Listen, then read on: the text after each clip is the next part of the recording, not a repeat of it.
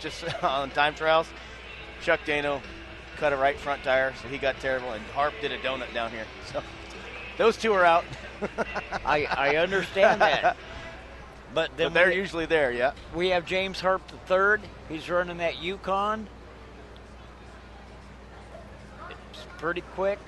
It's going to be interesting to see what the lineup's going to be. Yep, it's going to be interesting. When you watch this, and you need to remember that when we have the fastest 6 cars out here, the fastest ones are in the back. It's an inverted start, so they have to go through traffic if they want to win. Yeah, and the science of it, like you say, they get the inverted start, but a lot of times that's the best spot to be. I know you and I always like being there because when you go into the first turn, usually the first couple rows of guys will spin out, will swing wide, one guy will shoot through, and if you're kind of laying back there, kind of, as the quarterback or something, you can lay back, find a hole, and then after that you get through that first little cluster there, and then you can get down and racing. Oh, I've done the A-dash, and I've come out of tire 2, being the fast car of the night, and everybody in front of me just opened up. Oh yeah. And I drove right by them, and I'm just going, I can't believe this. Yep, I think right between the both of us, we've won A-dash from about every spot you can win it. I'm sure we have. There's a science to everything. Whoever's on the pole is just going to have to. You got to run for your life. You got 40 cylinders, 5 cars, 8 cylinders apiece chasing you down, and you want your 8 cylinders to be in front of the rest of them chasing you. So, not good news for that Suburban. The 724 did not win the pretty car. Kevin. And I don't have a sheet on that. It was listed as Paul Nunez. So I'm going to call it Paul Nunez tonight. That's what they said in the pretty car contest. Well, that's kind of embarrassing to where when you have a pretty car contest and you have to get towed off. I thought mine was going to get towed off, but yeah. Yep. So we're getting ready here for the A Trophy Dash. Looks like we're about 1 minute away from going here. The rest of the cars are going to file out. This is the Hoover Motors, Kitsap's son, webcast. We are here at Kitsap County Destruction Derby. It's their Whaling Days night. We've got mini car football coming up. Some of our other sponsors, we'd like to thank Papa John's of Silverdale. They supply us with some pizzas. And we don't.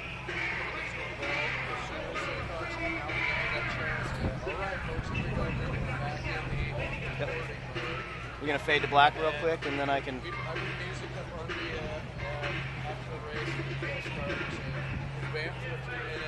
Yep.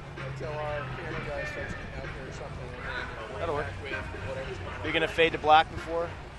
Bring it down? Okay. All right, again, we are live here on the webcast. We got our Garrett Syke, our director tonight. He is, this is kind of how it goes. He brings us the info. And yep, we're good. All right, cool. Hey, if I can get a list of, sometime throughout the night, if I can get a list of some of the folks that are helping tonight, have somebody work on that maybe. I know most of them, but all right. So again, we're just getting set up here. We are broadcasting live, and we also do a recording of this show. So you'll see right before the race gets going, we'll pause, and then we'll bring it up. And that way, when we do the DVD product, it sounds correctly. So enjoy the show tonight. It should be a good one. All right, we've got 2 vehicles out there. They both look like international travel-alls. One is Casey Strait in the 24. We have James Harp. Hey, you're right. I'm just pointing at the screen. All right, hold on a second here. We're going to go. Yep.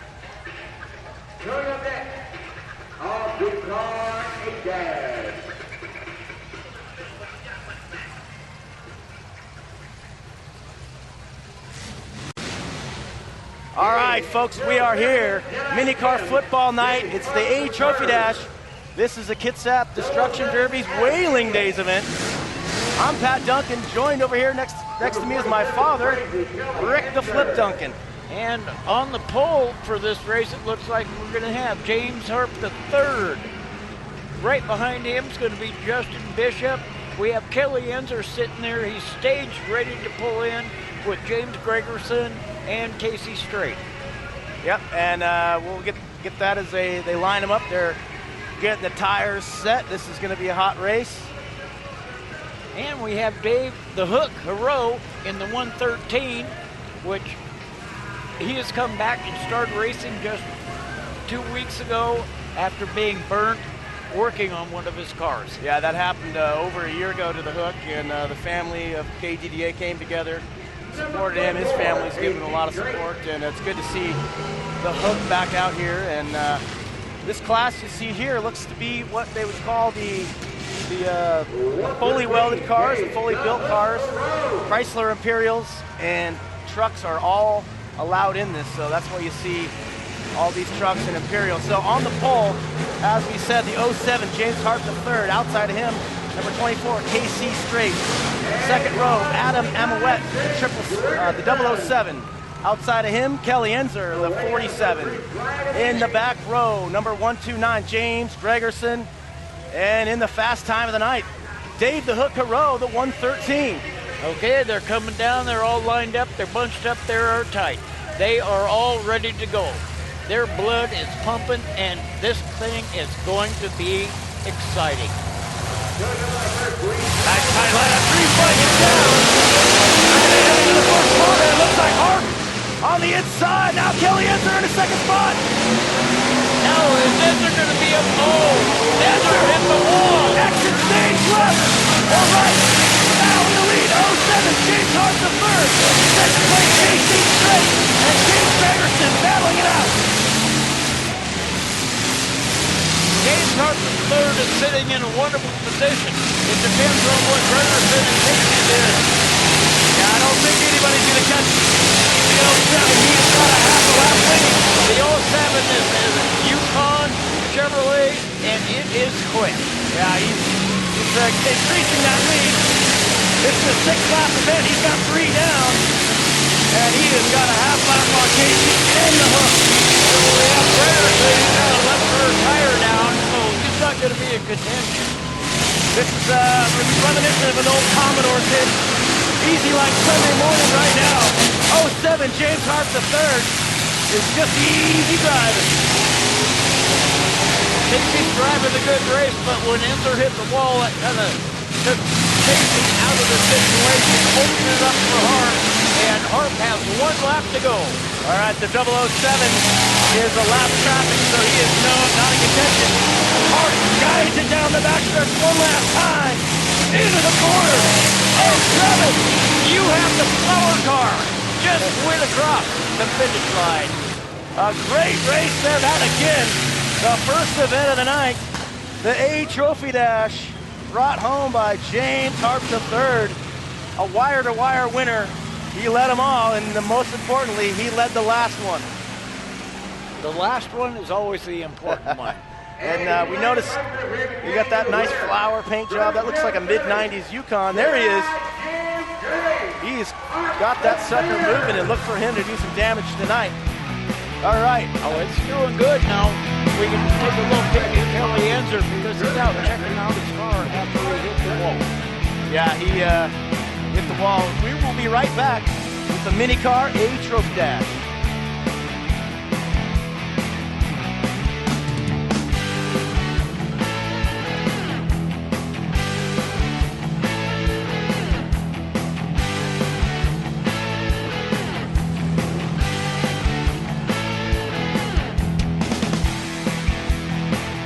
All right, welcome back on the live internet feed that is being brought to you tonight by Hoover Motors, Kitsap Sun. We'd also like to thank Star Reynolds, Papa John's of Silverdale, and Paul's Boat Heating, bringing you this full contact racing tonight live from Thunderbird Stadium, Kitsap County.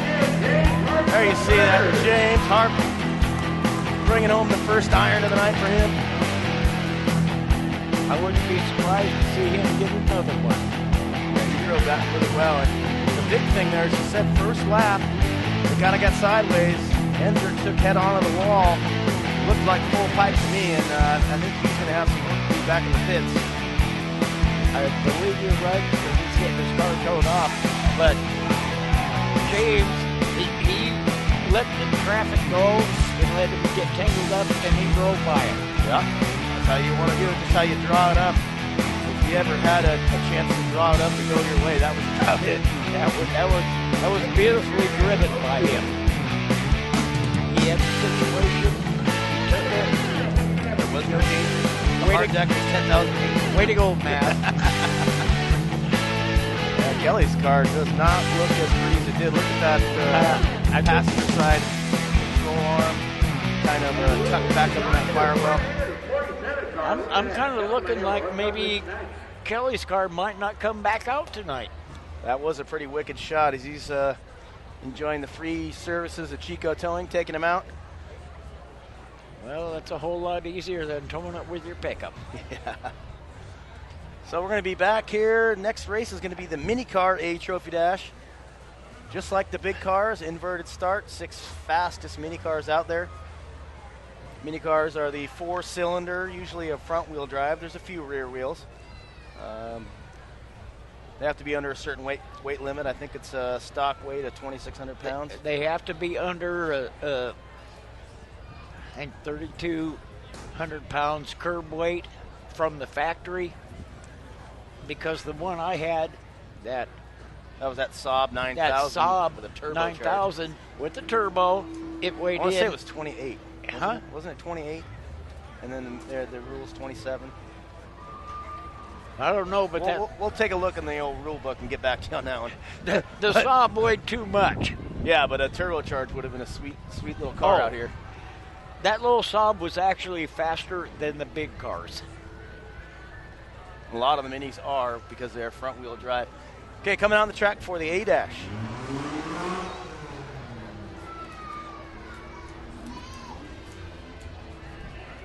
All right, coming on next, we've got our mini car, A-Dash. All right, it is time for the 6 fastest mini cars they got back in the pits to come on out and see who is king of the A Trophy Dash tonight. Our first driver, number 30. They're going to roll out on here again tonight. The big sponsor here is this is the Whaling Days Kitsap County Construction Derby. They've got, I believe, Harley Davidson here tonight doing some sponsoring, so got their bikes set up. We're having some sort of,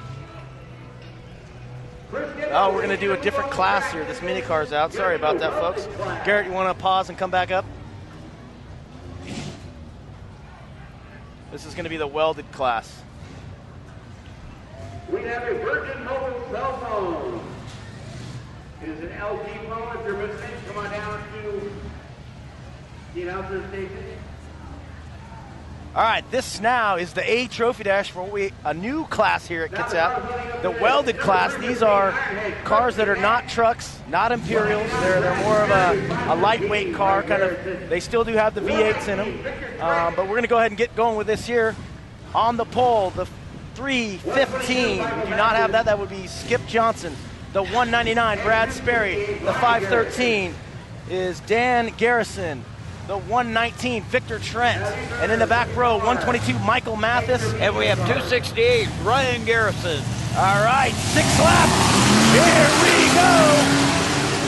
Now we're going to have to find out on the welded class who's going to hang on. We had the 315 just got spun around on number 2. We have the 199 out in the lead. There you see coming down the backstretch. So guys, in second place, we got a spin out there, and the black car 199 is opening up quite a big lead. I believe that is Brad Sperry driving what looks to be like a Chevrolet Impala. There he is, coming into the corner hard. There you see the second place car, 119, Victor Trent in second. Oh, Brad Sperry misses the corner, hits the wall. There's your leader, 199. He hits the wall. That allows Trent to reel him in. We've got 3 laps to go. There's the 199 coming up on lap traffic. He hits the wall again. Yes. His steering has got to be messed up. He's not doing very good coming into 2. He is still your leader. And coming on in second place, the 119. On the Last corner, the 199 used the other car to get around that corner. So Yeah. he didn't hit the wall. He's swinging it wide. He makes it through the clean this time.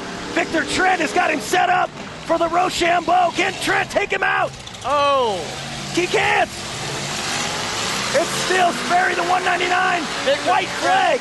He's got one lap. All right, he's got one more shot. Victor Trent. There he goes sideways. He's not going to get it. It is going to be Brad Sperry. Brad Sperry had the door left open for him. Why? On Victor Trent. He just got a little bit too much of a lead foot there. Spun her around. But you got to give it to Sperry. Another wire-to-wire winner tonight. Well, before they started the last lap, Victor Trent had a shot to get Sperry. Yeah, I thought he was going to get him, to be honest with you. I thought he was too. Unfortunately, he took his foot out of it a little soon.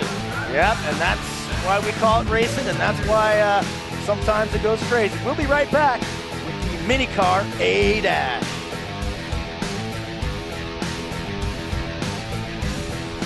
This Welded classic.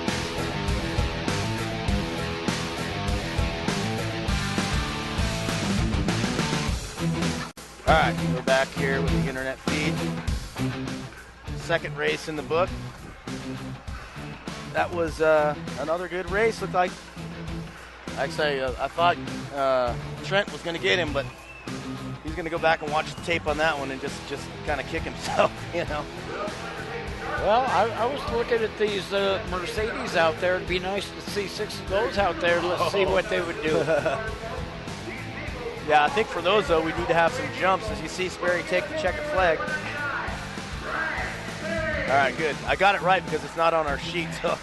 Well, actually what we can do with these, we can just put a couple derby cars out there and use them for a...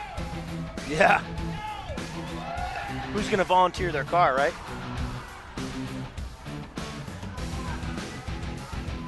And that's the folks there at Harley-Davidson with their T-shirt cannon. They've got shooting up here to the crowd. It's definitely a raucous crowd here tonight. If you're ever in the area, I know there's several folks from out of town. We've got some of our friends that come from Wyoming that are out here tonight to get their kids some exposure to some derby action. And then my cousins are out here from, one of them's from Miami, Florida, Tampa area, I guess. And so there's a lot of folks coming a long ways to check this out. So get out here and be a part of it. If not, you can't make it. Keep watching us on the net. That's no problem. It's really nice to see my nephews, your cousins. Yeah.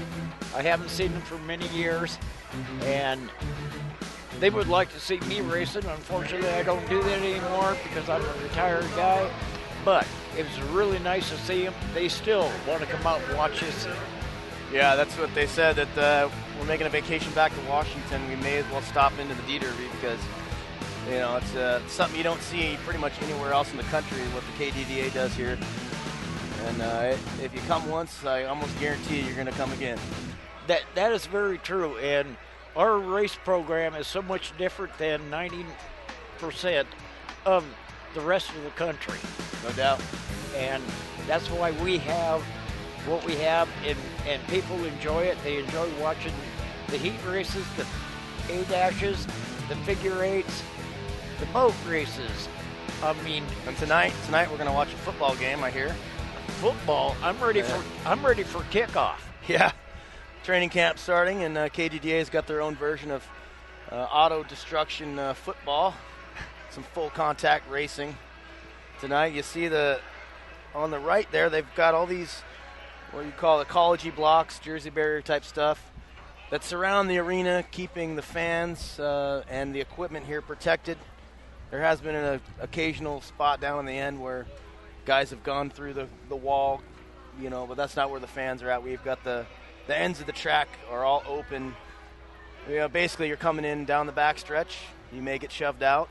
I think you hit the wall there once and got a broken neck and a retirement check out of that one, right? Yes, I did.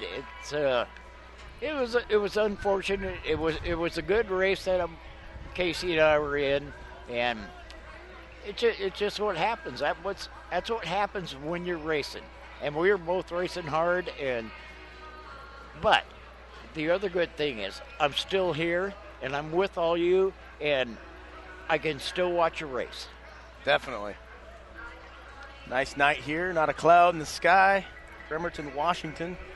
I'd say it's probably about 80 degrees, maybe high 70s, which to me is perfect. You get up to around 90 or something, and I start melting. That's not a good thing. I don't have enough weight to melt. Yeah. I've got enough for both of us to lose. So. All right, here we go. Mini car action. There.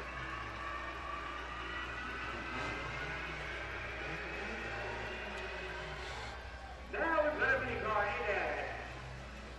Number 33, Anthony, see you back up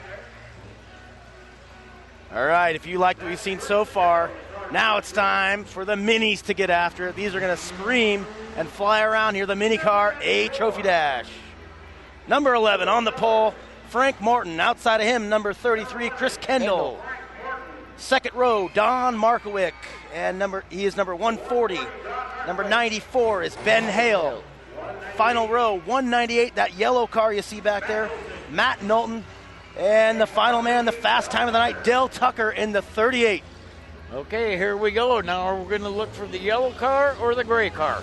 They're coming around. All right, we're out and around, away we go. First corner, Markowick on the inside. But on the outside, Frank Morton. It's Don Markowick, the 140. And he's got Knowlton in tow. Knowlton's right there. All right.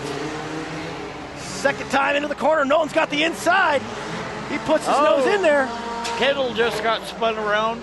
And Markowick just blew a tire. To me, it looked like the left rear, yep. Markowick is your leader, the 140. He lost a tire. It's not his drive tire, though, so it's going to be okay. Matt Knowlton, the yellow car.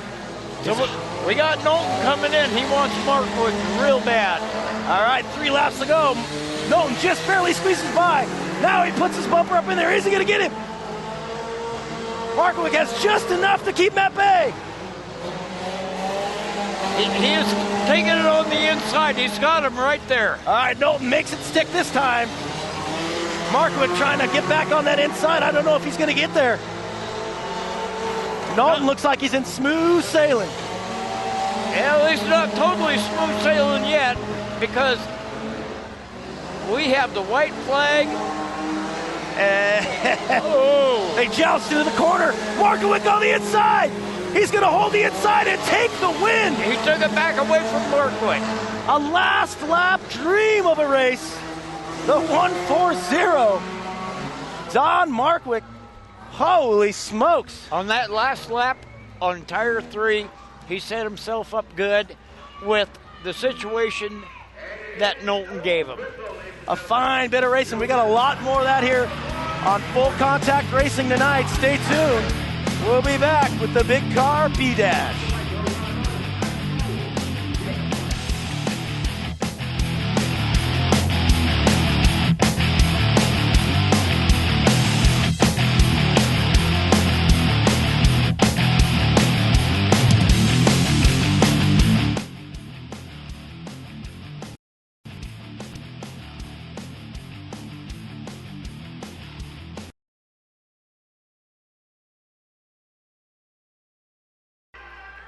You see the track now is starting to dry out. I wouldn't be surprised if they called out the water truck to kind of douse us down a little bit. I think it is time for the water truck. And like I said earlier, if we do it lightly, then you're still going to have good racing. If you come out and totally soak it, you're going to have a mud pit. Yep. And Paulsbo Heating bringing us the action tonight, one of our sponsors here. Also, Papa John's of Silverdale bringing us all that good pizza for the crew tonight. As Markowick takes his trophy, Star Reynolds also helping us out here. Appreciate all they do for us. Star Reynolds provides us a lift so we can get up in the air and film this, so you get a little bit better view than just the cameras we have on the ground. Speaking of good view, those guys right there in the uncovered stands enjoying that sunshine that we have had out here all day long. Hopefully they brought the sunscreen along, because I see some people that may get burned over there. I believe you're probably right. All right, so again tonight we have mini car football tonight. So we're going to do another round of trophy dashes, just like you saw there. These will be the second fastest qualifiers, basically 7 through 12, and we'll do 3 more of those, and then we'll get into some figure 8 racing, which is just how it sounds, across the middle action. You got to have your head on a swivel. And then after that, we'll get into that mini car football event, which always is a pleaser. Okay, the mini car football, for those of you, this may be your first time you're seeing this, is we have 2 teams, and we put a car in the middle, and each team tries to move the car to their goal line. Whoever gets it the farthest, they end up to be the winners. Yep. So it's a lot of hard hitting, and believe me, it's a lot of fun. All right, here we go. We have Dan.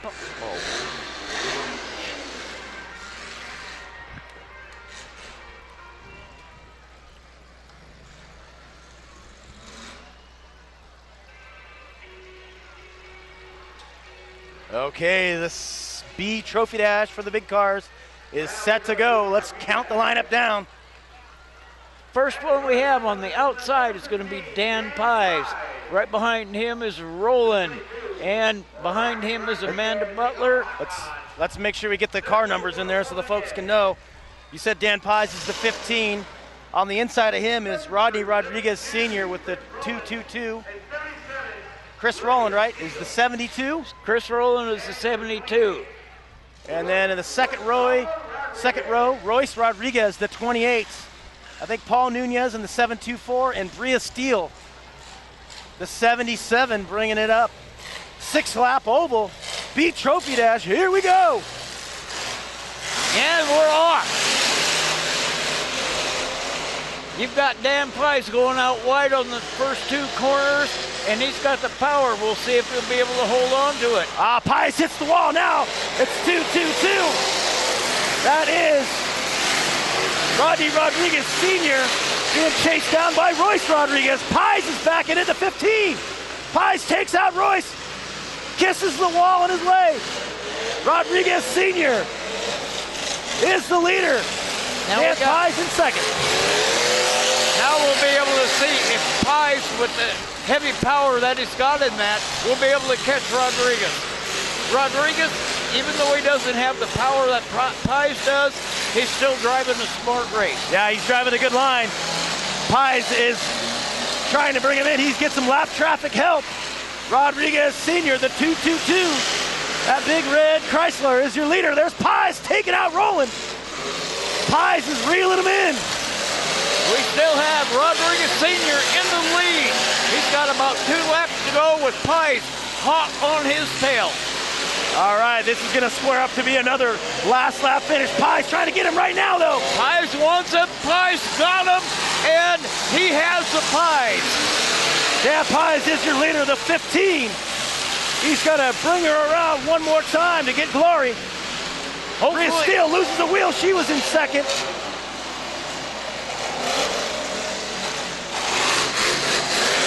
Okay, there you have it. Dan Pies took his first trophy for the night.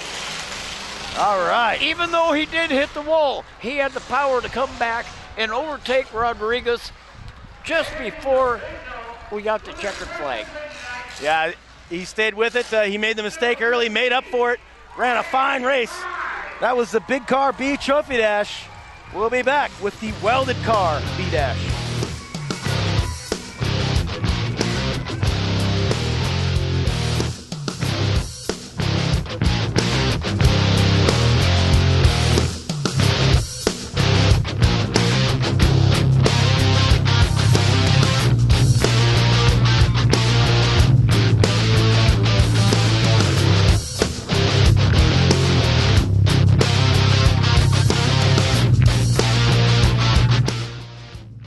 Guys down there. Another thing with the DVDs you get, you'll see Mike Pinky Nordstrom coming in there. If you get a DVD, you'll get the interviews of the drivers after some of these races. So a little behind-the-scenes bonus footage. I will say one thing, that Dan Pies, right off the get-go, he did hit the wall. But even though you're down, you have to keep figuring that you're going to win this and hope that somebody else messes up.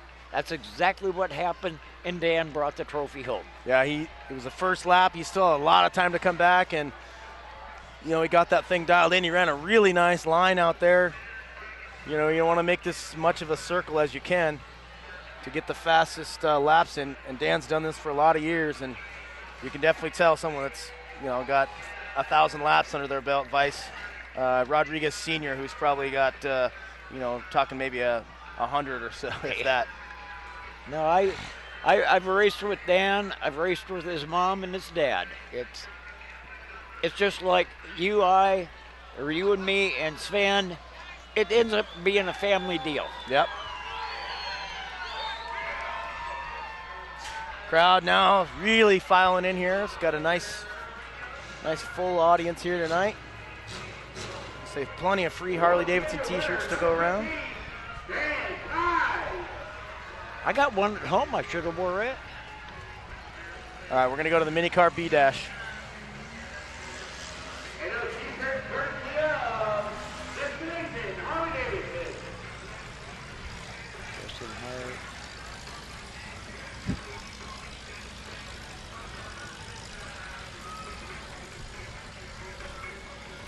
All right, the mini cars are out here for their second race of the night. It's the mini car B Trophy Dash. On the pole there you see the orange and aqua car. That's the 96 of Justin Hart. Mike Stevens, the pretty red and white one on the outside of him, the 190. Second row, we got a pickup truck. I can't quite see the signboard. We'll get that as it comes around. But we have the 169 of Jordan Perez, and right behind him should be Mr. Sellers. Yeah, Steven Sellers, the 98. And the final guy who will be coming and joining this party is the 513 of Dan Garrison. We still have the one truck in the middle. We'll get the sign as they come. So this is the last of our 6-lap heat races.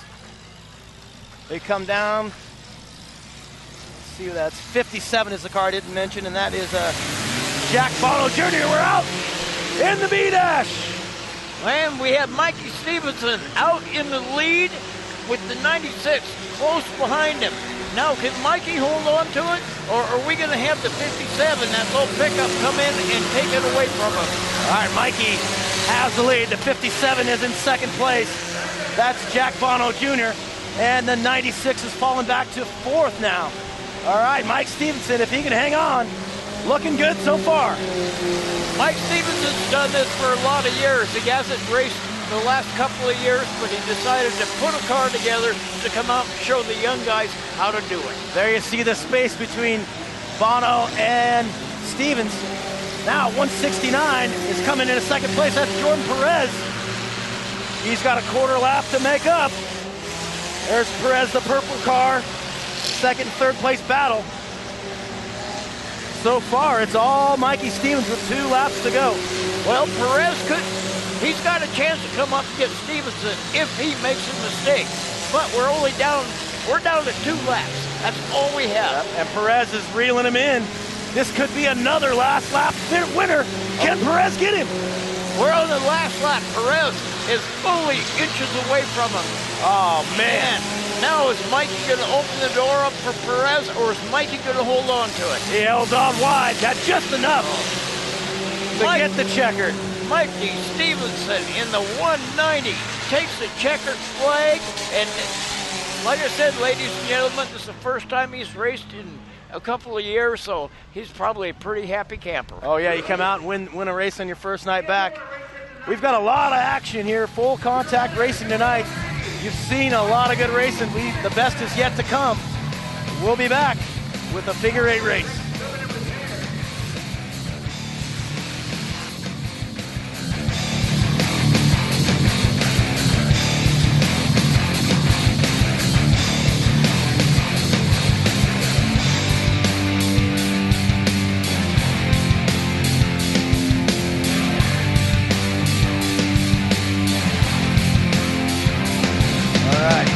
back to the live Hoover Motors Kitsap Sun webcast. Sweet B-dash win there for Mikey Stevens. Well, it looks Stevenson. like Mikey needs a little help getting his helmet off. So I'm thinking normally you get the helmet off so you can.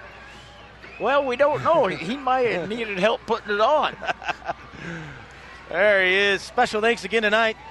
The Silverdale Papa John's getting us all that good pizza we've enjoyed while we're setting up the broadcast.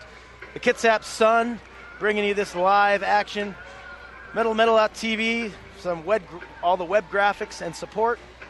And all the fans and viewers of Full Contact Racing, thanks for sticking with us. We're going to have a nice long night of action-packed fun. Just getting going here, Rick. It's funny to call you Rick. Well, yeah. You don't want me to call you Toad either, do you? No.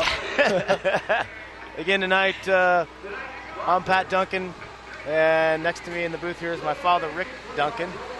And we've got Doc Parr doing the engineering tonight. Garrett Syke bringing you the action. He's directing the show. And then we've got several other cameramen, Spicy Jack Bailey, J.D. Van Kirk, the editor and cameraman, runner. And we'll get the rest as we go. Star Reynolds, again, Papa John Silverdale. It's going to be a good night, huh? And I'd also like to thank Kitsap County and their water truck. Yeah, that may be the most important vehicle tonight.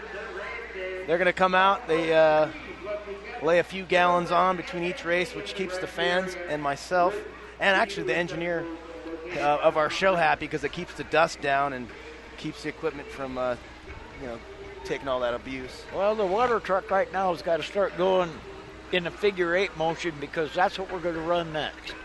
We're going to have our first figure-8 of the night with the big cars. Yep. And believe me, ladies and gentlemen, it is going to be wicked. Yeah, the figure-8 race will be an 8-lap race. As implied, it'll be running a figure-8 motion, which means you will have some cross-the-middle action. So if you're behind that wheel, you got to have your head on a real swivel because somebody may come out of nowhere and rearrange your night there real quick across the middle. Well, you have to pay attention to the other cars more so than what a person really thinks. So when you come around like number 4, you might want to take it a little bit wide and let another car go by if you're in the lead. Yep. Yeah, and then you also, if you're racing, you're not really thinking about what you're doing a lot like you would in an oval. You're looking at who's at that other end, and if I'm faster, can I make it through? Or if they're faster, like you say, you may want to let them go through. But occasionally, somebody comes out of nowhere, and if it's dusty, you can't see people. It could get exciting for us. It's awesome for me up here because I can sit here and watch it. I've been there and done that, but when I get to sit here and watch somebody else get their bell rung, oh yeah, I'm good. And just a little thing, when you do drive out here, even if you do ovals all night, you get knocked around pretty good. Sunday mornings after a demo derby, you make about every sound in the book trying to get out of bed. And you feel older than you really are. And once you do get out of bed, then you're looking to see how many bruises you have. We're just getting ready for the first big car figure-8 race of the evening. We will have 3 figure-8s. We'll have 3 heats for each class. And then, like I said, after these figure-8s, we're going to get that mini car football going. We'll go over those rules as we get closer. And at the end of the night, we're going to have an all-out demolition derby and a winner-take-all prize. Winner-take-all, run them till they quit. Yeah. And there's going to be a lot of guys that are going to say they had a lot of fun, but they're going to have a hard time getting their vehicles back on the trailer because it's going to be bent like a pretzel. Yeah. And no matter if you're the winner or the loser, usually every car is bent about the same. Pretty much. All right. There's the view we've got from the Star Reynolds tower cam. Spicy Jack Bailey bringing you that. That allows us to give a nice overview of the whole track, as well as a protest video that we provide to the club Sometimes there's errors made in the judges, and people may think they won and they didn't, and so they can go back, review the tape, and get the plastic trophy to the rightful owner. Okay. I can hear the engines starting up in the pits. And you look down at the pit gate, and we have Bill, the pit boss, standing there in his white overalls. He is ready to let the cars come on the field. Yeah, Bill Irish, longtime man out here. Okay, here we go. Coming out for the figure 8 race, Garrett.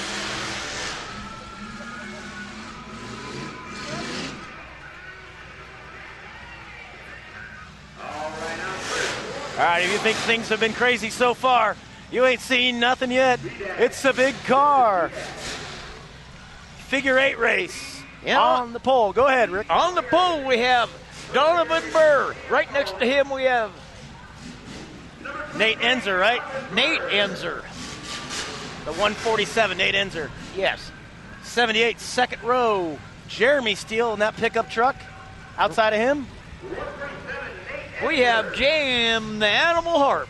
all right, third row, Chuck Dano making his way back, the number 4, KC Straight in that beat-up International. And in the final row, Dustin Silva, the 44, and Dave the Hookero, the 113. Again, 8 laps, figure 8. Are you ready? Okay, we've got Burr taking the first corner. Now can Nate Enzer take him on the inside? We got Burr really running hard. There you see Donovan Burr, the 23, swinging it into the corner. Nate Enzer second. Animal Jim third, and KC Straight. We have Casey and Jim battling it out. We have Burr and Nate Enzer. All right, we have the middle action there. KC Straight comes out of the scrum. Nate Enzer and Jim Harp in tow. Now we're going to see if Harp can get up to talk to Casey or not. There's Dano and Horo. They're lapping. There you see coming into the lead, KC in that white truck. Second place, Nate Enzer, the 147. Well, we got Jim the Animal Harp was trying to drive through that 78 truck. KC has to go wide. He's going wide. Animal Jim second. There they are, 1, 2, 24 and 7. Third and fourth. 147 and 44. There we go. The number 7 just took Casey out. All right, so now they flip-flop. Casey and Jim, they're messing with each other. Here comes Silva. Now the 44 is now in second place. We got Casey in the lead. Silva just went around thanks to Mr. Donovan. All right, Chuck Dano, the 4 you see there. There's the lap traffic. KC Straight is got a nice lead over Nate Enzer's in second. Okay, Casey's in the position right now to where he can just cruise like a Sunday drive to bring us home. Yeah, he's got a half lap lead. But we're talking 3 laps to go. Dano gets in front of him. That opens the door for Enzer. Nate Enzer now, the 147 is your leader. On the inside, there he is, the 147. And we got Jim the Animal Harp right behind Nate. Now we're going to have to find out who is going to hold on to this. All right, the 147, the 7, the 24. It's Enzer, it's Harp, and it's Straight. But we have the lap traffic. We have Donovan Burr. We have Chuck Dano. All right, now Jim Harp is now your leader. KC is in second. Enzer on the inside, he gets a little too much. Holy cow, now we have Jim the Animal Harp went around because of Casey. Now we have Casey and we have Nate. All right, Straight has got it straightened out, and he is back in the lead. Part of his Suburban or his Travelall kind of acting as a rudder back there. White flag is out. KC, can he do it one more time? Well, we got Nate Enzer. He's trying. Yeah, but trying only gets you so much. And right now, it's looking like KC with that big rudder in the back. Now we got Jim the Animal Harp is the one that's running the hottest right now. All right, KC will take the checkered flag. And there is your man, KC Straight. That is it. That was quite an exciting race. On the last corner, we had Jim the Animal Harp tried to take Casey out. He cut that number 3 tire very tight, and he missed. And a familiar sight there. The first big car 8 is in the books. And KC Straight will get some more plastic trophy iron to add to his shelf. We'll be back with some mini cars and a figure 8. I'm thinking that travel.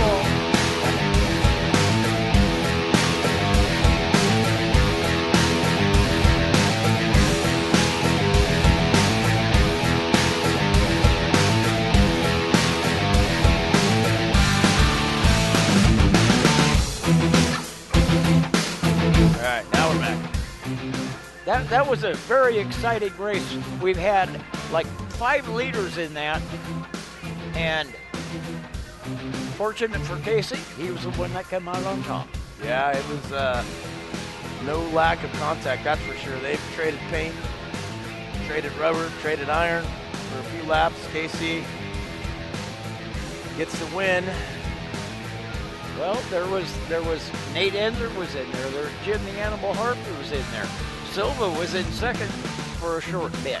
Yeah, until Burr took him out over there. Burr took him around.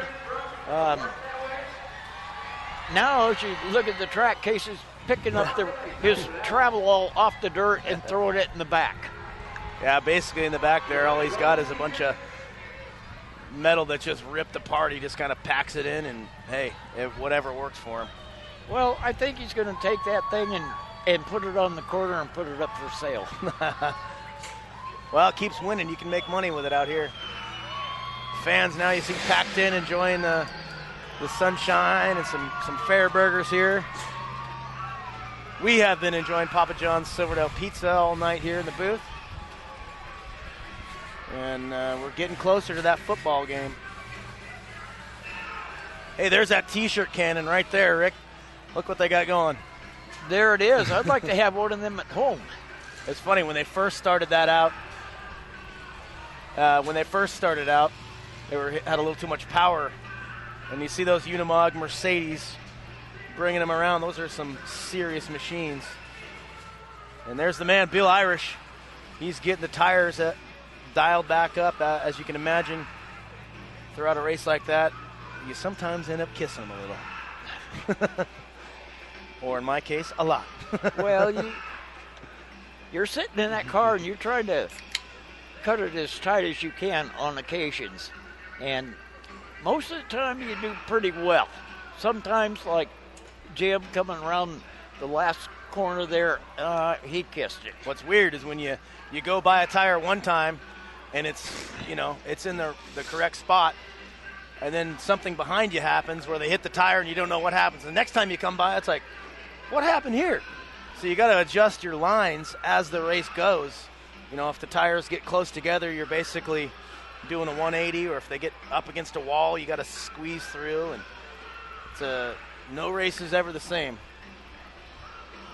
No, that is very true. KDDA been out here for over 40 years. Thunderbird Stadium here in Bremerton, Washington. They run this schedule from May till September. Our next event we'll be bringing you will be the fair event here, which will be toward the end of August.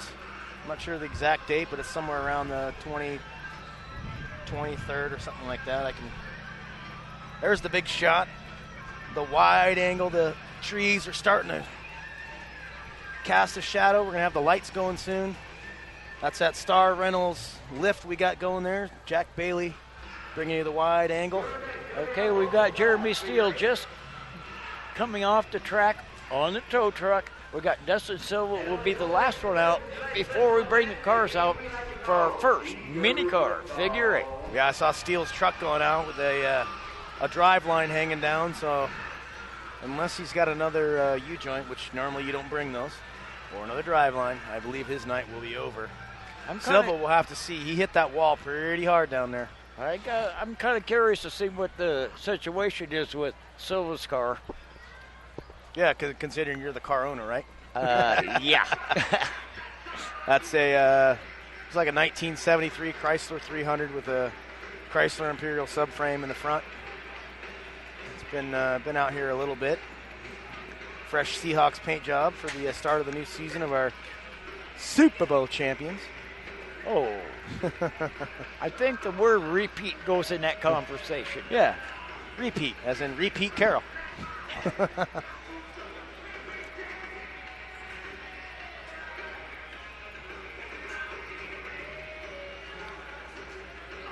think it's destination Harley Davidson night here. All right, here we come out for the figure eight.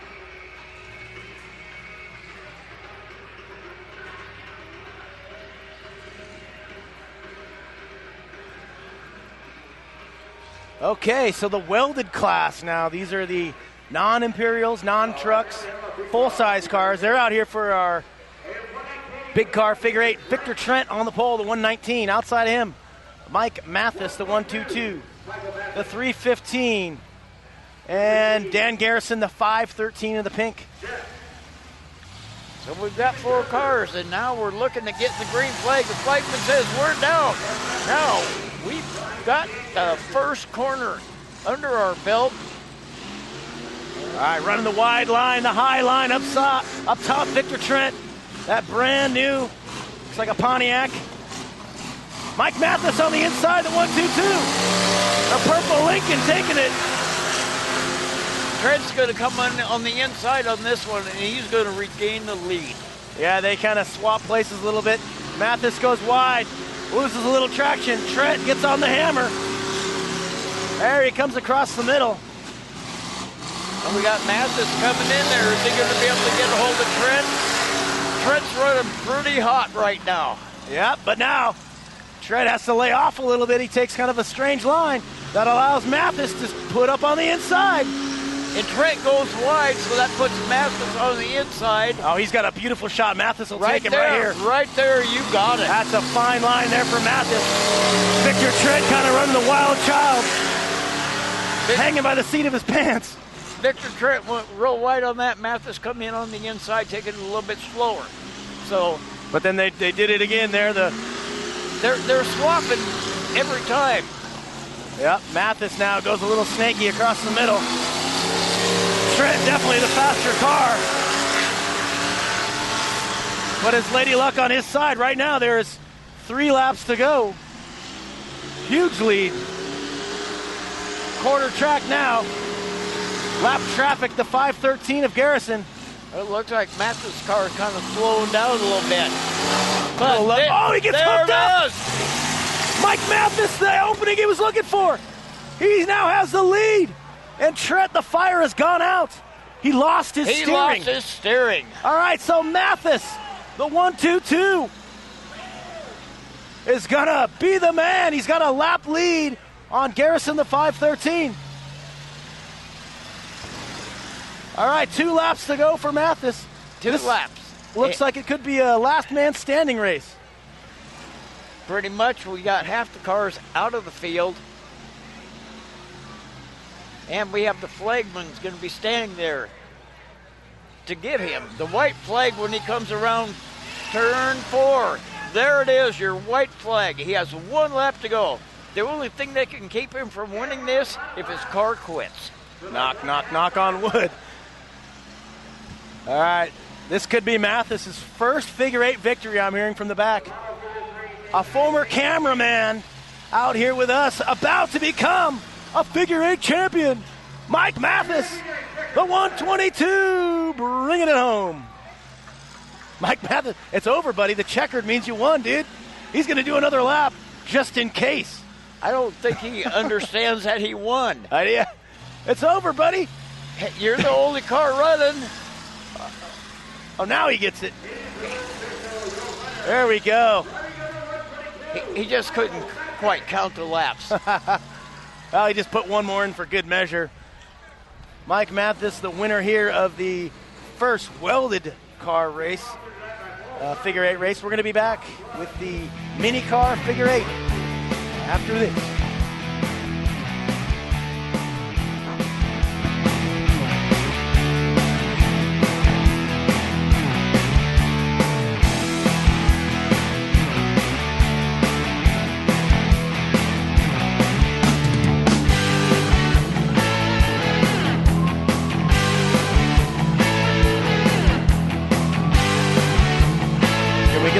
Can we get the camera, Garrett? She's going to look right inside of the 119's car at the steering wheel. She's going there right now. This is what happened to Victor Trent. You see the steering wheel inside of the car right there.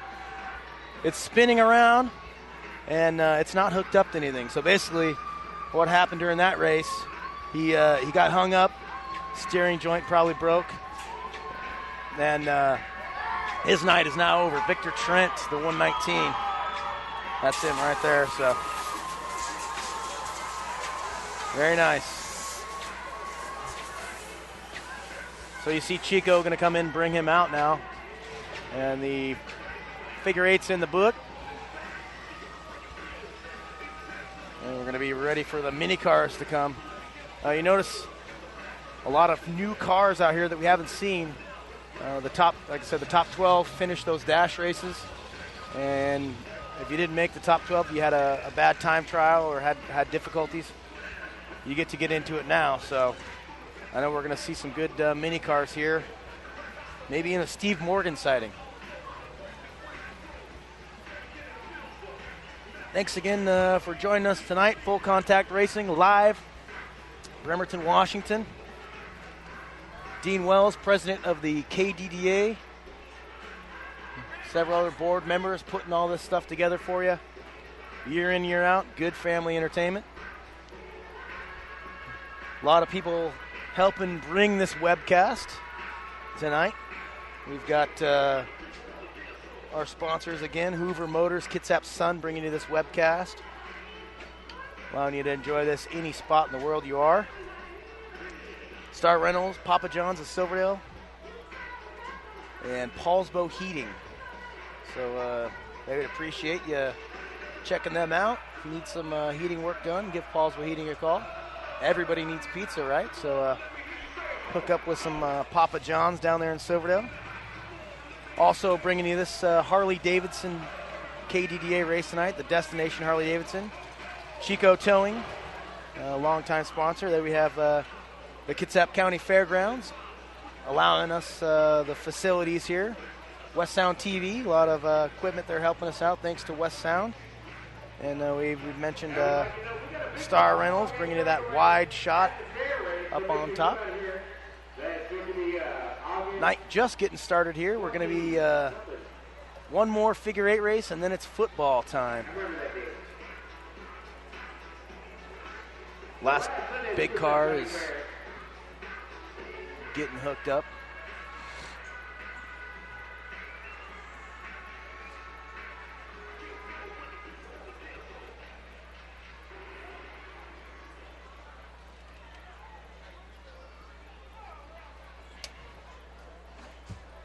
There's Chico Towing.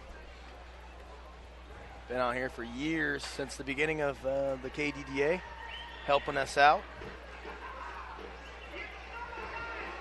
Usually you see them driving around town if they're helping somebody that's got a broken vehicle or something like that. Kids that come out to the D-Derby here know the Chico guys, as the guys that come to the Derby and haul off the cars. Pretty recognizable red truck.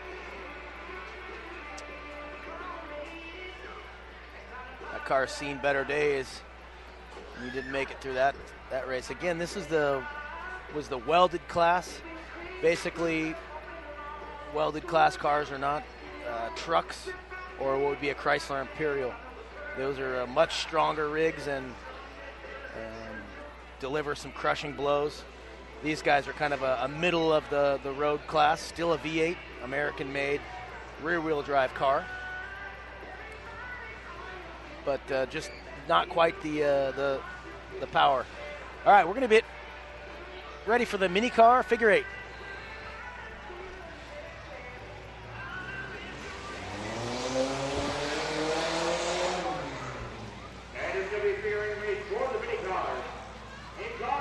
All right, the mini cars are ready for their figure eight race. On the pole, the M&M man, the 153, Vincent Lee Morris. Outside of him, we got one of those pickup trucks. I believe that's 141 Dave Markwick. Steve Morgan in the orange 35. Amanda Butler, the purple and pink 100. Craig Owning, Jason Lillibridge, the 80. 33 back in there is Chris Kendall. I see the 149 of Mark Smith. Here we go, figure 8 action. Also in there, the 268. That is Ryan Garrison. Hopping into the corner, almost rolling it over. That is the 141 of David Markowitz. Steve Morgan, second place, the 35. It is Dave Markowitz and Steve Morgan going into the corner. Markowitz goes outside, Steve Morgan on the inside. They are neck and neck. Morgan is right on him. Can Morgan make the move right now? He does! Steve Morgan, your new leader. Huffing and puffing as he goes by. That front wheel drive, orange number 35. Second place now being taken over by 33, Chris Kendall. Now we're going to have to see if Morgan's car is going to stop smoking. Yeah, Morgan's huffing and puffing through the corners, leaking looks like a little oil blowing. He's the leader though right now. I believe second place looks like the 149 of Mark Smith, and then Lillibridge in the 80 back in third. But there's Morgan. He's got a good quarter lap lead, and it continues to grow. No idea who's in second now. Morgan is running his own race. Across the middle he goes. I'm looking, I believe it is. By Dave Markowitz, the 141? The 141, I believe it is. Markowitz, that's in second. But if he is in second, he's got a long ways to go to get to Morgan. There you see Lillibridge taking out Mark Smith. Having a little bit of fun. Still, Steve Morgan, is he going to get lit up? Markowitz coming through. Oh, this could get interesting. This next cross could be real interesting. Markowitz wants him. Oh, he went a little bit ahead. There he goes, he got him. Oh, yes, he did. Driver's door shot. Unintentional. Morgan. Okay. They blew the whistle. They blew the whistle. That means you're supposed to stop the race. All right, well, it's unintentional, I guess. They had a premature whistle blowing. Basically, the safety siren for looking at Morgan. He's okay, though. You see, he's got to be steaming behind that seat. It was a checkered flag there. Markowitz tried to hit him in the back. Looked like he just slid up the iron a little bit and quite possibly got himself a fine for a driver's door shot. We'll let the club sort that out. There's no doubt about the winner, though. Oh, there's no doubt. It just seems really strange for me to see Steve Morgan running an orange car. It does. That's not his color. Yeah, but that's his normal spot in the victory lane. We're going to be right back with Mini Car Football.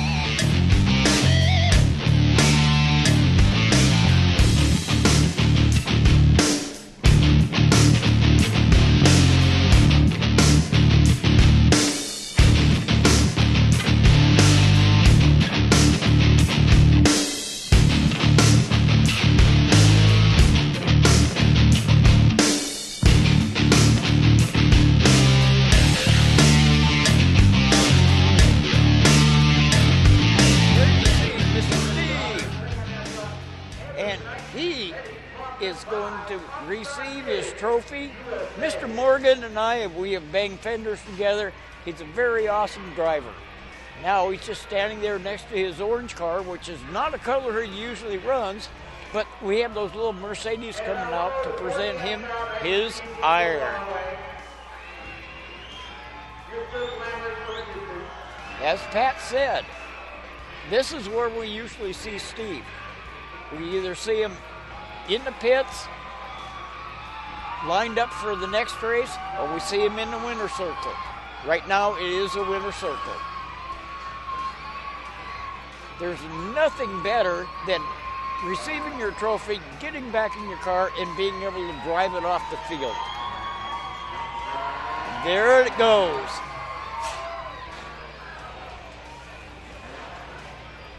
And we have the boys from Destination Harley is out here shooting off.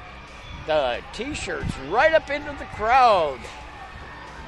Somebody just received another T-shirt from Destination Harley. At this time, we'd also like to have special thanks to Hoover Motors, sponsor of the webcast. We have Star Rentals, which provided us with the scissor lift, so we have the view that we have. Kitsap County Fairgrounds facilities for West Sound TV. Paulsbo Heating Company. We have Papa John's of Silverdale for bringing us our wonderful meal tonight.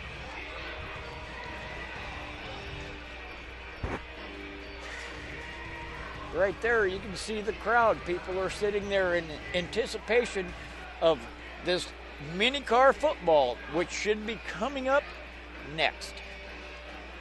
And like I said earlier, the rules for the football, we're going to have one team at the east end of the track. We're going to have one team at the west end of the track. In between that, we're going to have one car sitting out there, which will be the football. Let's adjust that mic a little bit there. All right, now try it. They were hearing you. It was just a little bit quiet there. It was kind of out, so. Director's orders. As you were. Two teams, east side, west side. Painted car in the middle that looks like a football, right? Whoever moves the car closest to the other person's goal line, they will be the winners of this. That's if it comes to, if no cars are running, it's the closest. But if somebody pops a touchdown in right away, then that's over, right? It's over. So here we're going to go to a wide shot here. All right, we're going to.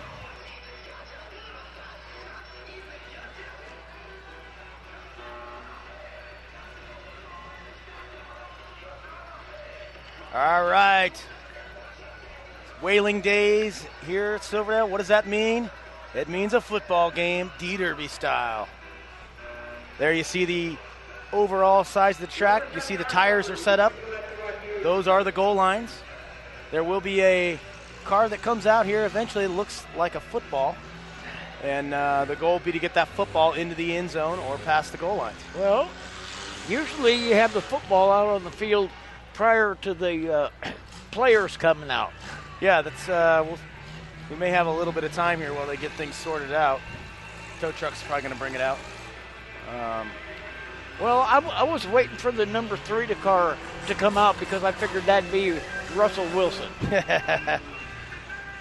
All right, so at the end nearest to us, it looks kind of like the mix and match team here. All different colors, shapes and sizes. You see Mike Craig, the Craig light blue 31, the 198. That would be Knowlton, Matt Knowlton. You see that's the white car. In the center, Vince Lee Morris in that station wagon, the red car, number 153. And we got And the 157 is Trevor Graham in that black and gray car to the left. And we just had Tony the Tiger come out, but that is actually Kevin Robinson. The 481, that's the orange car on the far end to your left of your screen. Down there we also got Corey Tucker, the 08. The 140, that is Don Markowick. And there's another Toyota stuck in there. It's a light blue and green with the pink bumper. I bet you that's who has the pink bumper. That's Timlick, right? The 59. I believe so. Now, the interesting part about this, we have 4 cars on the east side. We have 4 cars on the west side. We're missing a car in the middle. Maybe I got a football jersey on. I'm wearing my 12th man jersey. Maybe I should run out there and be the mobile football. See if anybody can tag me.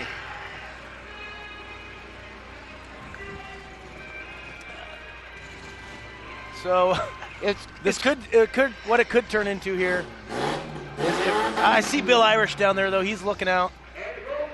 The football will be coming. Okay. So this year they're doing things a little bit differently. They doing the mini cars for Whaling Days, and then they're going to be doing another football game at the fair, and that's going to be KDDA against the guys from Monroe. And that's going to be a big car football game, which, usually the Whaling Days is big car football. They've got back into the fair now, so they've shuffled the schedule around. Fair is going to be big car football. Little car football is going to be Whaling Days, which is tonight. So, which that is what we're waiting for. Is we were going to have a football game, but somebody forgot the football. Come on, man. Can't forget the ball. Well, you can't play baseball if you don't have a bat. Yeah. Well, you can use a stick, I suppose, but it doesn't have quite the same pop, right? No, that wouldn't be baseball. It'd be stickball. All right, there's the gate. We're all anxiously awaiting the football. You may want to. Do you want to pause the live show or the DVD, Garrett? Pause that. Yep.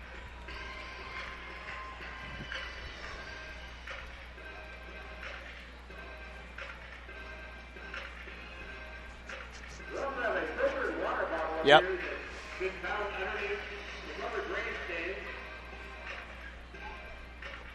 All right, so we're back on the web feed here. There you see one of the other tech bosses. That's Victor Trent Sr. down there, kind of relay. Here comes our Chico friend. Hey, and the DFL is in tow. I see it. All right, football's here.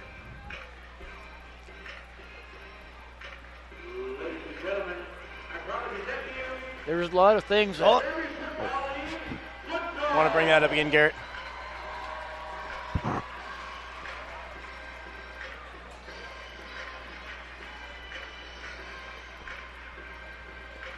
The DFL, the KDDA, brings you mini car football here at Whaling Days. The ball is coming in place. You see the two teams. Rick, tell us about the rules. The rules on this is get the football over the goal line. And as you notice, you can look at this car. There's no back wheels on it. There's not an engine in it. Pretty much what it is just a body. And it actually looks fairly straight now. Give it 5 minutes, and you won't even know what kind of car this is. Definitely. A lot of times the steering wheel will be poking out the rear hatchback and all kinds of crazy stuff. So we have two teams out here. You see the far team down there. There's that 481. The beautiful Tiger paint job, Kevin Robinson. Also on his team in the middle there, the 140, Don Markowick. And on the far right with the blue, Corey Tucker, the 08. Corey, the Walrus Tucker.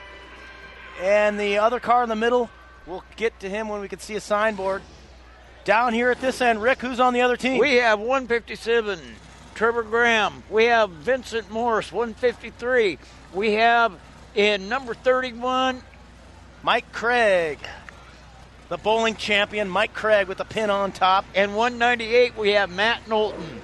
All right, so these two teams are going to go head-to-head. This is a football game. The DFL you see in the middle. Like Rick was telling you, you got to get that car or shell to the other team's end zone. Okay, now what you're going to have to figure out right now, this is just like the Super Bowl. Which team is Denver and which team is the Hawks? I'll take the team on the far end. I'll take the team on the east end myself. So the whole goal here is to push the ball. The last couple years, the team that stays on the ball has been the winner. Let's see what happens. Down, set, hot hike. Mike Craig. Right away, Timlick. 59, Tony Timlick. The Walrus coming in. Holy cow, look at that run. That looks like Marshawn Lynch. That looked like the opening play of the game. The ball now is already down to the 5-yard line. The Walrus, Corey Tucker. Does he got enough? Knowlton is there. Oh, there it's going to be Timlick. Touchdown. That is a touchdown. And the blue and green Seahawk, Tony Timlick, the Legion of Boom, getting the touchdown. Holy cow, ladies and gentlemen, this game is over. All right, that went all of about 1 minute and 30 seconds. That may be the quickest game ever. Holy smokes. So the team of Timlick, Marwick, the Walrus Tucker, And the 481 Tiger of Kevin Robinson. Kevin Robinson gave that last final hit and pushed it even clear out of the end zone. Yeah, that was a touchdown celebration he did. I bet you he'll get fined. There's the crowd saying, did the game start? Are they going to re-rack this? No, that game is over, baby. I believe it was Timlick, the 59, getting the actual touchdown. We've had a little debris scattered over the track. Hey, look at that football. We could throw some tires on it and have a good mini car for the finale. But Kevin Robinson gave it the final hit. He was able to get off the football, and he's driving his car off the track. All right, now I see him lining back up. Are they going to do this again? They're going to call that one score, and they're going to put that ball back in the middle. They indeed are. Okay, I guess we're at the end of the first quarter. We're getting ready to go to the second quarter. 7-zip. That's it. I don't think I've ever seen a game that has more than one score out here, but I don't believe I've ever seen a game that there was a score that fast and we still have all 8 cars running. Well, almost. As you speak, you see Morris's. Somebody's just turned into a popcorn popper. Yeah, I think he's chewing those cylinders up. Oh, good night. That does not sound good. I think he should just shut it off here for a minute. But then again, it might not get going again. Woo! Smell that? That's clutch and oil and all that wholesome goodness. It's not good, but this is going to be exciting if they're going to do it again. Now we're going to find out if the same team is going to come back and score another 7 and go in at 14-zip at the half. I think I might be hearing here from the tower that it's going to be 2 out of 3. So one more round, possibly one more for the Legion of Boom team at the far end will win that. If Team Mike Craig and the Bowling Pin Master, if he can manage to get a touchdown, we can go to a sudden death. We'll be right back after this.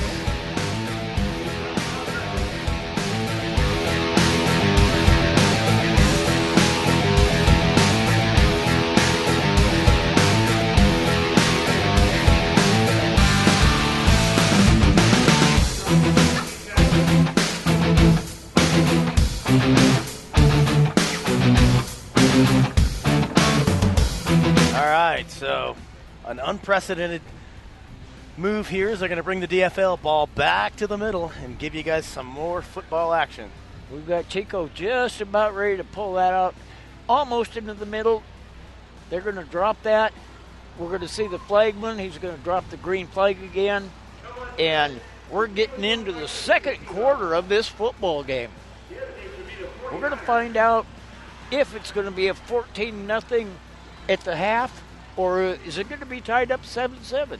Could be, and again, we're going to go to...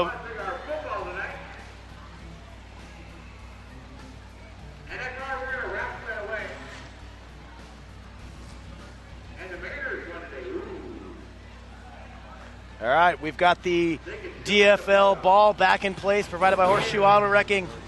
And the score right now is the far team, we'll call them the Legion of Boom, 1. And the Mike Craig Bowlers here in front of us, 0. This is a 2 out of 3 event.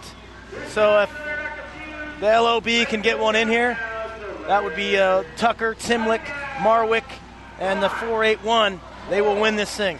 Kevin Robinson. Well, here we go. It depends on if you're going to have any injuries to where you take somebody out of the game. All right, Marwick, upside down, inside out. Upside down, and we have the siren going, the red flag is out. We have to check the condition of the driver. We have safety personnel going out to check. That is Matt Knowlton, the 198, who got a little bit of air time in his seat. A nice, if there's such thing as a nice rollover. That was a pretty ginger, not too violent. He looks okay in there. Rearrange his melon a little bit. He's good to go. He wants to start that thing up and continue this football game is what he wants to do. We'll there see. it goes. little puff of smoke. She's as good as new. All it did when it went upside down, it just lubed the pistons up a little bit because it's hot, and it kind of cooled it down. Fired up. He's ready to rock and roll. All right. There's the ball. We got 2 guys on there. That's Timlick, the 5'9", and the 140 Marwick. All right, Knowlton's out of there. He may have had a fuel leak or something of that in there. He's going to retire to the locker room, go get an MRI. We'll see if he's questionable to return. So already now that puts it down to 3 against 4. Well, that looks like a pretty bad injury, so he'll probably be put on IR for a little while. All right, they're back. We're back in action. Corey Tucker and Trevor Graham go nose to football. Just to clarify, Knowlton is not actually injured. We're just making a little football reference there. All right, there's the 481. That is Kevin Robinson. Mike Craig. Tucker into the open space. Oh, he's getting some help from Marwick. Right now, Mike Craig and Trevor Graham are the only guys going for Team Craig. The ball is open. The Walrus. It's coming in the end zone. Touchdown. Woo! And that is it, folks. Ball game. 2 touchdowns to none. Wild stuff. 481, Kevin Robinson. The 08, the Walrus, Corey Tucker. The 59, Tony Timlick. And the 140, that is Don Marwick, are your winners. Debris, mufflers, bumpers, all over the field. And that's it. It was an exciting event. The first time we've ever seen 2 touchdowns in one game, to my knowledge. 2 touchdowns in one game by the same team. Exactly. I mean, normally. We'll be back with some more action. We'll let him get this cleared up, and we'll bring you some more full contact racing after this.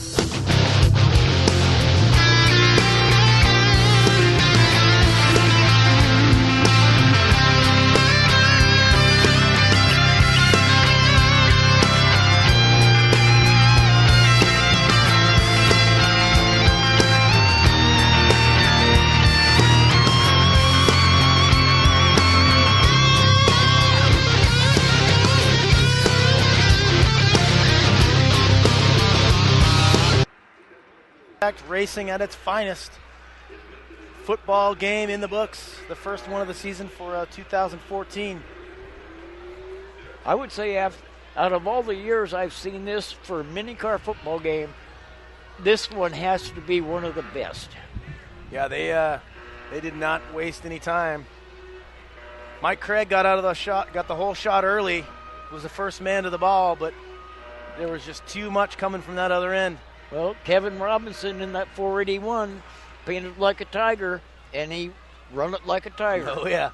Little tiger in your tank. A little reference to, what was that, Exxon in the 70s? Is that what that was? Exxon Mobil? I think so. We'll call it good. Remember they had the tiger? They lift the hood open and a tiger came out? Well, yeah, they always say put a tiger in your tank. I have the power of the internet at my hip here. I'm going to go ahead and do a little Google search. Go ahead and speak to the friends out there in Hoover Motors Interland. Well, as you can see right now, we're getting ready to clear the track out, get these cars off so we can get ready for the second big car figure 8. And just like the first one, we're going to have the second one, and it is going to be exciting. There's no doubt about that. Nothing better than a big car figure 8.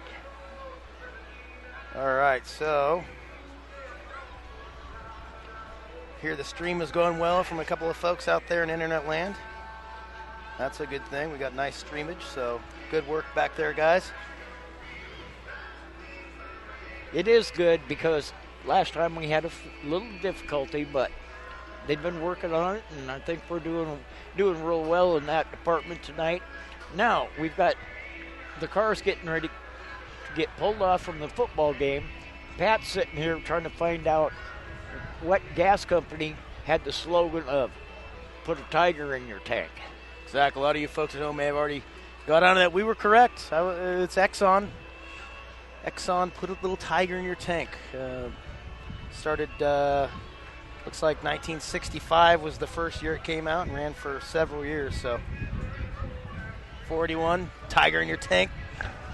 The Exxon man, Kevin Robinson, we'll call him that. Okay, so what was the breakfast cereal that had Tony the Tiger? Frosted Flakes. They're great. Just like this football game we Yeah. had. It was great. A lot of good action tonight.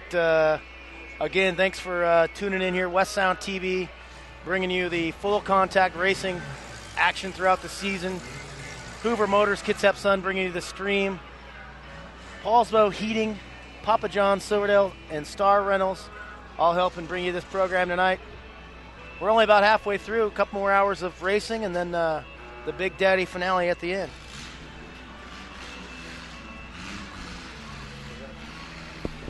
You might want to mention the text after the program, Sunday.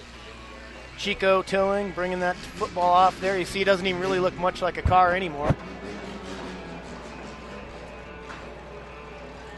The other good thing here is there's a lot of cars still running, which means the mini car finale tonight should be outstanding. Those guys that are in that will take them back to the pits, make a little adjustment here or there, and we should have one heck of a mini car finale tonight.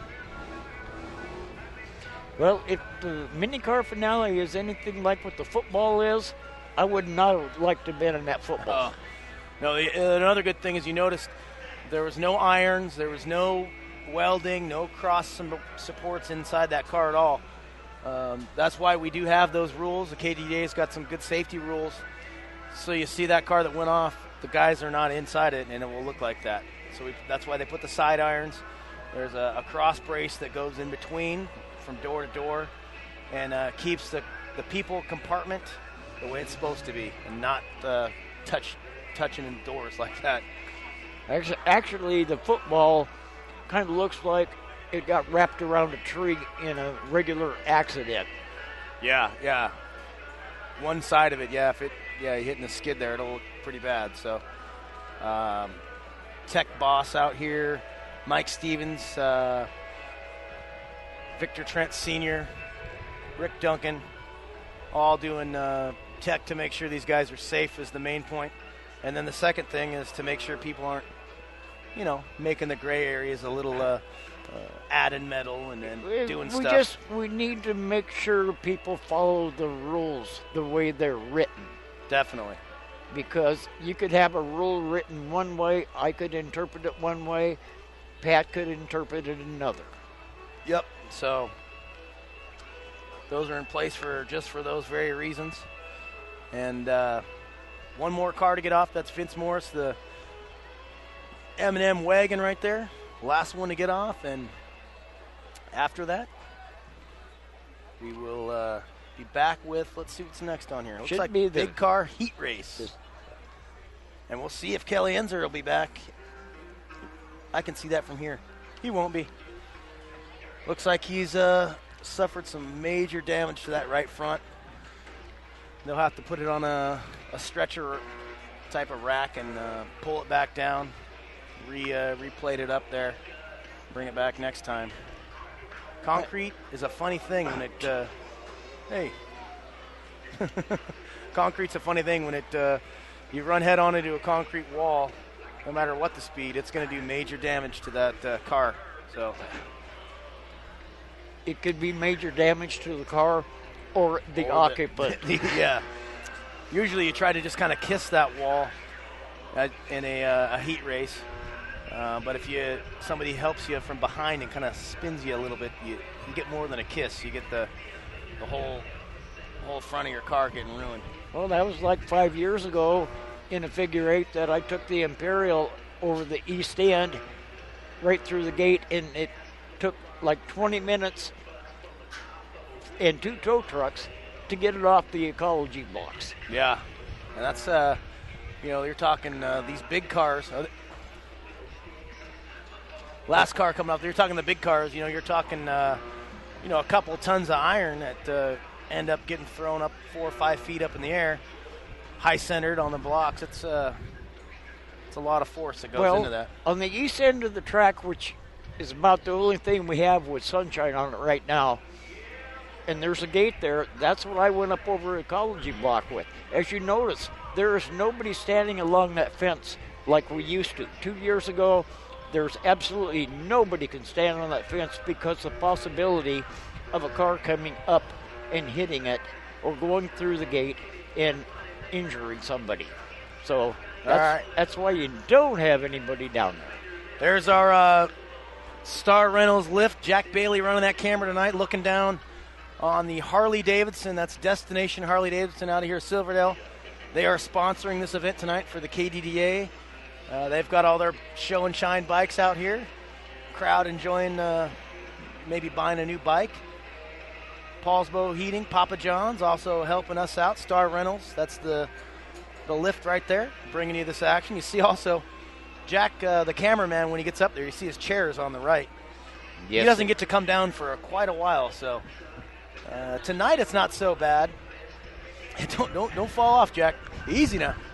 Tonight it's not so bad because it's a nice mild night, but earlier on in the season when you get some rain coming down, that could be a long night up there for him. Okay, before we get this next heat race underway, we have all the football cars off of here. I'd like to mention and thank Chico Towing for being the ones that come out and set that football on the 50-yard line. Yep. Chico, they do all the behind-the-scenes work here to make things go, get the cars off, and keep the program flowing nicely.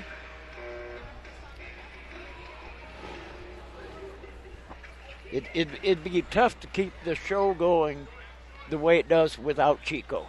Also, Central Kitsap Fire and Rescue, they're coming out here volunteering their time to come out here, and in case they're needed, they're here to call upon and take care of the guys. We're going to get going here. The fans are waiting for their burgers, but it is going to be time for a big car race, heat number 1.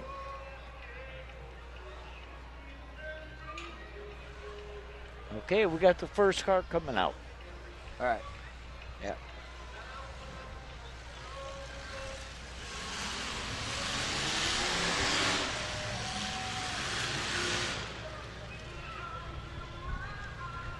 God, I can hardly read it.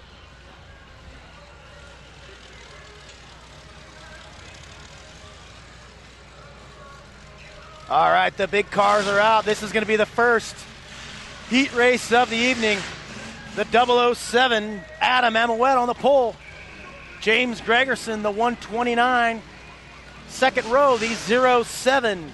That is James Harp the third. The 222 is Rodney Rodriguez Sr., the 28, Royce Rodriguez.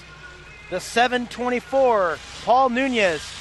The 77, Bria Steele. And in the end, the 23 of Donovan Burr.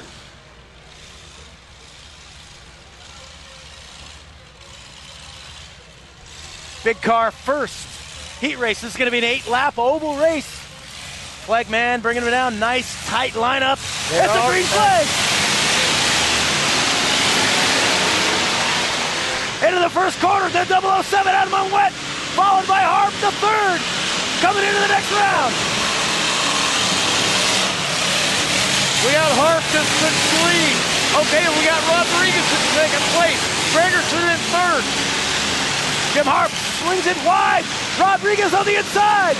Oh, Jimmy Harp fast in that little Tahoe this year. He's been hard to beat. Okay, we got the Tahoe of Harp. We got Rodriguez. Rodriguez just lost it. That opens the door for Amouette. The 007 red Chrysler shot through like a cannon, and it is now his race to win. Now we're going to see if Harp is going to be able to pick up on this. And we've got Donovan in second place. Donovan Burr just got spun out. He was trying to sneak in the back door. Amouette way out front. Got a nice lead now. What do you think, Pat? The group of cars is fighting for second. It looks like we have Bria Steele in second right now, but she has a lot of ground to pick up. And if you're in second, you ain't first. And the man that is first is the 007. You see the red blur on the top of your screen. Yeah, Amelet's got a nice lead out there now. He's damn near a half track out there. Jimmy Hart, the third, trying to reel him in that little Tahoe. Harp has got 2 laps to bring him in. Harp is on him, and he's doing it. He's picking up ground. We got to watch it on tire 3. We have a tire out there. Emelet's going wide. Harp's coming on the inside, gaining ground. All right, white flag is out. Can it be a last lap dream for Harp? Emelet goes wide. Harp on the inside. Are you kidding me? He is reeling him in. He's trying. Oh, he might get him here. He took the inside. Oh, he sneaks it. Hart sneaks it out. Steals one. Last half lap. Just when you think it couldn't get any better for the 007, the 07 brings it to victory lane. What a great night of racing, full contact action.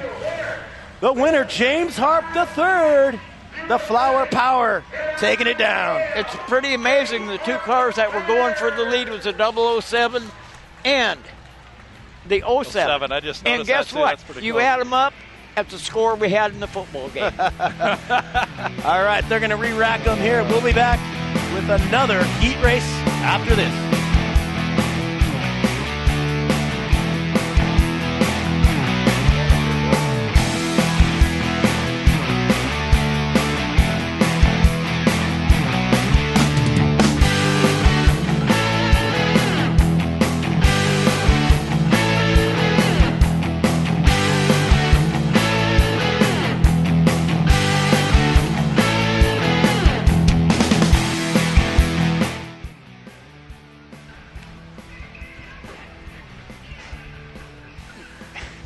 All right, we're back on the feed here.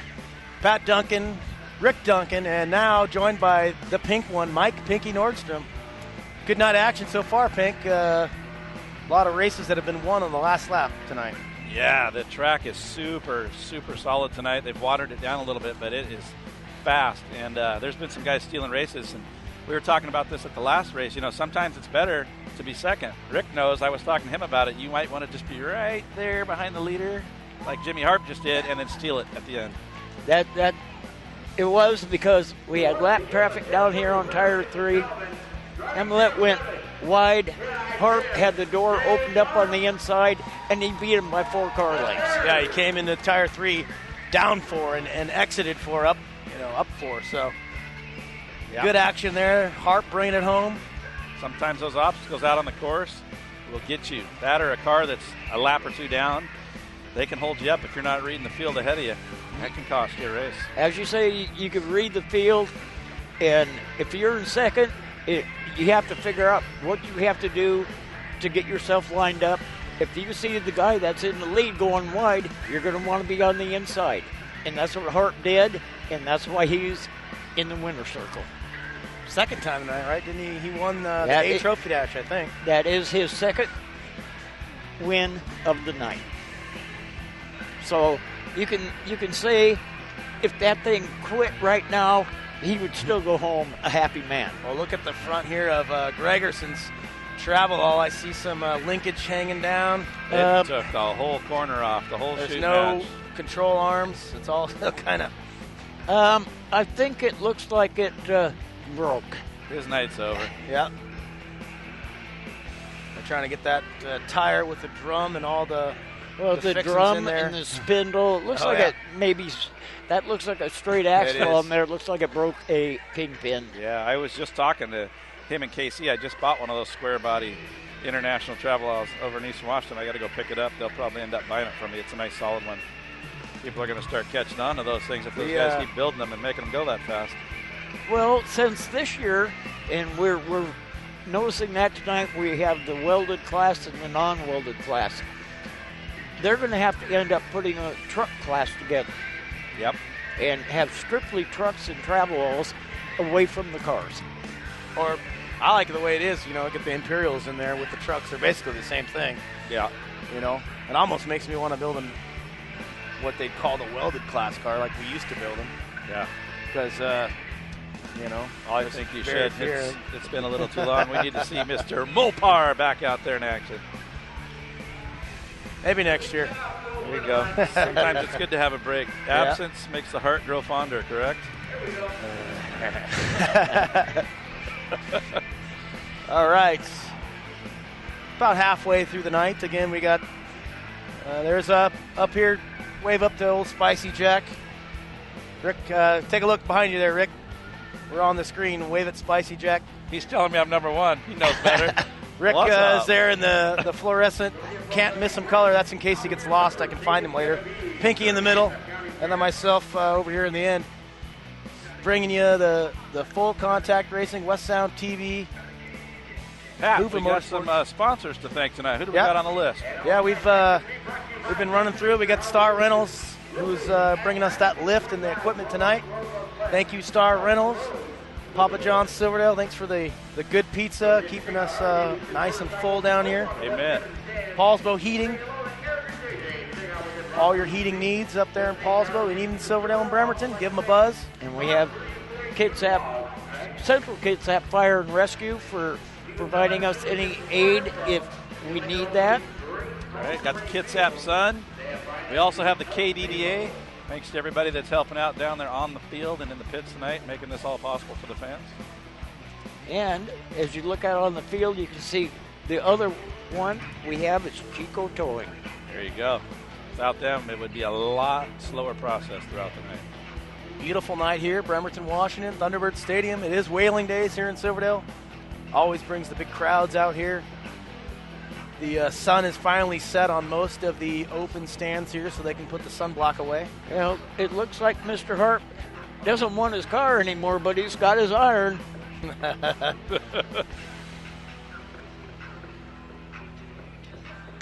Yeah, severing some difficulties there. He'll put her back together. We're going to see what's up here, if we're going to have a welded heat race or if we're going to go right to the minis.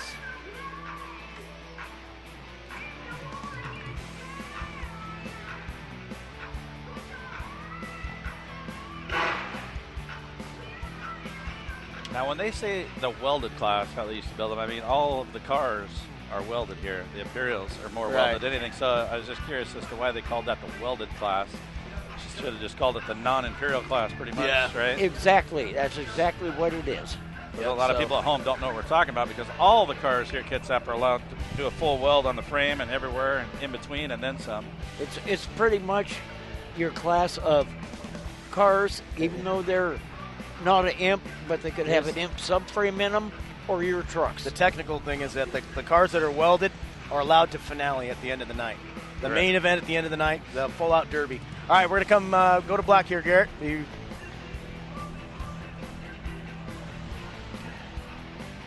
have welded class coming back out. And car black, Victor Trent. All right, the welded class is out here for a heat race. The 119, Victor Trent on the pole. 513, Dan Garrison outside him. The 315 and the 199, Brad Sperry.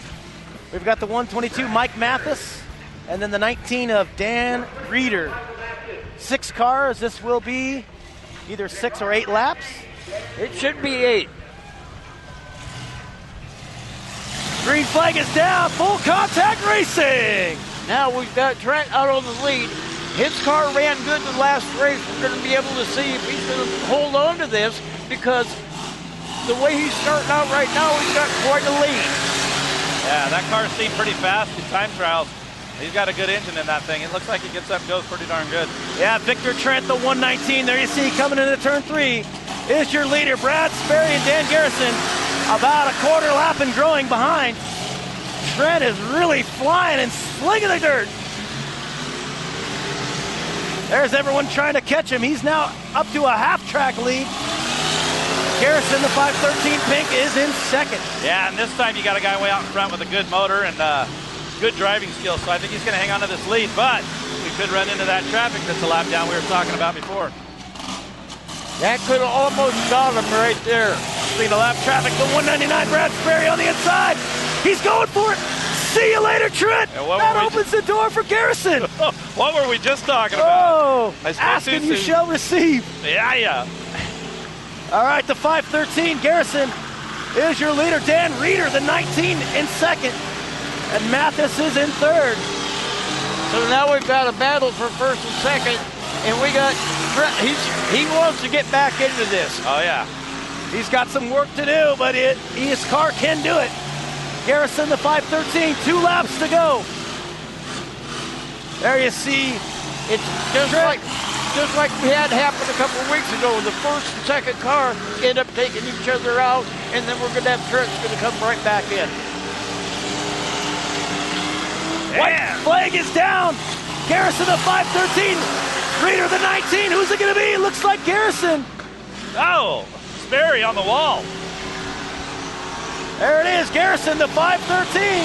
That's right. He's going to get it done. Checkered flag. Congratulations, Mr. Garrison, in the 513 car. Dan Garrison, 7-year driver, getting it done.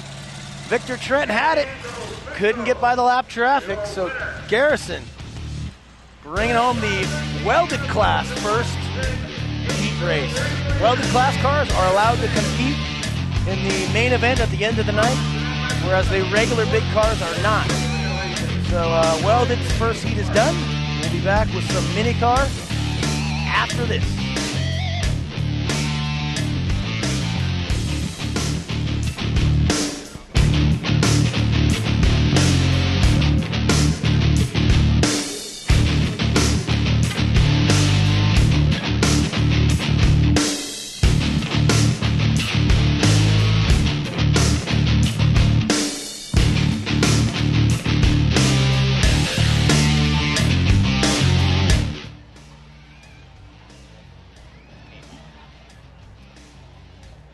So you see after every race there, we kind of go to black for a second. That allows the director to get a good cut point for editing the DVD program later.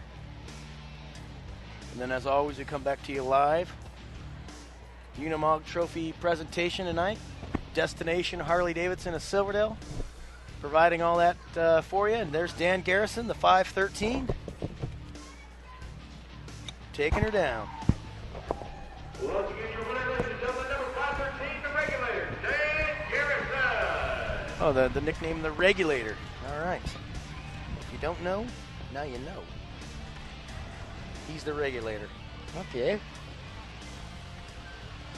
He probably really wants to be the regular in the winner's circle. Heck yeah, you're always trying for that. Old Glory flying high up here, still enjoying the sunshine. USA, USA.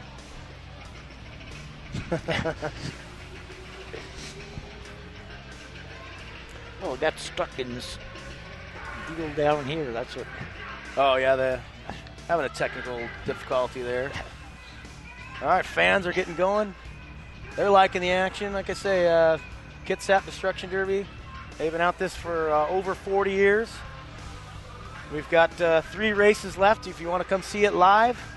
The fair race will be on Sunday in August of the fair, which will be toward the end of August. All right, we're going to come out for the mini cars.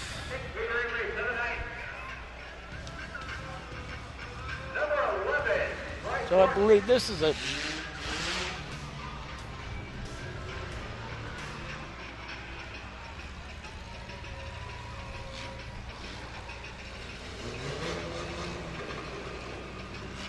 Okay, I believe this is going to be our mini car heat race.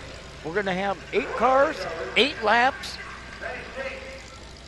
Oval just like the dashes, but more laps. Number 11 on the pole, Frank Morton. The 690 outside pole. Known Skip Johnson, 94, second row. And the 96, we got Lou Sellers, the 94. The 96, Justin Hart. The 140 of Don Markowitz. And here we go, green flag. We'll bring the rest of the come down into the first quarter, the 11. That is Frank Morton. Marwick, the 140, shotgunning through in second place already. He does have second place. He did have second. What a shot! Holy Moses! Mini cars getting it done. Now second place, Steven Sellers. First place, Frank Morton. Morton's got a little bit of lead, but Sellers is coming on when he got the opening to go by Markwick. And then Jack Bono Jr., the 57 now takes over second. Let's see if he's got enough room to reel him in. We got 4 laps to go for Morton.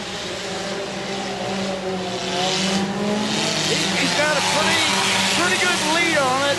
If he drives like he is right now, he shouldn't have any problems. All right, should have, maybe, you never know. The 11, he's got a front stretch of the lead. That's Morton, the rookie. Second place now, Don Marwick, the 140. He's down about a third of a lap, but if somebody has a mechanical problem, he will be able to catch it. There's that full contact racing. Another one down. But it is still the 11 of Frank Morton. And the second place you see on the right of your screen, Marwick, the 140. He is reeling him in. This could get interesting, folks. There's the 140. Reeling him in.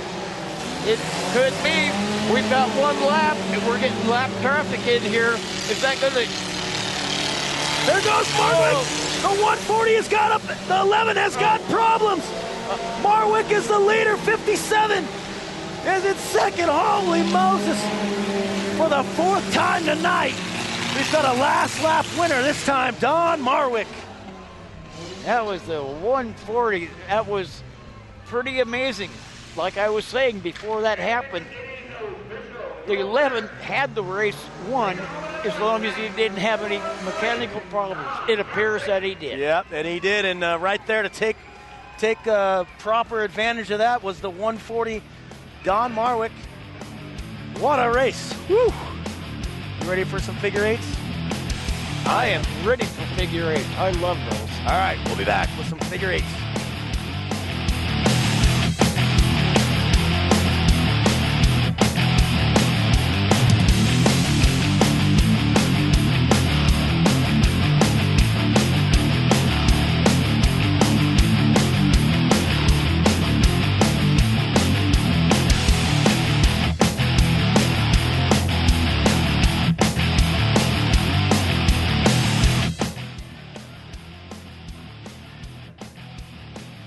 All right, there it is. Marwick awaits his moment of glory here with the Unimog.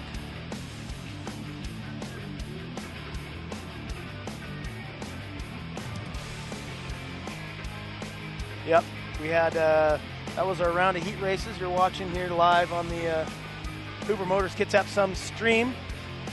A few folks we'd like to thank tonight. Our cameraman, Spencer Anderson, doing the field cam trophy shots there. We got Eric Reichel doing the pits, interviews, cameras. That'll be available on the DVDs. Jack Bailey, Emily Cardenas, and JD Van Kirk doing the other camera work. The doctor, Doc Parr, the engineer for tonight's program. Stephen Geiber bringing the Stephen Geiber bringing the internet stream to you tonight. We'd also like to thank the Kitsap County Fairgrounds staff and especially the IT guys, Tyler and Bruce. We had some issues at the beginning of the night. They came in, took care of us, and we're able to bring this to you. Associate producer tonight, Kitty Campagna. Associate producer duplication, Patricia Mathis. We've also got JD Van Kirk, who does the artwork and the editing of the final program here. And Garrett Syke, the director of the evening, making sure everything's coming together. Up here in the booth, I'm Pat Duncan. We've had Rick Duncan and Pinky Nordstrom up here throughout the evening. Last car coming off. You see there's the covered grandstand side. Everybody's busy getting a cheeseburger from Crazy Eric's down there.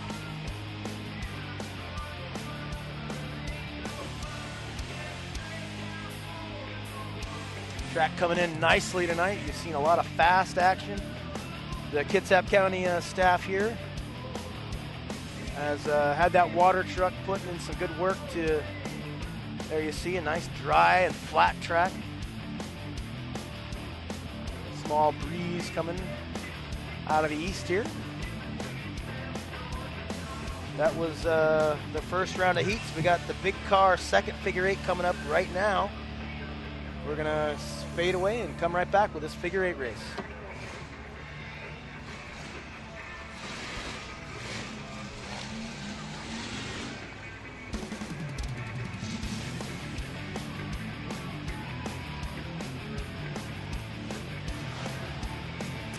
All right, the big cars are back for their second figure eight race of the evening. The green 72, Chris Rowland on the pole. The red 147, Nate Enzer outside of him. Second row, 113, Dave the Hook Haro. Outside of him, that dinosaur 24, KC Straight. Holy Moses, they're packing them in. This is going to be a great race. Third row, number 4, Chuck Dano. Outside of him, the 7, Animal Jim Harp. Final row, Dan Pies in the 15. And Jeremy Steele, that Ford pickup, number 78. This will be an 8-lap figure eight race. Nice tight lineup. They got the green flag. And away we go. Nate Enzer, Chris Rowland. They go wide, and holy Moses. KC Straight is there to answer the call. Straight has got Harp and Haro right behind him. He has got to run for his life, and he is doing just that. KC Straight, you see, complete lap 1. There's Dano, Harp, and the Hook, all in chase. Straight goes across the middle. He's got that clean air out in front, nobody around him. But now it's about to get crazy as he goes across the middle.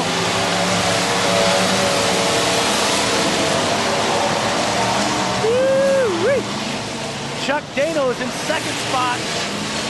He's got his foot through the floorboard trying to catch Casey. Nate Enzer's in a bad way in the middle. Ho-ho! Chuck Dano, there he is, second. Jim Harp is third. Now he's into second. Dan Pye on the inside. Across the middle, Nate Enzer barely squeaks by. Danny Pies wanted a piece of that. He goes out wide now. It is still KC Straight, your leader. Okay, I see Casey coming. Casey in that international, I don't know what's holding the back end of that thing together. A lot of winning out of that truck. He is in first. Jim Hart, the 7, is about a half a lap down. And we got Chuck Dano wants a piece of Jim Harp. But no, Casey's running into black traffic. KC hard on the brakes. Avoids the driver's door of Chuck Dano. Jim Harp trying to make his way across the middle, hits Chris Rowland. So still a half-lap lead for the straight man. It is. Now we're going to see if Casey's going to be able to get a hold of this, which it looks like he does. But we still have Chuck Dano and Jim the Animal Harp coming in for second place. Yeah, they're battling themselves back there, which is allowing Casey to keep that 1/3 lap lead. Casey gets taken out by Nate Enzer. Around he goes. The door is wide open for Harp. We have Harp, we have Dano, and we have Casey. And they're all within just a car length of each other. And we're going to see Chuck is going to come on the inside. And is Casey going to be able to hold on to it? Last lap. I don't think they got enough time. Casey is just putting it down. Well, that's the difference between a small block and a big block. KC Straight International taking it down for yet another win. What a race. Second win for the night. That was a very hard run race. And it's win number 4,321 for that International. I would actually probably say the amount of trophies he won with that is probably 24. At least. We'll call it 24 for this one. The big car, full welded class, trucks and Imperials. Figure eight races in the books. We'll be back with another welded big car figure eight after this.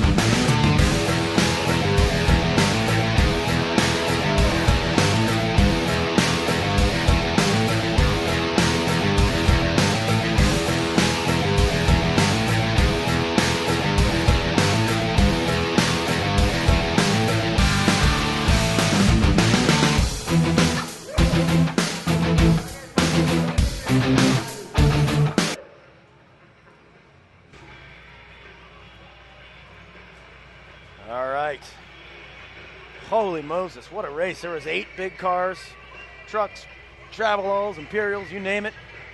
And somehow when the scrum was done, had Casey come out again. Well, I'm just was thinking after he won this race, if Casey's getting tired of climbing out of that driver's seat to get his trophy. You know, no matter how many times you've done it, I'm sure it never gets old getting out there, getting a trophy presented tonight. Harley Davidson Destination Harley of Silverdale. Trophy gals bringing it. It never gets old getting a nice hug and a piece of plastic to go on the shelf. No, I believe you're correct. Especially when you have such beautiful trophy girls and that wonderful Mercedes that's bringing them out. Yeah, was that Unimogs, what they call them? 4-wheel drive, nothing fancy about it, but that's something you'd want to go 4-wheeling with. It'll get through just about anything. Harley Davidson guys putting on the show, shooting the Cannon t-shirts there. Nice snag by the young man up there in the crowd. I think he was kind of felt just like somebody did tipping the football away from the Niners. You got one man to pick off the wall, the right of your screen there is Jeremy Steele. He hit that concrete pretty hard, but he had a little help in doing so. Yeah, it's funny how when you're, there you see Steele's truck. It's funny how when you're going through a corner and you don't see who's behind you, and then all of a sudden it's going in a direction you're not really steering. I'm aware of that. Just as well as you are. Oh, yeah. I mean, when you're driving these vehicles and you're going around a corner, you're looking back to kind of see who's there, but you can only see so much. Yep, and especially at the beginning of a race, when you're all kind of clumped together, you just got to pick your shot, hope you get a little luck, and stick your nose in the right spot. Well, the other thing is you need to hope that the car behind you has got that new thing where it hits the brakes before it hits something. Yeah. But it's much more fun to not hit the brakes and then use that guy as the brakes and stick him in the wall and fly right on by. Yep. What would Tom Cruise say about going by? I hit the brakes to fly right by. Exactly. Name that movie, folks at home. 1, 2, 3. Yeah, you all got it. Top Gun, 1987, right?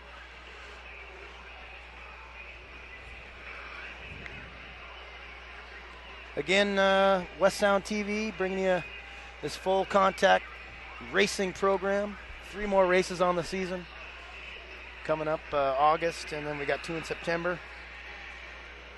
Cameramen tonight again, Jack Bailey, Emily Cardenas, J.D. Van Kirk, Spencer Anderson, Eric Reichel. The DVD program that J.D. puts together, edits it together. They have a lot of behind-the-scenes interviews and whatnot. I believe you can get those probably here at the track in person. And if you want to get them off the internet, maybe I'll get a web address for you if anybody's interested in that. I'll work on that. Doc Parr, Doc Parr. Engineering stuff tonight. Kitsap County Fairgrounds bringing you the IT stream.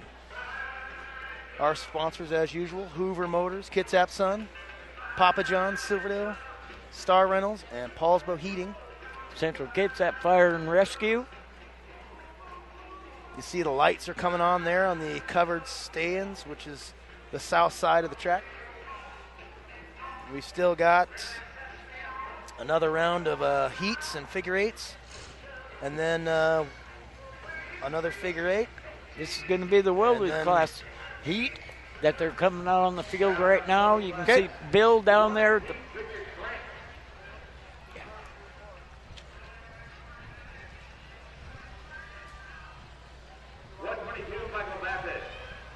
Okay, as you can see, Bill's over by the pit gate. He's bringing in the cars for this welded class heat race. Now, we just had the big car Imperial heat races, which was very exciting. This one is also going to be the same way because these cars are all built the same. They're not quite as strong as the last class, but they're still strong. Yeah, these welded class cars can race all the races, and really they can go up in class if they wanted to race but they can also finale at the end of the night. So 3 cars right now. They're looking to try to get 1 or 2 more out there. We got the 119 on the pole. That's Victor Trent. Outside of him, Mike Mathis, the 122, and then Dan Garrison, the 513, and that pink car behind. Each one of these cars, I believe, having won a race tonight. I think actually Trent, he may have. He got twice. He looked like he had it in the bag, so he's looking for his first win. He's looking for his first one. He should have had both of those, but unfortunately,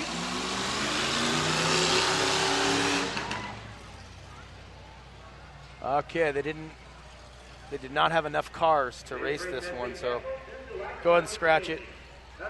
We'll keep it. So with that, we're going to move. You're fine. He's just going to pause it.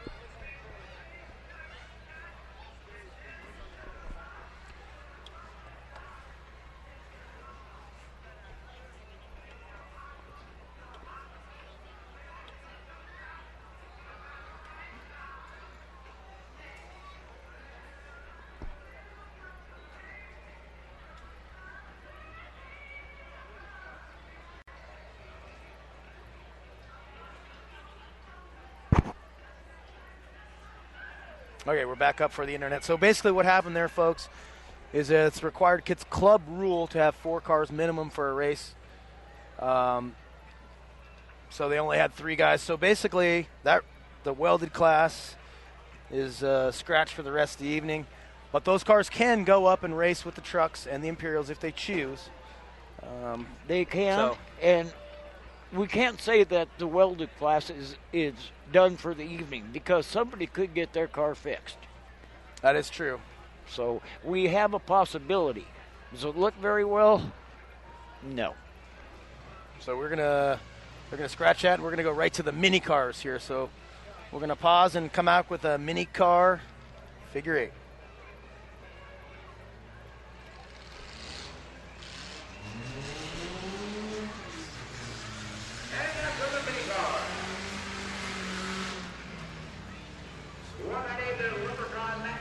All right, we're back here. Mini car action coming out for this mini car figure 8. We've got 513, Dan Garrison on the pole. The 198, that is Matt Knowlton outside. That's that yellow car. 190, Mike Stevens. 169, that is Jordan Perez. We've got the 141 pickup truck of Dave Markwick. The 92 of Matt Schrodel. Lilybridge in the 80, the 268. Bringing up the rear, that is Ryan Garrison. Mini car figure 8, the yellow. 198 sprinting out to the lead, that's Matt Knowlton. Second place is Garrison, the 268, and Mike Stevens, the 190. Garrison and Stevens are going at it for second place. Meanwhile, Knowlton is out in the lead. The green car over there is having some problems. The fans are trying to wave. They're going to pull the siren here real quick. Red flag is now out. The red flag is out. The green 92 of Matt Schrodel over there along the near side is waving for help. There's the flag man running in to see what's going on here. Schrodel, he was waving his arms like maybe a battery or a fuel tank problem. Or he may have an injury. It could be something with the car, or it could be something with him. No, you can see him moving around in there. He's mad.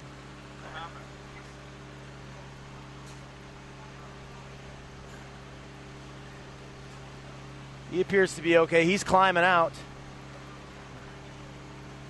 Well, it appears that we had a mechanical problem with it, whether it could have been a broke fuel line. If it's a fuel line, they'd probably bring it up. I don't know why he'd be waving so frantically to get out, and they're going to leave the car there. In any case, we're going to get this figure 8 back going. There's the second place guys, the 513, the 141, the 268, and the 190, all in second. And then the lone leader at the far end of the track, 198. Matt Knowlton, the yellow car. We're back underway. Now we're going to have to look at these cars when they come around. Is Knowlton going to get into the lap traffic going across the center? There it is. And it's real possible. Knowlton picks the shot beautifully right in between. Man, that was a beautiful job. Now it's going to get interesting. Knowlton coming from the far end of the battle for second. Is he going to get in there? Garrison. Knowlton again picks his shot. Now he's got some... Well, we're going to have to see what happens, like right here. Yeah, Knowlton doing a very nice job of just kind of going in right behind those two guys. Well, that is Garrison and Stevens, your second, third place guy. Knowlton, what he's doing is he's watching the other cars.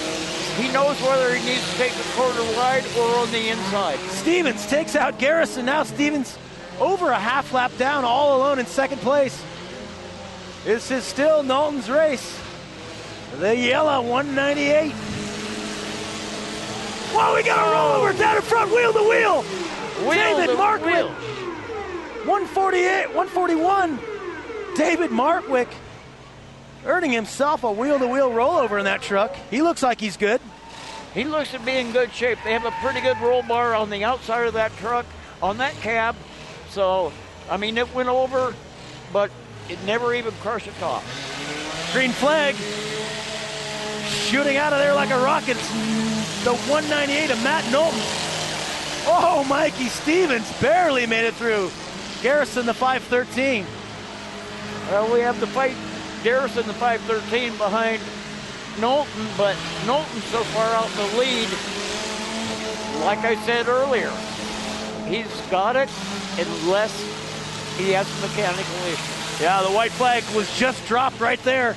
One more time, can he get it around? Matt Knowlton doing the old Sunday drive. He earned it. He got himself a huge lead. Last time through for Knowlton, the 198. Takes the checkered flag. And at the end, he does a little donut there, pulls her out in the center field.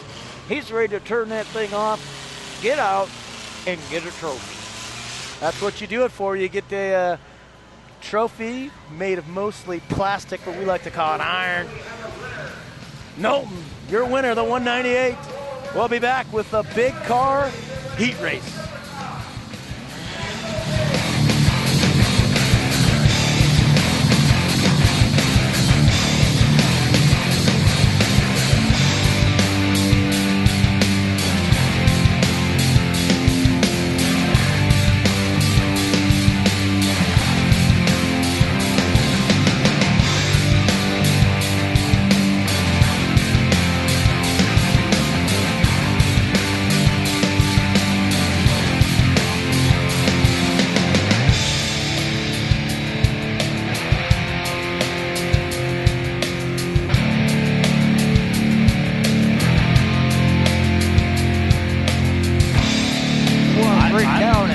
Been broken down in the middle of figure eight before, and it sucks. But you don't sit there unless you're injured or have a problem. You don't stop the race. No, no. You know, it is what it is. So there it is, the Unimog Harley Davidson destination, Harley Davidson of Silverdale, bringing the trophy out to Knowlton. Those are some bad machines. I don't know what those things cost, but it's got to be at least six figures. Yeah. T-shirt cannon out. They look pretty basic. Yeah, but they will, they'll go through anything. You see it's got the factory snorkel on the top, so you can go through what looks to be enough water that the steering wheel would be under it. There's a T-shirt cannon. They've got enough T-shirts. I'm sure everybody in the crowd's got at least one by now. Between every race, they're shooting off about 8 to 10 shirts. Well, we got one more going off before they go off the field. There it is. Who is the lucky recipient of that? I can't see through the post, but I'll say she enjoyed it.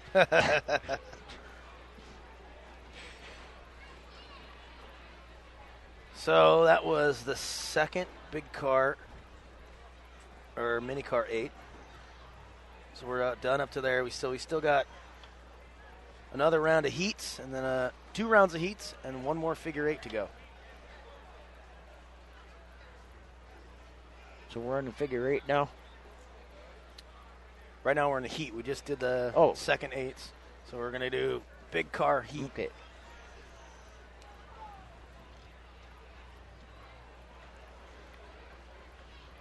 Settling on a nice evening here. Again, tonight's action, full contact racing. Coming to you from the fine folks at Star Rentals, Papa John's of Silverdale, Hoover Motors, Kitsap Sun, and Paulsbo Heating. And all the wonderful people that volunteer their time at West Sound Motorsports. West Sound Television, full contact. It sounds good, right? It's like that Chinese guy, you know, Sam Tang. Ay. All the cars and stuff in the background. That's out back. Hey, make sure no one's breaking into my truck. Okay, we're good.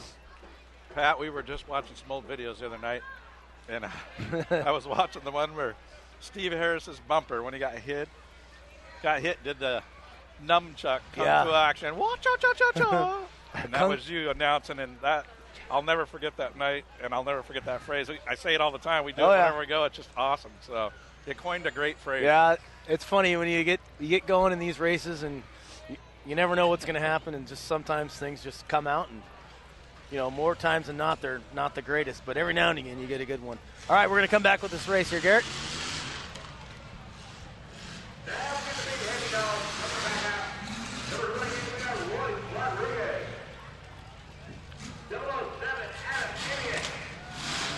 All right, the big cars are back. It's heat race time. Adam Amiot, the 007 on the pole. Royce Dogg, Royce Rodriguez, the 28 on the outside. In the second row, we have Mr. Burr in the 23. We have Bria Steele in the 77. The 724, third row.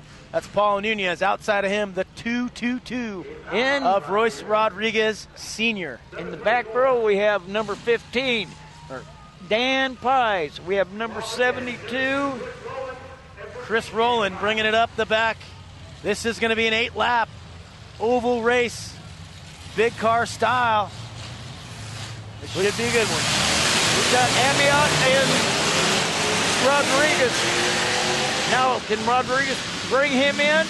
Amiot went around. Rodriguez has the lead. We got Burr coming right in. Oh, Burr swinging a miss on Rodriguez. Watch Pies. He's back. That car is fast. He's going to work his way back up quickly.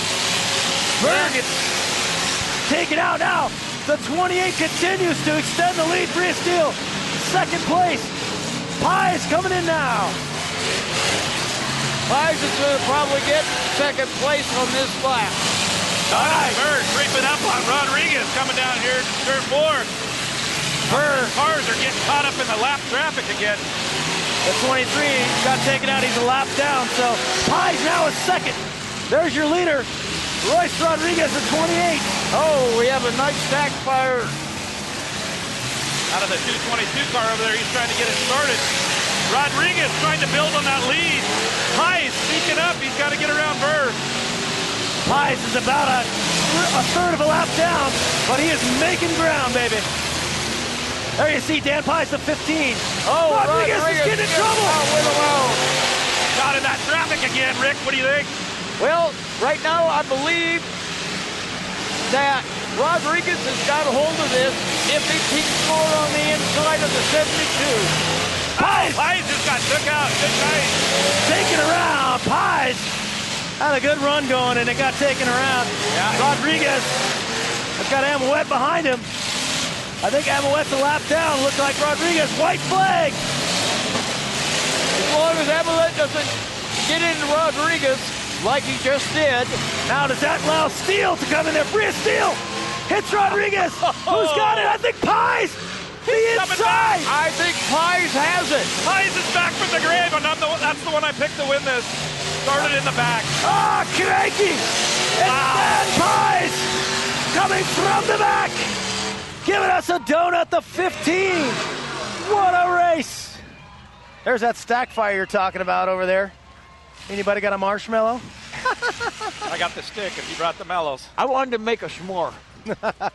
Might taste like exhaust. and Actually, gas. he needs to take that in the pit and bring it back some more. All right, so that one is in the book. There's your winner, the 15 of Dan Pies, bringing the plastic. We'll be back with some mini car heat race.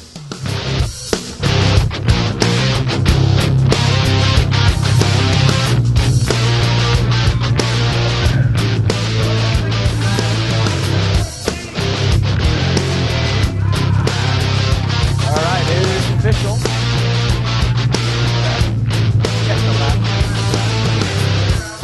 What a way to hang in there, Dan. Both times he's won tonight has came from way at the back to catching. He got a little luck each time, but stay in it, keep your foot in it, make the laps, and you never know. Even though you know you're behind, you never know what's going to happen in front of you. Yeah, he was away from the action here for many years, and I didn't even know he was back until we went down there, and I saw his number and saw that he had won, and, man, he has a fast Imperial. He's going to be out in that winner's circle quite often.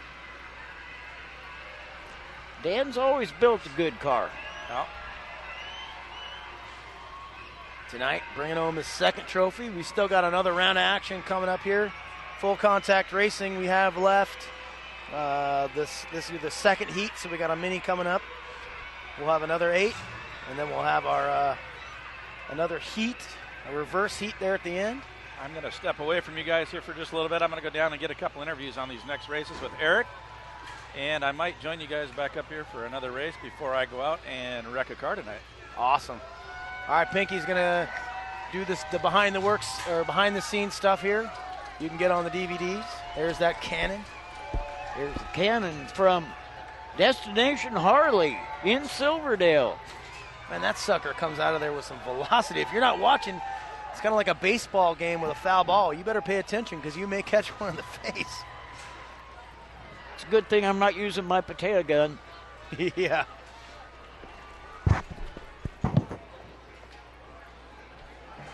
Chris Rowland there, the 72.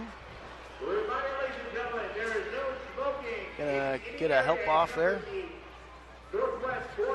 Some other folks tonight helping us out. Hope you guys are enjoying this full contact racing broadcast. We've got internet stream tonight.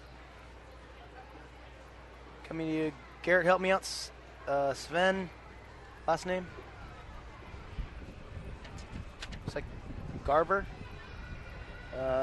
Special thanks also, Kitsap County Fairgrounds staff, the IT guys, Tyler and Bruce, doing a heck of a job to get this stream fixed up for you. We're running at full capacity. Kitty Campagna, associate internet producer. Patricia Mathis also getting in on that.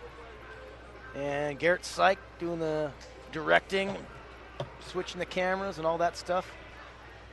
Lights are coming in. I guess I can take my sunglasses off now. And still got a few more races. The track is in perfect condition right now. No need for a watering truck. I mean, this is what if you talk about a perfect track, this is it. This track is absolutely beautiful. There's not even really any ruts or anything.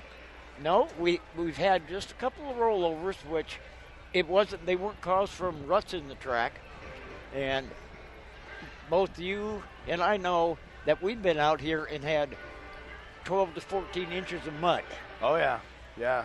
There's been some, and it's rain or shine here. It doesn't matter, what this track looks like. We put the show on. KDDA puts this show on, and tonight's one of the good ones. Though you get some fast racing. The cars that have rolled over are the typical mini trucks, which they got that high center of gravity there. You get in the corner and it has no problem just doing a little over and over. Yep. Well, I'm looking to see whether Bill's going to bring Chico out so we can put this tire 4 back in position before the next race. Yeah, you see the tires there. Those they may look small on the camera or lightweight, but really those things are, if I had to guess, I'd say they're about 4,000 pounds a piece or so. Maybe not that much, 3,000, but I mean, you can't even come close to even budging it, That is very true.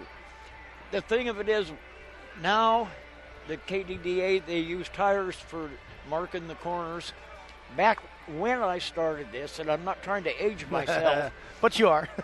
but we used to have 55-gallon drums full of concrete for the corners. Oh, man. So when you hit the tires move, and yes, they can do minimal damage. When you hit a concrete barrel, believe me, Your night was over. It does damage. And back several years ago, when you're talking, 30 plus, there was no welding at all. It was basically you left the windshield in. I heard you say the other night that you rolled the windows down in the car so they were almost to the bottom, and then you broke the windshield and taped over the top there to keep the glass in, left the door panels, left the carpet. I mean, heck, I remember seeing them with windshield wipers on. Oh, there was a lot of them that used to have wipers on them. Yeah. And the other thing we used to do was, instead of having side irons like we have nowadays to where you can reuse them, we used to have to open up the top of the driver's door. We would fill it with concrete, and it had to be set. And what they would do is they would take a fire axe, and if it went in too far, Yeah. you couldn't race it. All right. We're going to pause and come up.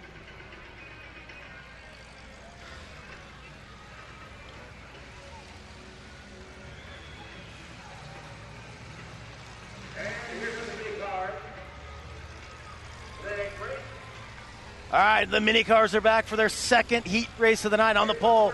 The 100, the pretty car of the night, Amanda Butler. Outside of her, the 149, Mark Smith. Second row, the orange, 35 of Steve Morgan. We've got one of those pickups in there. Can't see the signboard. The third row, Justin Hart, the 96. The 140 back in there of Don Markwick. The 690 of Skip Johnson. And the 94 of Lou Sellers. This will be a 8-lap oval race. I believe that pickup belongs to Jack Bono. Yeah, Jack Bono, the 57. All right, Butler kills it on the start. She's firing it back up. Turn the fuel pump on. Good call. See the engine shaking around. We got some gas to her. Hey, there we go. Let's get the sucker rolling. This again, mini car. Second heat race. Destination Harley-Davidson, Silverdale, Washington. It looks like Butler's got problems. We're going to have the 35 of Steve Morgan's going to push her out of the way.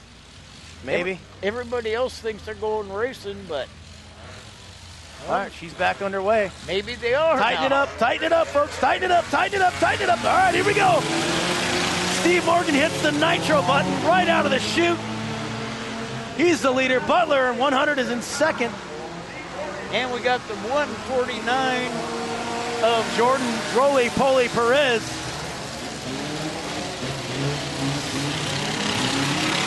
Skip Johnson, that's 690. Here we go. There's the lead. You see Steve Morgan's first. Butler is second. And take your pick is third.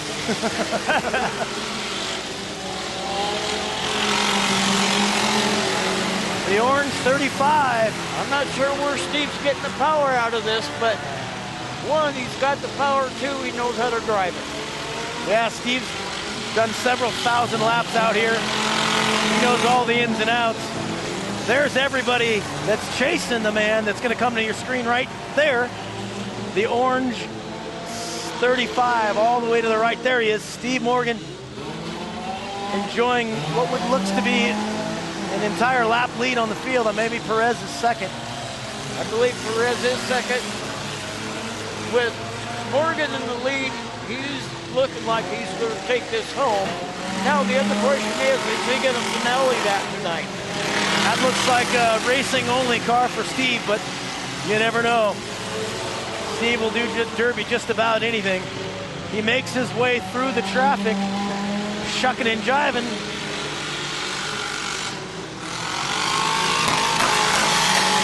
Well, if you notice on Steve's car, he's got those wannabe tires on the back of it, so it gives him more clearance. Steve making a show of it, spinning out the 57. on his way to his second victory of the night. Steve Morgan, checkered flag.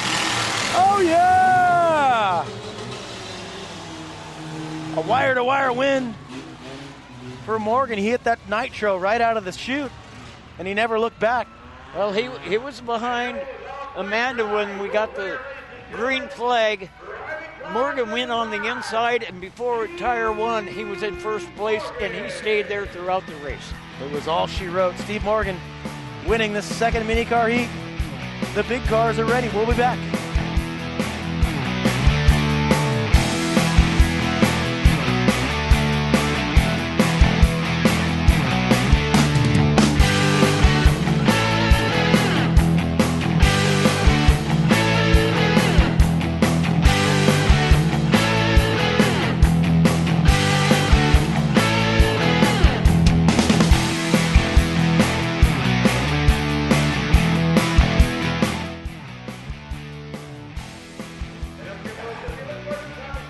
Thank you.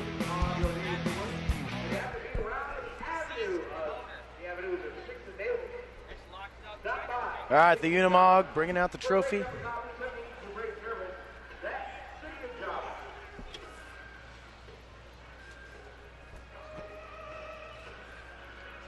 We have Chico coming out, which they do a lot for the club. They're going to go out and pull Amanda Butler off the field. She didn't finish a race, and she also had a hard time starting the race. Yeah, she had something going on there. They'll take her back to the drawing board, see, trace the prog wires out and all that stuff, and make an adjustment, get her back out here. I'm sure they'll have it back.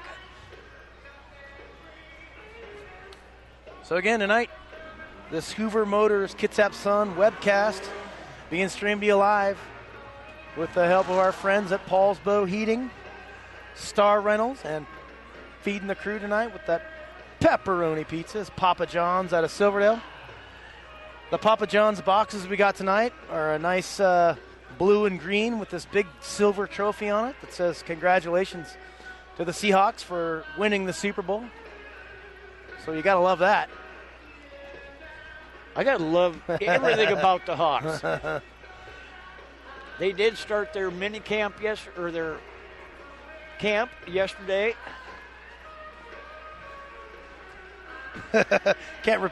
Got my Seahawks T-shirt on underneath there. Yes. Not super appropriate for internet audiences. Well, I could have said what it said, but I decided it would not be good. Yeah, basically it's making fun of the 49ers. So. Oh, the 49ers are fun. They're fun to see them lose. Yeah. So the track there you see, no real ruts, no real dust problem. They've got this thing perfectly watered.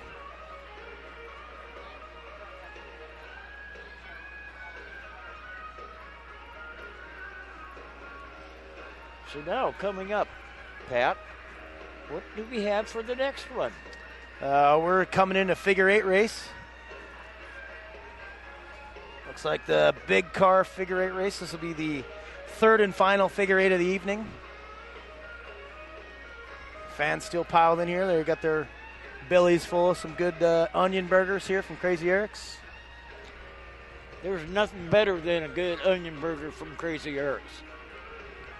Out of the Kitsap Sun, which back in the day was the Bremerton Sun, once a week they would have a coupon. It was on the front page, and it was 5 for $1 onion burgers at Crazy Eric's. Oh, can't beat that.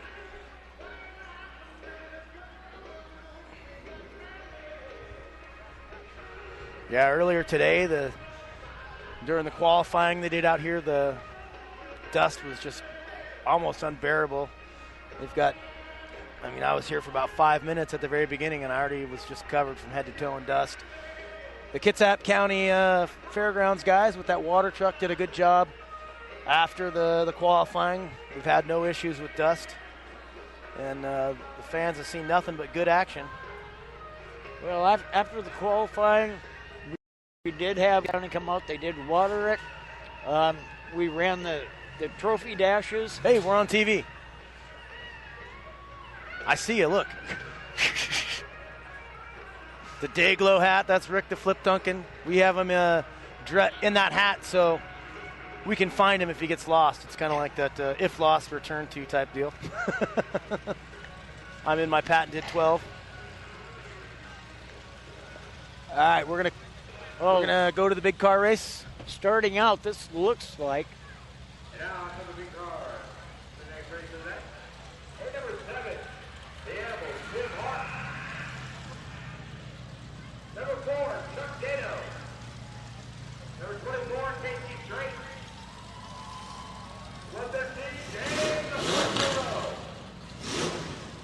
07, Jedi Kid, James Hart III. It's gonna be a no-holds-bar, big car figure 8 race. we have Jim the Animal Harp on the pole. Next to him is Chuck Dano. We have David the Hook Hero, the 113, and Casey Straight in the second row. We have Nate Enzer in the 147. We have 07, James Harp III.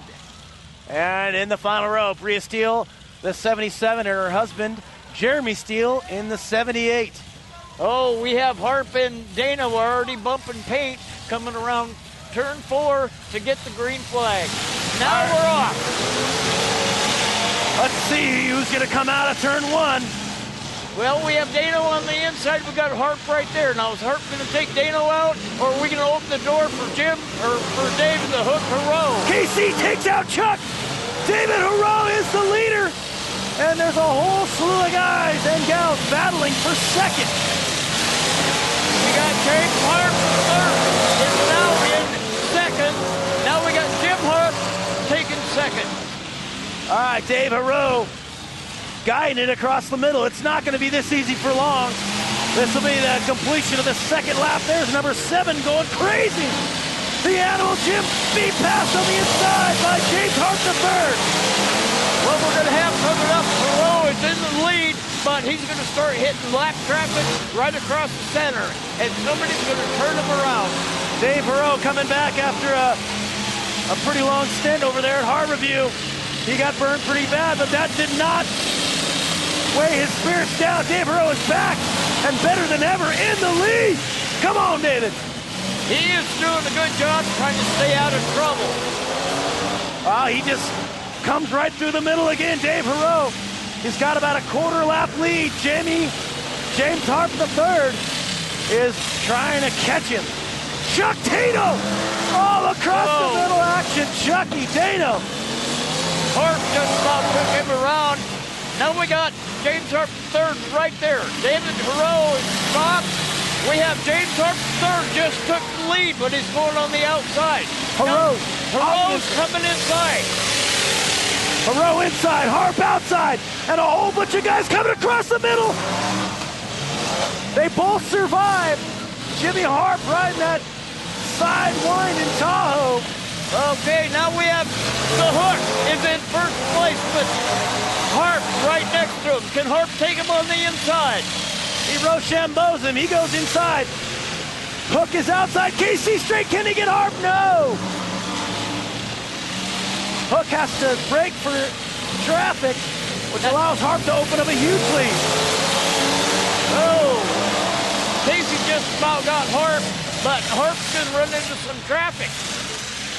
And he runs right by it, takes the white flag to boot. Can he bring it in for the third time tonight? Casey takes Dano around again. Jim the Animal Harp drives by. We've got James Harp III making the last 2 corners. It looks like he's taking his baby home. The C's parked for him in a nice way, and he does take it down. Third time tonight. Casey tries to get him at the end. It's all for naught. James Harp III, the 07 Flower Power, getting his 3rd win of the night. 3rd win.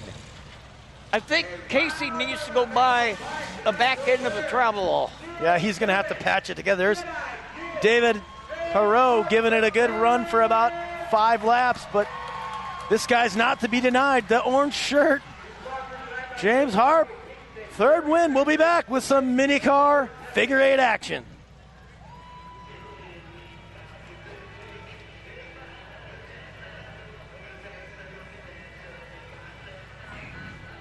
I've had a few nights like that. Yeah, when it's going right, it's going right. And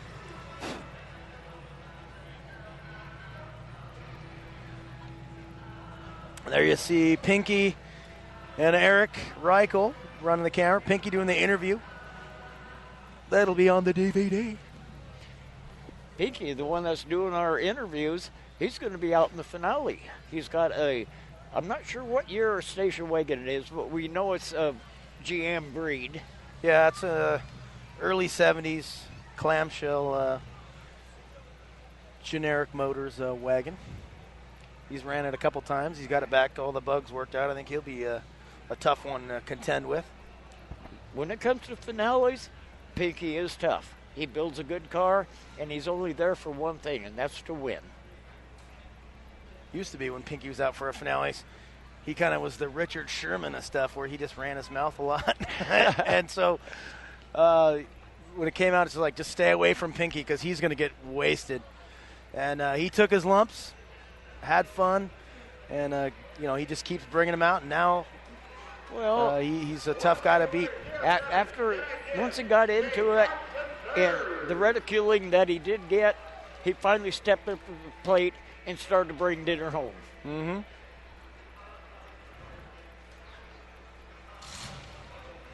So the third and final mini car figure eight will be up next. Look for some good action with that one. I think Mr. Harp is going to be happy that runs. He can drive it off the track, and you can bet he's bringing it back at the fair. Yeah, remember the last race he won, he got a toe off. Remember, he ran over here with his trophy? It did. So I talked to him in the pits. What happened to it, it got hot, and it didn't want to start. He didn't even know if he was going to make another race. And sure enough, one of those nights, where things just go your way. Harp having a good night, and he's going to try to continue that. They got maybe one more big car race. That will be a heat race.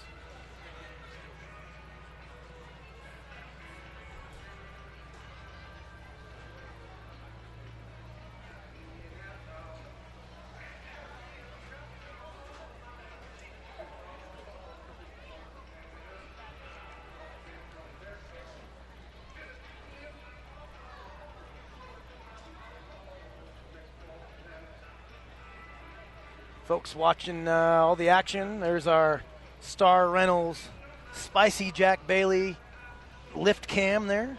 And you can see we have Crazy Eric's over there where you can get your nice onion burgers. Yep, and they got the Indian Outlaw song playing right now. That's you can't hear that song without thinking of our good friend Kelsey Payne. He's moved on to bigger and better things, but he still watches and loves the KDDA, so we'll be cutting away here and bringing this mini car race. You're going to go to Black Duck?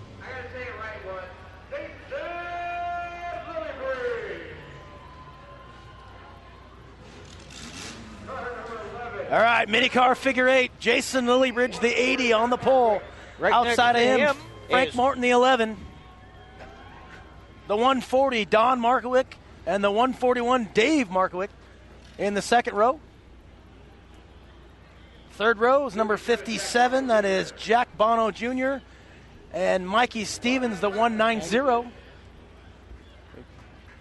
Tech guys coming out here. Somebody may not have their goggles on or helmet quite adjusted right. They're looking under. Okay. The final row there, we got the 94 of Ben Hale and the yellow 198 Matt Milton. Let's see. It appears that there was some fuel leak or something coming in through the pit gate because they're looking under all the cars. They thought it was Mike's, but they're not sure. All right, so they're checking into that. Apparently everybody's fuel situation looks good, so they're going to let them run. Again, this is going to be the third mini car figure eight race. Okay, we have Lillybridge and we have Morton on the first row. Now we're going to get the flagman. It's going to start bringing them around. We're going to see if they're going to keep bunched up good. And we're going to see who's going to come out on top through the first corner. The Markowick boys, the 140 and 141 in the second row. Tight bunch here, green flag. Martin is off and running. Dave Markowick in second. Oh, he takes Morton out. Oh, Markwick just about went over. Stevens now, Mikey Stevenson. Matt Knowlton. Holy Moses, they're going all over the place. Matt Knowlton started out on the last row. Now we got Mikey Stevenson in the lead, completing the first lap. One lap, 3 different leaders. This is shaping up to be a heck of a figure 8 race. Don Markwick puts his nose up in there. Knowlton again on the inside. Knowlton's still right there. Stevens there. One of these 3 guys is going to take this down. Whoa. Threading the needle. Don Markwick just made it. And we got Knowlton. Is he going to be able to get a hold of Markwick? But then we also have Stevenson right behind him. All right, right now the 140. Your leader, Don Markowick, beginning to pull away. There you see Knowlton is second. And Mike Stevenson in third. Oh, looks like Mikey's going to take him on the inside. Mikey just took over second. He is trying to get a hold of Markwick, the 140. It's interesting. They were looking for fuel issues. I'm beginning to smell some fuel up here in the booth. As they go around, Don Markowick, the 140, is your leader. Second place is Mike Stevenson, and he is about a half a lap down. Now we've got Knowlton getting back into the mix, but I'm not sure if he's a lap down or not. There you see those 2 there. Closest to middle act. They are going to throw a flag here. We may have found out who's leaking fuel. Like I said, I can smell it up here. Red flag. Let's see who it is. Mike Stevenson. Okay, that was who they were initially looking for. They're going to look inside Mikey's car. They're going to pull him off the track. I saw a red and a black flag up, so black flag for safety. It's a safety issue. I believe it is fuel leak, and I can smell it. So they will take him off, get that fixed. He should have been red flagged because it's a safety issue. Black flag is because the driver did something I think wrong. somebody didn't actually have a red flag down there. That's why they put it up. So, yep, we're back to green. And the man to beat in this one is the 140, Don Markowick. He's been running hot tonight. I don't see anybody taking him out. I don't believe he is. I believe Knowlton is in second place. But if that's the case, Markwick's got a big lead. Yeah, he's got a half a lap lead with 2 laps to go. The black 140 coming into turn 3. Well, it looks like he's about ready to lap his brother. There's your second place guy right there, the 198. The white flag is down. It's going to take a miracle for the 198 to pass him. That's not going to happen tonight. So the 140 going across your screen right there, coming in for the last corner. The checkered flag is down for the 140. Don Markowick already winning something tonight. I don't know, but I don't know if he knows he won. He's still racing. He's got everybody fooled. This is the second time we've had the leader get the checkered flag and make an extra lap. Why not? It's so much fun to be out there. There's the second place car. Even the camera guys are kind of thinking it was the yellow guy, but it was Don Markowick. There he is. The 140 taking down this final mini car figure 8 race. On deck, we've got the big cars. It's going to be a heat race, quite possibly the reverse direction. We'll be back with some more full contact racing.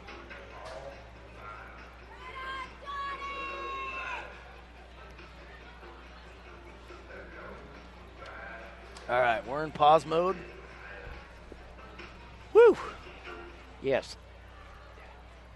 Damn. Got chilly. You don't got all this insulation I got. I know that. All right, thanks to the internet fans around the country, sometimes around the world. Tuning in tonight. Kitsap's son, Hoover Motors, bringing you the stream. Fellas like the Dr. Doc Parr, J.D. Van Kirk, Eric Reichel, Jack Bailey, Emily Cardenas, the Kitsap County staff, Tyler and Bruce, the IT guys, getting this together tonight. Papa John's in Silverdale, Central Kitsap Fire and Rescue. Paul's Bow Heating and Star Reynolds. And, of course, the KDDA bringing you this family fun racing. If you've got little ones and are in the area, trust me, bring them out. They'll love to watch cars doing what they're not supposed to do, which is hit each other. And we'd also like to thank Chico Towing and their nice red trucks. Chico, a part of this thing from day one here with the KDDA. The recognizable red trucks with the white and black lettering, which are owned by the Tucker family.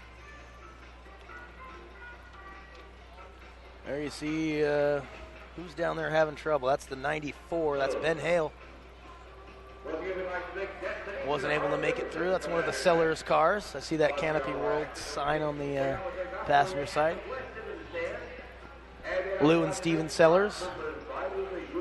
Long-time guys, at least 20 years of racing out here. So on deck, big car heat. We got a mini car heat. Possibly a Pitman powder puff race at the end. Now, and then after that is the finales. Are they going to run this heat race backwards like they normally do? Yeah, I've got the run sheet here says third heat and then a reverse heat. Which usually the third is the reverse heat. So I think we'll go out on a limb and say that it's going to be a reverse heat right here. I would say so.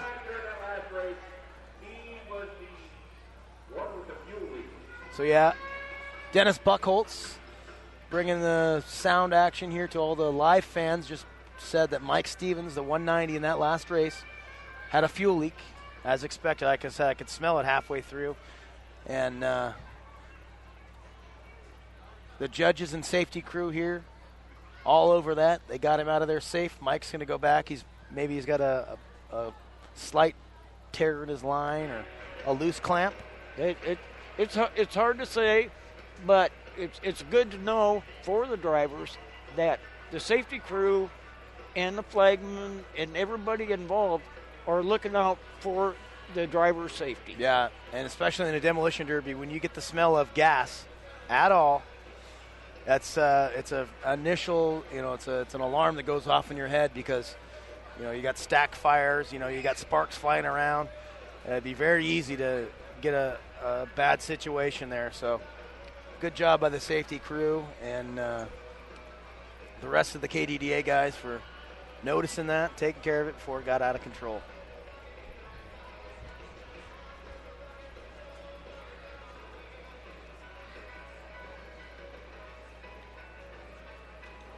Sun beginning to set here. Nice kind of a pinkish sunset here. Not a cloud in the sky. It's setting up to be a beautiful day here tomorrow. Maybe I'll actually get out there and mow my dandelions. It's supposed to be up in the mid-80s tomorrow. Sweet. Whaling days going on here in Silverdale. We have whaling days going on. I believe tomorrow is when they have their famous duck race. Yep. They usually have a Toyota that the first place winner gets. They have numerous other prizes. So if the race is tomorrow, you can still buy a duck tonight. Yep, down there at the waterfront in Silverdale. Usually also it is, I think it's Heartland Toyota that, like you say, puts up the Toyota truck for the winner of the duck race. What they got, I don't know, somewhere around 20 to 30,000 ducks. And they usually have about 25,000 ducks in the race. I worked that race for 2 or 3 years, and they have a gentleman that comes out of Seattle.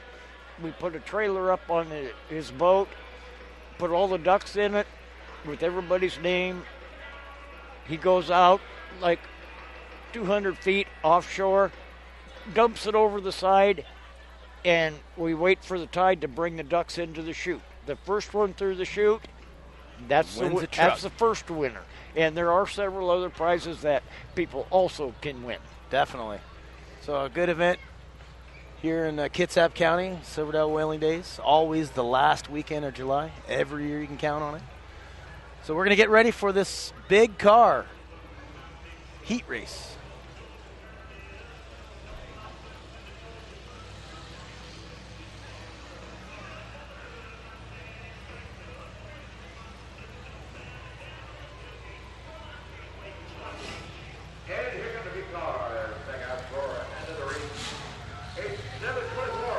It's the big car's turn for this heat race, led out there by the 724 Paul Nunez. Donovan Burr, the 23 outside. And we have Rodriguez in the 28. We have Dan Pies in the 15. 007, Adam Amwet. And the 7, the animal, Jim Harp. And bringing up the back row on the inside is Dave, the Hook Hero, and Bria Steele outside in the last spot. This will be an 8-lap oval race. Nice tight lineup. Green flag. There goes Donovan Burr, the 23. Is this his race? He's got Pies and Rodriguez chasing him down. Oh, Pies gets spun around big time. Donovan's out in the lead. He got away from Nunez right off the get-go. It looks like Nunez didn't get into it quite fast enough. Opened up the door for Burr. There's everybody chasing Donovan Burr, the 23, your leader. Nunez, the 724, is in second. Tire 2 is way outside of that wall. Bria gets taken out by Amwet, and the Hook is in there. The Hook Suburban seems to be running pretty good. We have Rodriguez running third. We got Nunez trying to catch Burr. We've only got so many laps left to do it, and I don't think he's got the capability. Burr gets by the inside. The 23, Donovan Burr, is your leader. 3 laps to go. Second place is still Nunez in the 724. Over a half a lap down. Oh, Nunez goes around because of Dave, the Hook Hero, which now took second place, but he's over 3/4 of a lap down from the leader. All right, Donovan Burr's just got to keep it clean. The 23, there's the lap guys trying to get back in it. Hook is second, and Pies is third. And right into the picture coming soon will be Burr. There's Donovan, the 23. White flag is out. We have 1 lap to go. We have Dan Pies just took second place away from the Hook Hero, but we have Donovan making the last 2 corners. He is going to take the checkered flag. Donovan Burr into victory lane. The 2-3 gives us a little donut and a well-deserved win.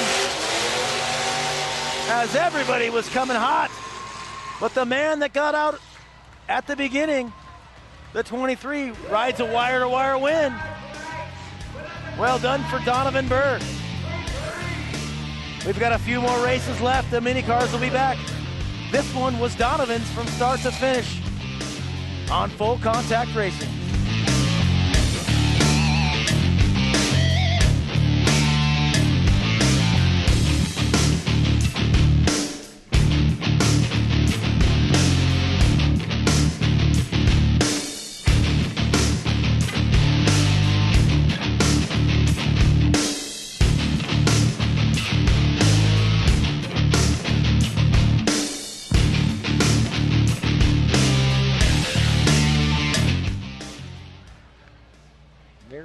Mr. Burr, Donovan standing out there with Pinky, which they're doing an interview, which you'll be able to get on the disc later. But he's standing there waiting. We have our trophy vehicle coming out, and he is ready to get his iron.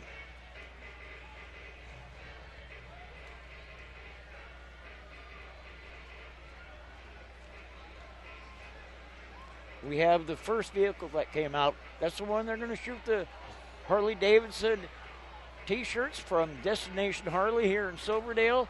At the same time, then Donovan is going to receive his trophy, and nice thanks from the trophy girl.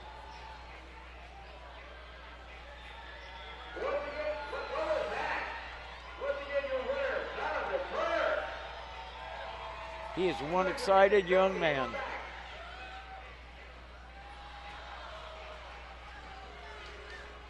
The good part about the Burr cars is he gets in it, starts it up, drives it away.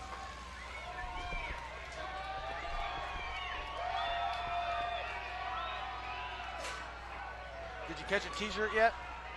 No, they won't shoot it at us. That's what I need to get. Go grab yourself a piece of Papa John's pizza. I just got me a couple pieces of pepperoni. Papa John's out of Silverdale. Keeping me nice and fed tonight. Thanks, guys. Track guy's going to adjust that tire. And then we've got the minis coming back for their third heat race.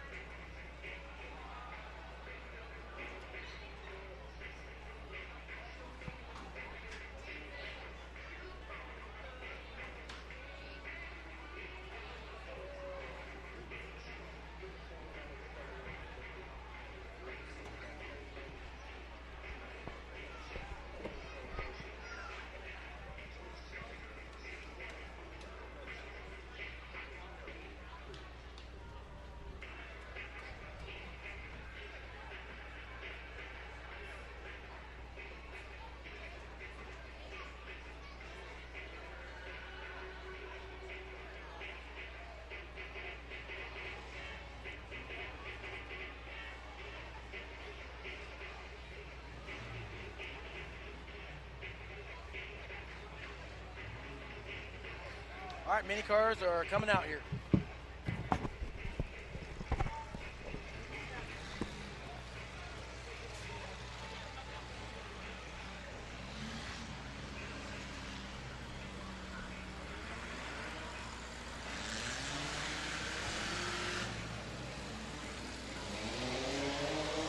All right, the minis are back. It's going to be a heat race. 8 laps on the pole. The 268. That is Ryan Garrison. Outside of him, Justin Hart, the 96. Steve Morgan, the orange 35. 513, Dan Garrison. Jordan Perez back there in the 169. We should also have the Jack Bono Jr., the 75. The Markowick, that's Don, the 140. 141, David. Here we go. Green flag is down. And Steve Morgan again hits the nitro on the inside. Takes the lead. Steve shifts gears coming into turn 3. Look out, he's got a license to fly. Pattern is full. Steve is gone, baby. Well, we're looking maybe the 268 might have a chance if Steve messes up. Unfortunately, with knowing Steve's history, it ain't gonna happen. Yeah, the 268, Ryan Garrison, staying right with Steve. The lap traffic is getting thick in front of Steve. Let's see if Ryan can take advantage. Starting to see the first little bit of dust in a while. Speaking of dust, Morgan just dusted 2 guys on the inside. And now he's got some space between him and Garrison. There's Steve keeping that. He's right at a lap ahead of Garrison right now. Keeping that orange 35 high and tight to the tires. All right, here's a battle back in the field. That's the Marwick boys, Don and David. Switching spots. Steve is going to the inside of Hart. Pulls the e-brake. Shortest way around this track is keeping it tight to the tires, and he's doing a fine job at that. Oh! Marwick gets a Morgan. He just wants to drive through Marwick right now. All right, so Steve, it's the white flag. Him and Marwick are stuck together. Somebody put some water on those guys. Morgan pushing Marwick across. They're still stuck. Morgan does take the checkered flag, but he implanted himself surgically into the back of Don Marwick's 140, and they hung together for a lap, almost kind of like a chain race. Well, I think they're going to have a Chico-ectomy. Now they look back. They're trying to get it going. There we go. There they go. He went left, he went right. Morgan went right to victory lane again. That is his third win for the night. It is. Next up is going to be some reverse heat races on full contact racing here at Thunderbird Stadium.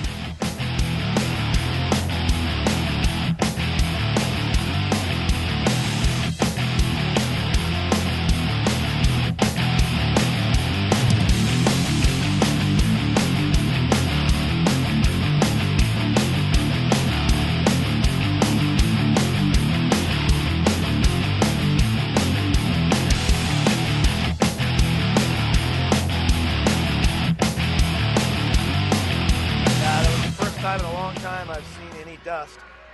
Well, you can see Steve Morgan out, checking out his car, looking to see what damage he may have done when he got hooked up into Marwick. Yeah, looking at the bumper, it's definitely tweaked up a little bit. It's kind of hard to tell really what kind of car that is, but knowing Steve, I'll bet you it's a Toyota. Usually they are, but I think he does run for race cars, it looks like a Honda front-wheel drive action. Prelude, maybe, or... Yeah, it's just another race rocket. 4-cylinder, front-wheel drive, that's the mini car class. It is exciting, though. A lot of the trucks are rear-wheel drive. And then you do see some of the Celicas and whatnot. But as you notice, one thing that Steve does with his, like I mentioned earlier, he's got those, what we call wannabe spares, which are the small tires because it doesn't take as much room up in your car. So that way, when you put those on the back of that and you get hit, you have a lot more room for your tire and it has less chance of getting stuck. Definitely. Another little shot load here. The old t-shirt cannon. Reverse heat is on deck. Now, I haven't really been counting, but do you think anybody in the crowd had been counting how many t-shirts that they have actually shot? I don't think so. They're too busy trying to win one. I probably couldn't win one if I went down and bought it. Well, if you bought it, you wouldn't be winning it, right?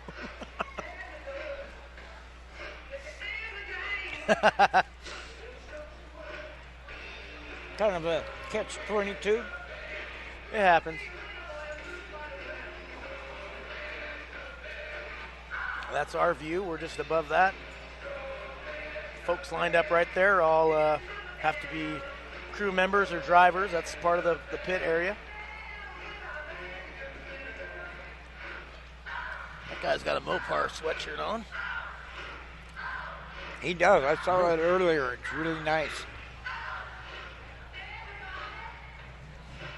So the full contact racing portion of the evening is coming to a close. But I see a lot of action back in the pits. A few more cars getting ready for the finale. Here we go. This is going to be our back moments.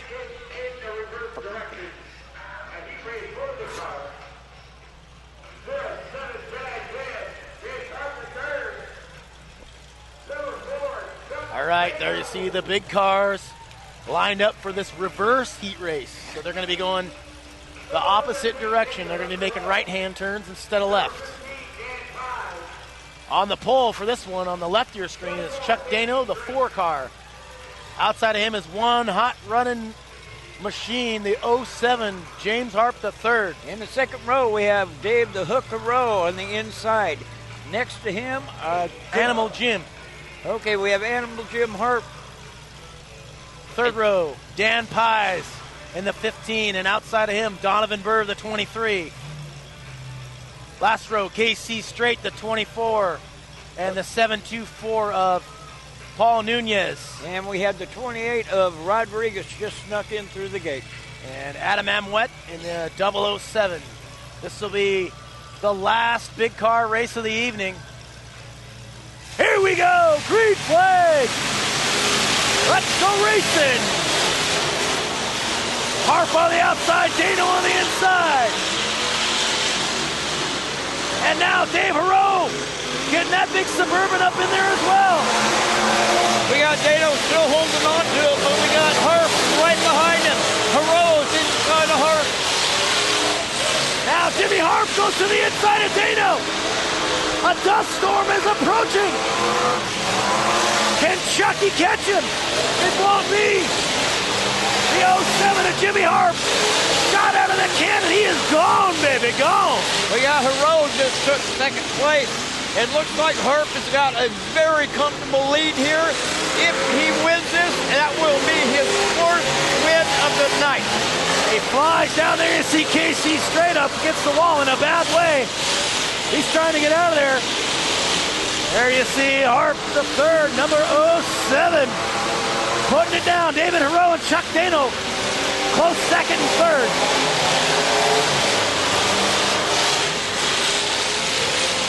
Okay, we have James Harp the third. He's got about 2 laps to go. Can Haro and Dano catch him? At this point, it doesn't look like it.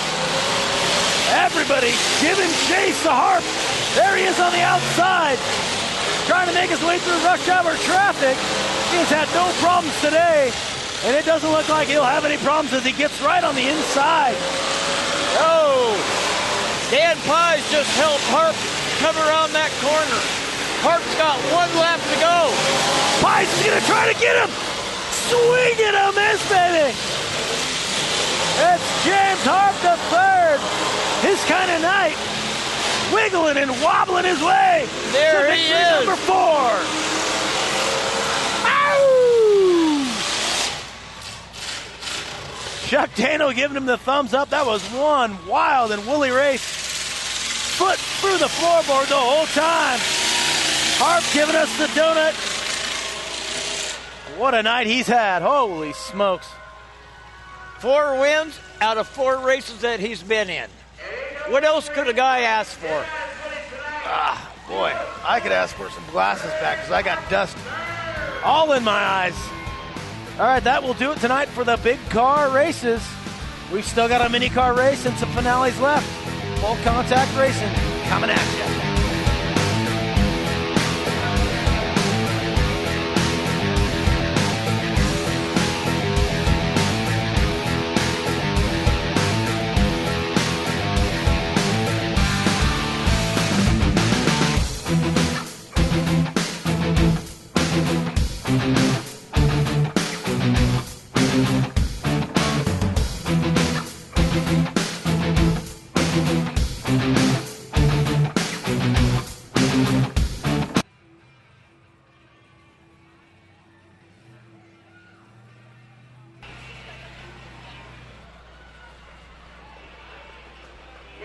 Seen a lot of action tonight in the winner's circle as Harp.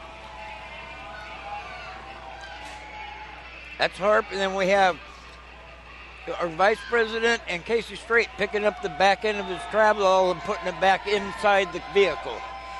Yeah, he's got a lot of work to do there, as there is nothing left at the back of that one. But knowing Casey, he'll put a little bubble gum on it, maybe a little dirt, he'll bring it back.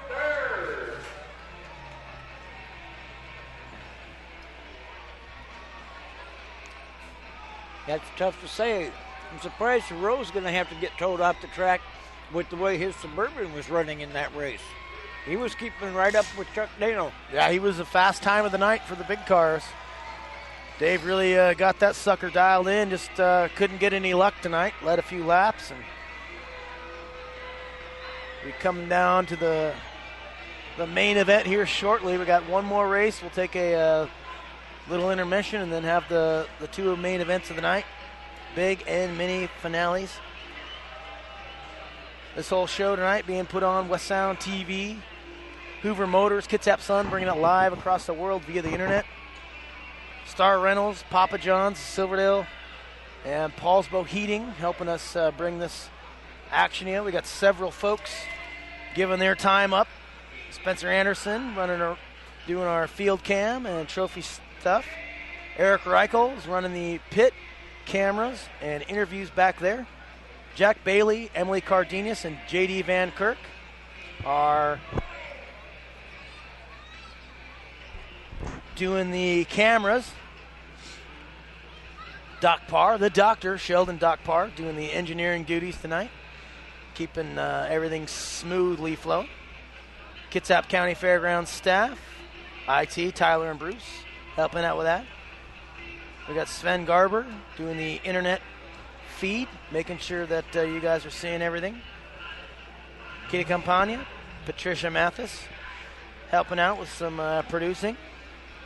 J.D. Van Kirk, kind of doing a little everything tonight. He's running camera.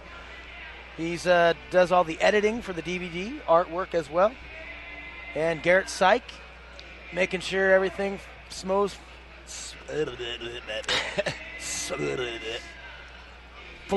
smoothly, which that didn't. Garrett making sure everything flows smoothly by producing this and directing it.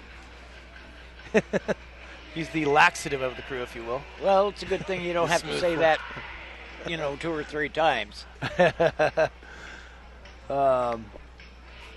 Again, 3 more events for the KDDA this year. Look at Casey's truck, man. They can't even tow it off. It's so ruined. I think that may be its last race, but I wouldn't put it past Casey. Oh, he'll make that thing into like a Sedagan type deal. Lay that top down in, weld it in. I wouldn't put anything past him.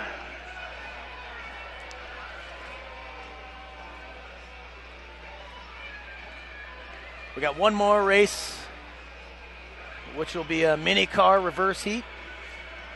And then we'll take a quick pause, and then we'll bring back the main events, which should be pretty exciting. We had mini car football. There's a lot of cars left for that. There was. We don't even have a car on the track yet, but I'm going to pick Steve Morgan to win this one. Steve, he's got 3 tonight. He's going to try to do what Jimmy Harp III did and pull home a 4-bagger. The Grand Slam, if you will.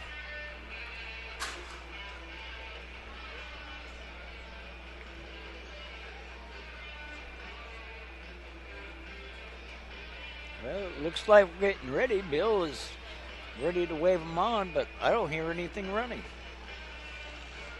Well, they're minis. They're usually pretty quiet, right? Oh, I heard a couple squirrels start. It's not like somebody's weed eating back there. My weed eater's louder than those. All right, they are moving their way. I do see the orange 35. It should be So the here we go. 198 of Knowlton. That is Matt Knowlton. Oh, here we go. Here we go. The car got up for our reverse heat race. No number 5, Matt Knowlton. All right, is the final mini car event of the night. This is going to be a reverse heat race. The yellow car there, the 198, Matt Knowlton. Outside of him, the 57 of Jack Bono Jr. Second row, number 96. Markwick. That is Justin Hart. We've got the 140 of Don Markwick behind him. Morgan in the back. And we're green. Morgan started out in the back. I picked him to win this, and he's already taken 3 spots away. Now he's going to take the 4th one.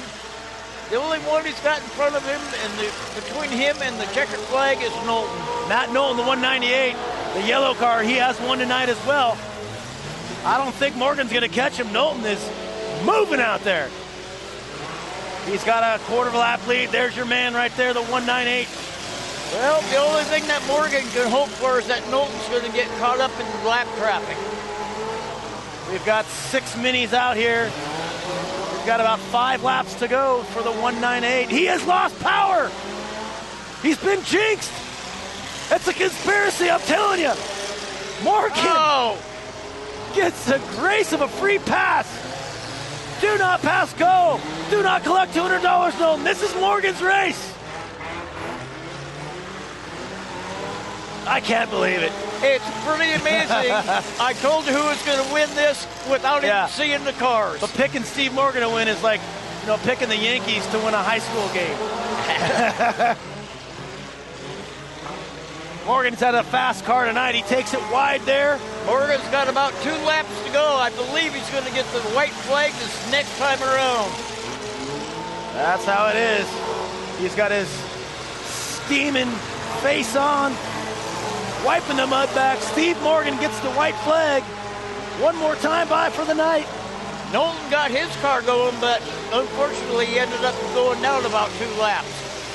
So Morgan has the door wide open, and it's coming around, and he's getting the checkered flag for the 4th time tonight. That's a 4-pack. It's a grand salami for Steve Morgan. He wins everything in sight. Get it out, baby. The Morgans are going to be having a party tonight. I can sense it. What a race, Steve Morgan. The Orange 35 winning this last race here, full contact racing, Whaling Days 2014.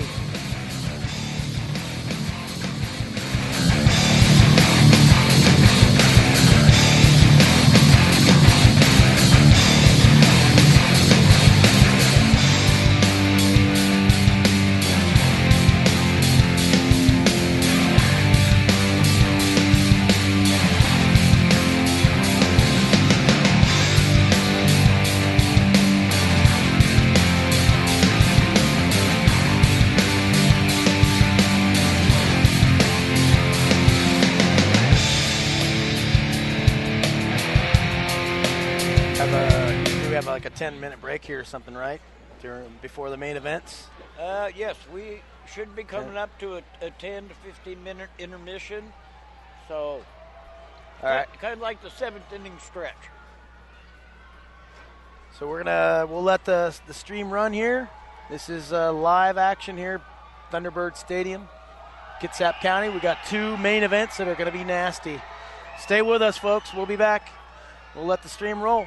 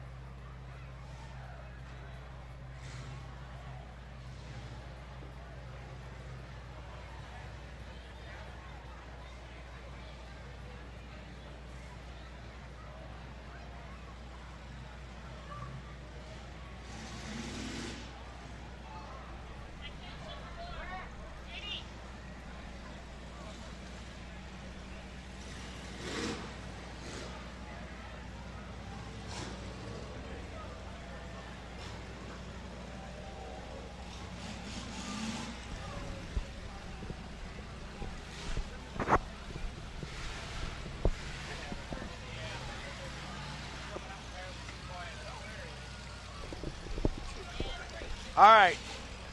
We're going to go with a Pitman race. These are the guys guys and gals that keep the cars running, do all the work, paint jobs, whatever. So We have Bria Steele's car out there. Jeremy Steele's the 78. Nate Enzer, the 147. The 15 of Pies. Dano, the 4. Mathis, the 122. Jim the Animal Harp car. These can be interesting because it's not the normal drivers. As you see already, 2 guys go round and round. Dano's car comes out of it. He fishtails it. There's 3 other guys smashing the back. Out in the lead is the 4 car. That's Dano's car. Now we got the 007 and the Harp number 7 coming in on the Dano car. Wow, they are just letting it fly out here. Chuck Dano's car, the 4 in the lead. Evelette 007 goes away.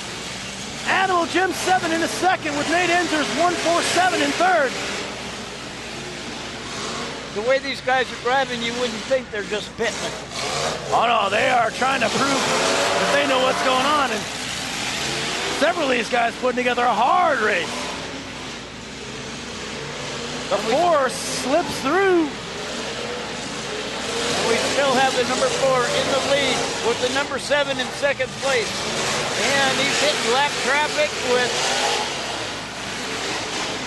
Dan Pies, but he did get by him, but lost a lot of ground. Yeah, this may be one of the wildest races of the night. These guys are just letting it hang. The 4 gets a little too much juice. Okay, that almost opened up the door for 7. We're on the last lap, and it's the number 4 with the number 7 in second place. All right, 4 goes way wide. Can the 7 come inside? This could get interesting. It's 4, it's 7. It is going to be number 7. Number 7 took it away from the Dano car. Well, I don't know. The judges were looking at the 4 there. I see him back there checking the lap sheets. Maybe the 7 got caught up. I don't know. We're going to have to wait and see what the judges say. They say the 4. It's official. It's official, but it looked more like the 7 in my opinion, but yeah, he may have lost a lap earlier on. That was a crazy race. Again, the Pitman race here at Kitsap County Fairgrounds on Destination Harley-Davidson night. We've got the main events coming up after this. We have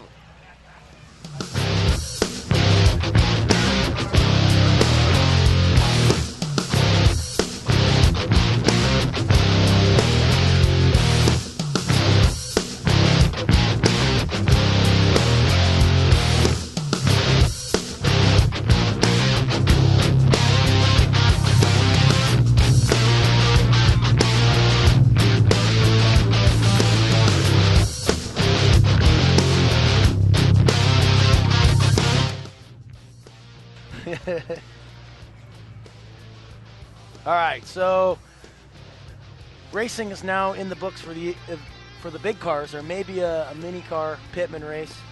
A couple more guys to thank. We've been talking about the guys from the Kitsap County Fairgrounds staff, Bruce Waterbury and Tyler Baker.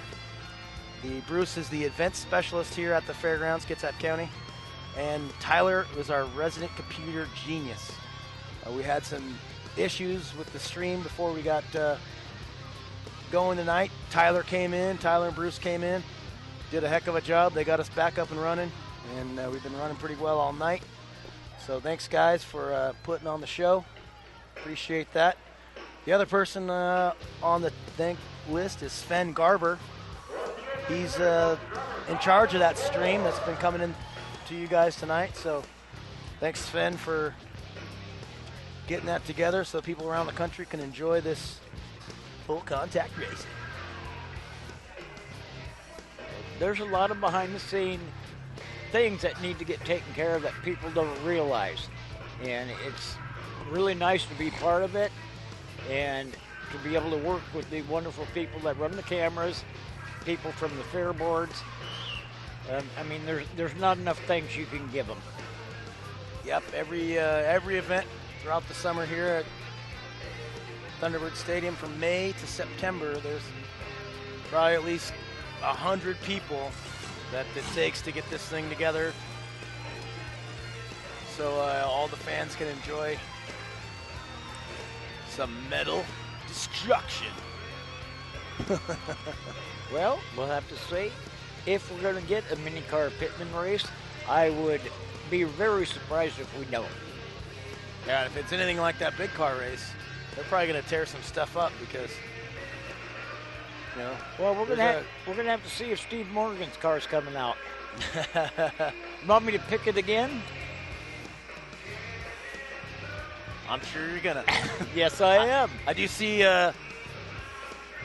Victor Trent Sr. down there waving it in, saying, let's go, let's go. So we're Yes, going to have it one is. more race.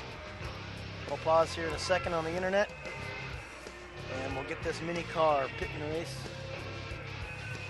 underway.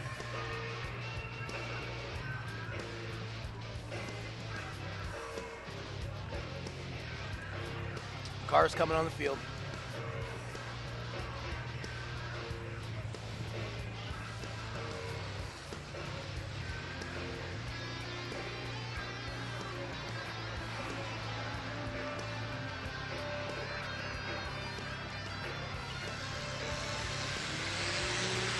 All right, it's mini car Pitman time. Yes. On the front row is the 140 and the 140. Exactly. So I guess we're going to have to put them together and make it a 280. Yeah. That's Don Markowick's cars, one of them being his finale car. Second row, again, these are the guys and gals that do the behind-the-scenes work. They get a chance to run it, one race a night. So it's not the actual drivers, but we'll call them by their driver's name. The 35, Steve Morgan's car. The 169 is Jordan Perez's car. And the 11 is Frank Morton's car. So we got 5 guys, 4 gals. We're going to be watching the flagman, and he's going to circle it up and bring these guys around. This will be the last race, full contact racing event of the night. We still got the finales left we've been talking about.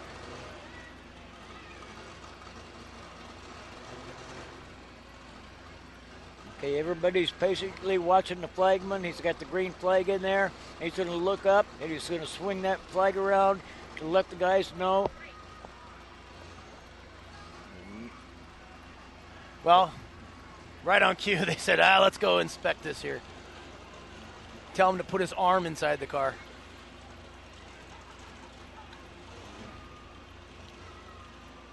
All right, just giving them maybe a little rules or something here. Let them know what the race is going to be. For some people out there, this may be their first ever race.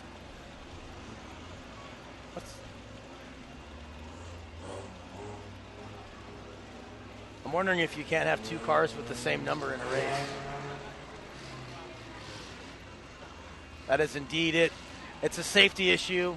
If you have 2 cars that have the same number and somebody gets hurt and they say, hey, go to car 140, they may go to the wrong one. I'm guessing that's why they left. So we're going to go down to 4 cars. It'll be 140, 169, 35, and 11. Could only be a 6-lapper since we got 4 cars, but Flagman's bringing them on, but they're not bunched up very good. Like Pat was saying, these guys probably haven't raced before. And we have the 35 car of Morgan out in the lead, as I called it earlier. If this car wins, that will be its 5th win tonight. And I see no reason why it shouldn't. As long as it keeps running. And did we jinx him? Oh, it looks like Morgan's car lost power. Oh, Missed the shift. He was up in too many gears. He wanted to make it competitive, actually. Oh, that just opened the door for the 169. That's Jordan Perez's purple car. Now we're going to see if the Morgan car can catch him. The car itself can. Can the driver guide it to victory?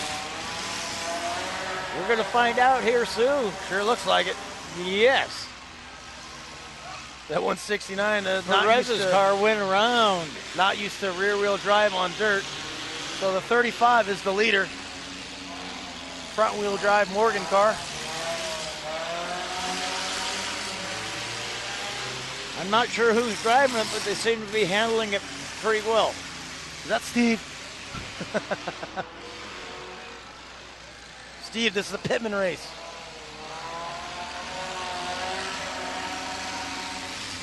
We have 1 lap to go for the Morgan car. He's just clear in tire 2. He has no worries as long as the car keeps running. Did you jinx him again? I think he can coast over the line now. Oh, he gets it back going. All right, the Pitmen are now done. That concludes our racing part of the program. We still got some finales after this.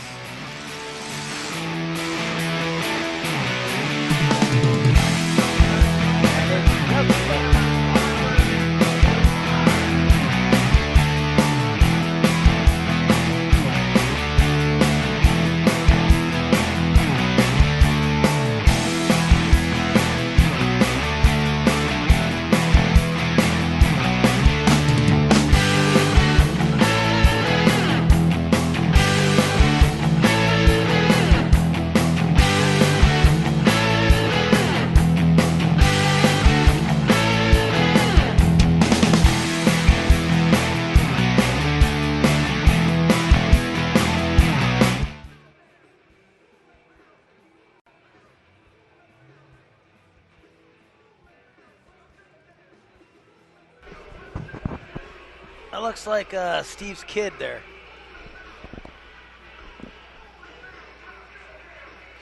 Well, it kind of looks Mike like Morgan. it. Yep.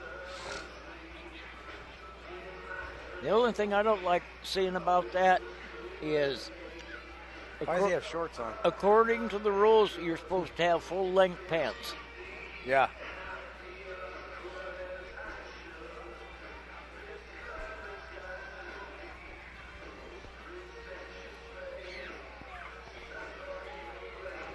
It appears that the judges are not being picky tonight because that would be signs for disqualifications.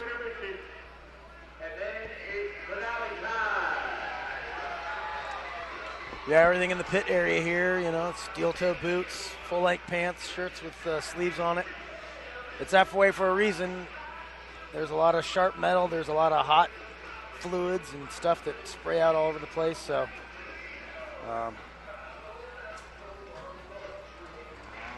be safe, Morgan.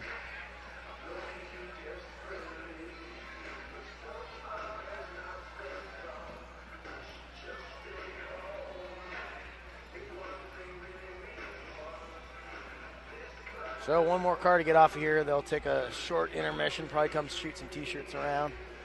And then we've got the 2 finals coming up. So.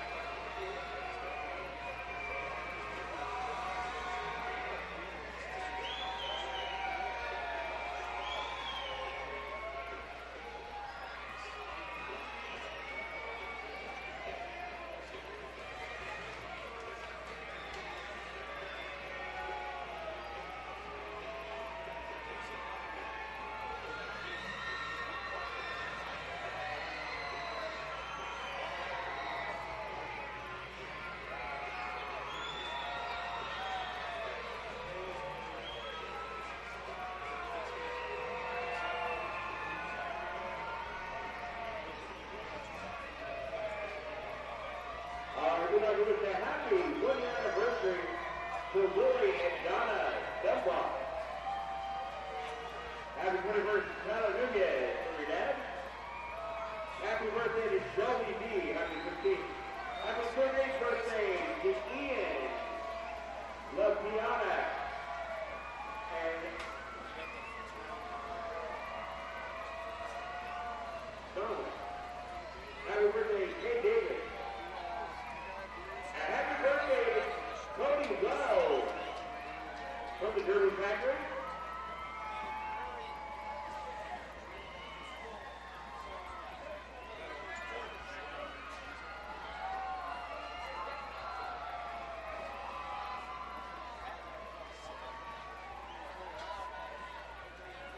All right, now they get down to the big animals. So they want to know who's going to make the most noise. Is there any vote in the cover grandstand?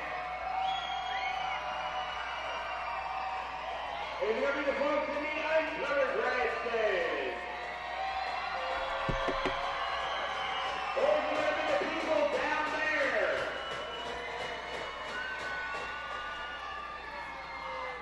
So one more time, let's go to the uncovered grandstand. Now let's hear for the covered grandstand.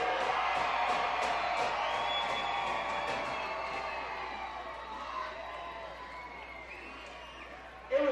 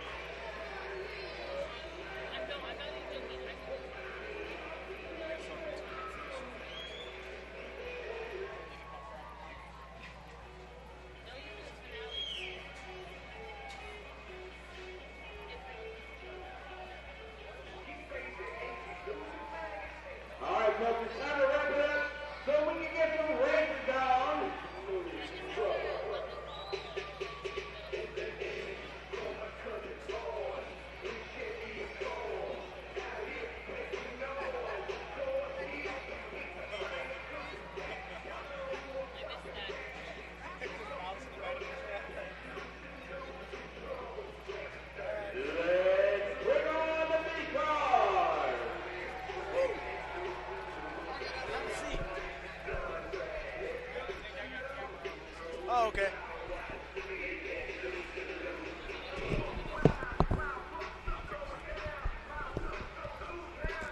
All right. It's finale time. Mini cars are warming up. Let's do it.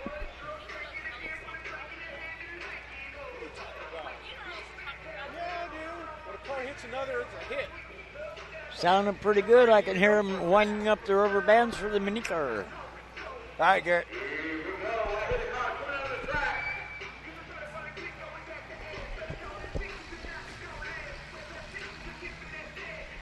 Ready?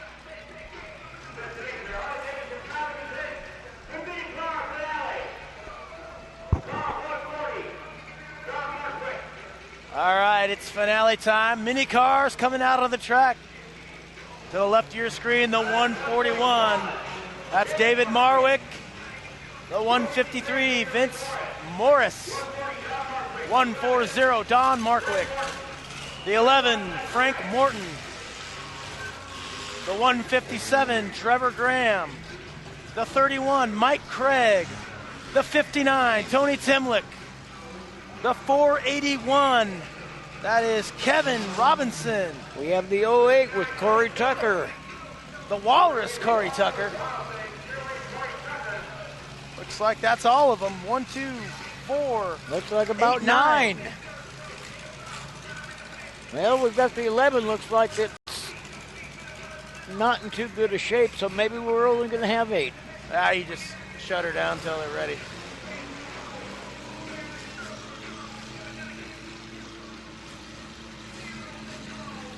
There's the flag on Corey Tucker's car. He forgot it at home, so he had to get a branch. That's old school. Been there, done that. So this is actual demolition derby. Last car running will be the winner. It's go time here. Whaling Days, Thunderbird Stadium. I'm looking for the 481, the little Tony the Tiger car. All right. Now who's going to get the first hit? They're running around and around. The Walrus getting a nice hit in there. There's Vincent Morris on Trevor Graham. Oh, Morris just took it head on with the 59. We got Craig. Is he going to take a hit there? And he almost hits the wall.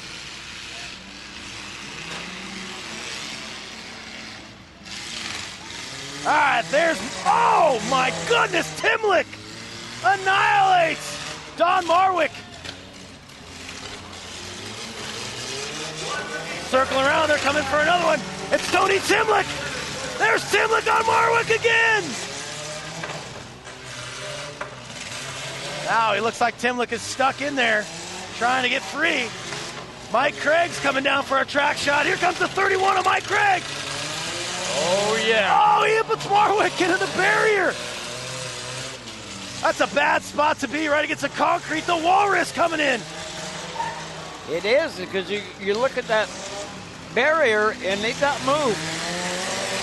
So it looks like 4 guys still going. It's Craig. It's Marwick. It's Timlick and Tucker. Oh, my goodness. Was that a door hit? Oh, an accidental door hit as he went through one and hit Morris right in the door. But that might have shook something loose because now Vince is going again. Yeah, now he's kind of moving around. Let's see if he can get it started before his timer's up. We got Craig just took the signboard off. Oh, that was 141. Yep, you see it laying in the middle of your screen. That's David Markwick. So we got 5 guys going. Craig is in hot pursuit of Timlick. Just a friendly little spin around. And Markwick head on. Yeah.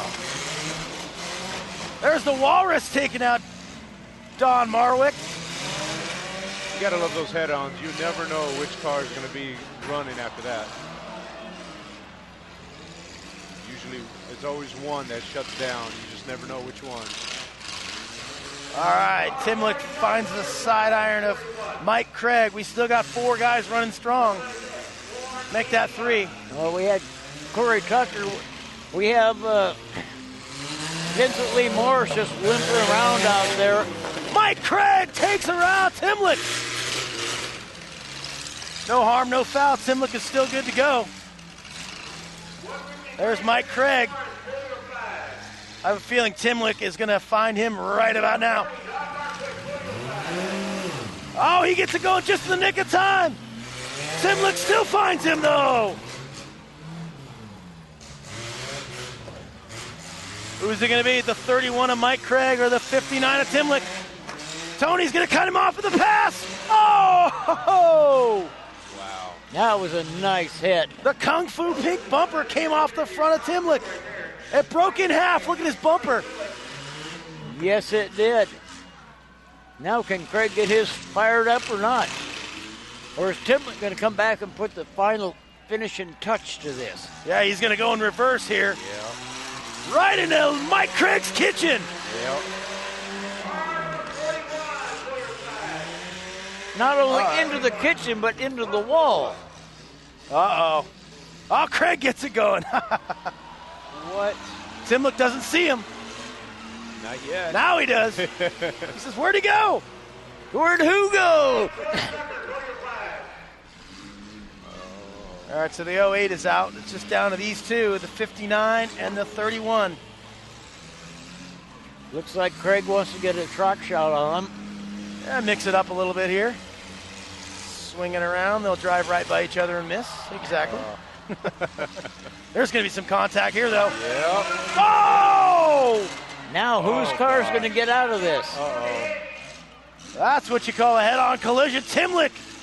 I think Craig is done. Yeah, I don't think he's going to get started after that one. Well, Timlick is losing his fire, too. They're calling it. They're calling it. It's There's the over. flag.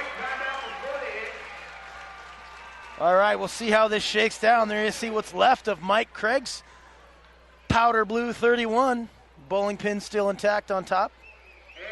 And there's your winner right there. Boy, he did some rearranging of that front end. Half a bumper left.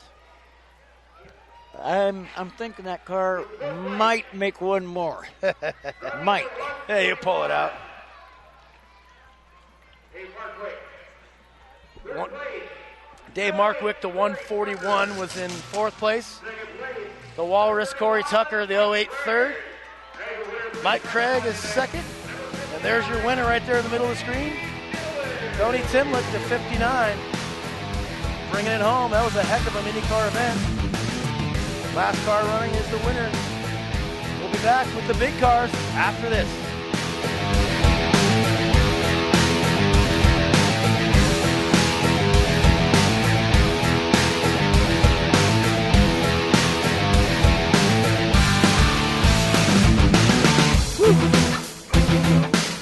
The 31 actually plays.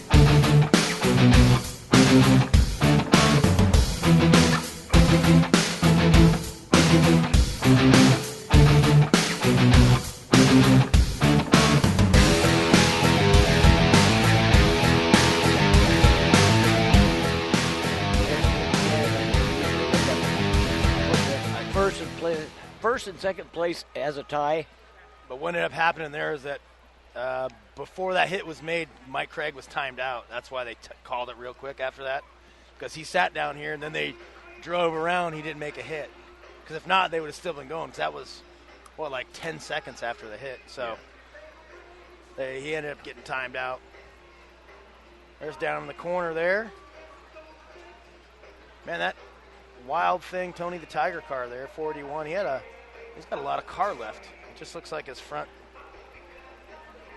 steering is all jacked up. It's kind of bent. I think it would have still been able to move, but I think he lost power. Yeah. Because there's a lot of other cars out here that look a lot worse than what his did. Yeah. That was a And heck still of a, running and hitting. a heck of an accidental driver's door shot, too, by, I want to say it was the 141. It was the 141 that did an accidental door shot into the 153 of Morris's.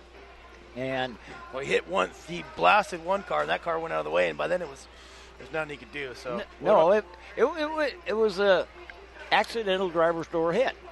The good thing is nobody was injured. Yeah. Yep. That's why we have side irons.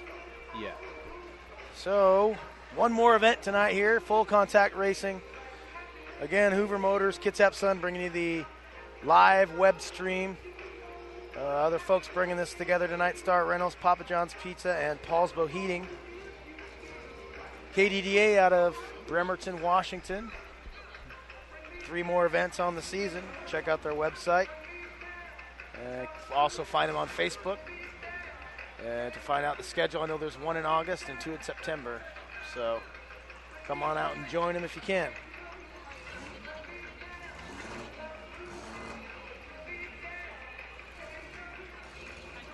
I believe the one in August will be at the Kitsap County Fair. It should be on the Sunday. Yep, somewhere around the 20-something of August. Last day of fair. Yep. Easy way to remember, last day of fair. And that's going to be a Sunday. Yeah. As it always has been. I remember when I first started coming to this fairgrounds, none of these seats were here. This used to all be a wooden grandstands, and it ran from down there all the way to there. And it had like a boardwalk at the bottom of it. You could walk all the way around. Huh. Well, I've only been here for the past about 7.5 years. And actually have been actively coming to these about 4 years. So I know some changes, like my photographer's perch over there that used to come down with the stairs. That got taken out when we had the Canadians come down and race against us and everything, and they ran 3 cars right into my little perch there and tore it to shreds while I was standing on it. So I know of that change. Well, that makes you might not want to stand there. It was the best shot. It was the best way to get the perfect shots all throughout the field. They took it away from me. These darn Canadians. So now, have you been over there on this perch then? Yeah, I'm still using what's left of the perch. It helps until, of course, the dust kicks up. You know, when the track gets dry, you get a dust cloud, and then there goes all my photography equipment. It gets covered up in dirt and dust, and I have to spend some time cleaning it before I continue. Well, what we did when there was a friend of ours, Eric Racing, we had Pat and Sven on our time trials on Tire 1. We put a pole in inside the tire, and we had the GoPro. Oh yeah, filming that. Yeah, and I know y'all used to have a GoPro right there at the entrance exit of the track. I used to remember seeing that posted up over there, and I know some of the drivers, they use their personal GoPros, and they'll bring them up here for our production to use every once in a while. And we appreciate that, because that's an extra camera. Oh, you bet it is. I mean, we've done that, and we've got some of mine. I mean, it was like one time I hit a tire over here, and we had the GoPro in the car, and I hit it, and you go up, and it's like, and so they get to see what you see. Oh, everybody could see that, but the way they edited it, you could see the car going up, and then you get a shot from one of your cameras, and then they put it back in, and so they did a real good job with that. But it's a lot of fun, because, like you said, people that have never done this, they can't imagine really what it's like inside that car. Yeah, I've got to experience it once, and of course I got to drive on probably the rainiest, muddiest day ever in their race. And this is back when they had the huge ruts in turns. What is that? Turn 1 and 3. 1 and 3. And that's when they had the huge ruts. And it was just remembering where they were so you can avoid them during the turn. And of course, me, the rookie driver, I get stuck in turn 3's rut at the end. But the race was already over, so I didn't feel quite as bad. I came in third. But there's nothing there protecting them from dirt, rock, mud. It covers their visors. You know, you just gotta. These guys, they know the track so well. They don't need as much visual aid as someone like me would. Right. You know, when you're a novice versus a professional, yeah, it's a big difference. Because I noticed that a lot of those guys, they take one glance at the tire, and the rest of the time they're looking to see who's around them. And then by the time they turn back to the tire, it's already time for them to turn, and they're already turning most of that. Well, right down where the perch is that you use, that's where the cattle chutes used to be. And they weren't down here. Oh, yeah, I could see where it would be. In one race, I had a brand new car. I was in a trophy dash. It was probably the second lap. I was leading coming around tire 4. The brand new white car, I rolled it. And I thought, all I could say was, oh my God, the cattle chutes. And actually, the car landed back on its wheels. It was still running. I put my foot into it. We never stopped the race. So I rolled it wheel to wheel. Yeah. And ended up winning the race. And the neat part about it was, like I said, it was a white car. There wasn't a dirt mark on top of it. And speaking of rollovers, that's the one thing I really miss. I remember, when I first started coming here, when they started doing rollovers, it was probably one of the things I made sure I was out here in the stands to watch.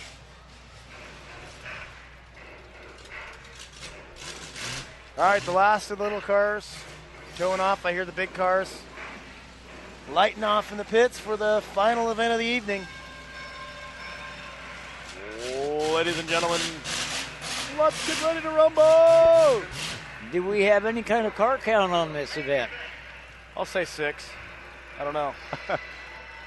Didn't they have 11 cars out here in the previous race? And I don't know how many finale cars are back there. That's true. Not all of them participate in the finale. Yep. Well, back in the day, it used to have so many cars out here that when they had quit, the other cars had a hard time driving around them. I mean, I'll bet you they had 25 to 30 cars in this arena. It wasn't that long ago we had them that way, too. We had 30-some for that charity cancer derby. Wow. Oh, yeah, but I forgot to tell you, I said back in the day, that's when we were running 55 holes. All right, here we go. Going black.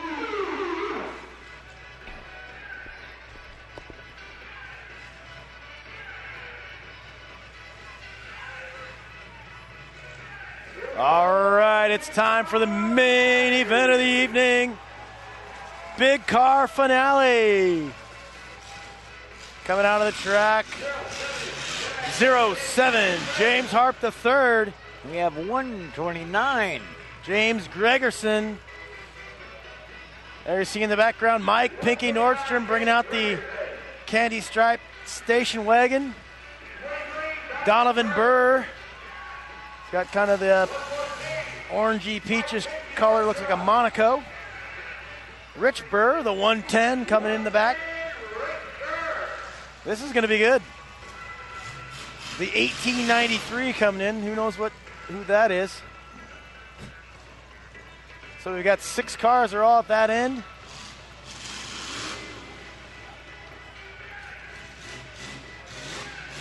Whoa. There you see Rich Burr's 110 on the yellow signboard there. There's Donovan Burr's 23 right next to him. To the right of that, you'll see Pinky Nordstrom in that wagon.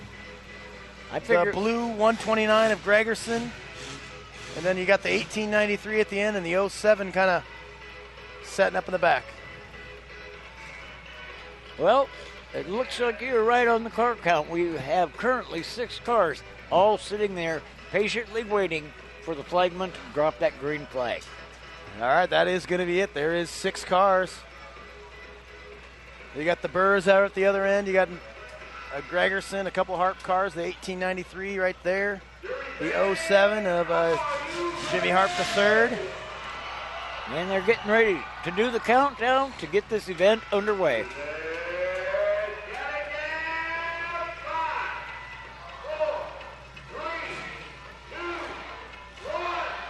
Hit somebody! Let's see who's going to prevail on this one. We have the two Burr cars. All right, slow getting going here. We have Gregerson. Gregerson's got a fresh one. 23 got the first hit. Gregerson's hiding behind the tires. There's Jimmy Harp getting into Rich Burr, and then Donovan coming in. 129, James Gregerson narrowly avoids contact. There's Pinky. We're going to have to see what Pinky's going to do with that wagon. He said he's already raced it a couple of times and figured he's going to finish it tonight.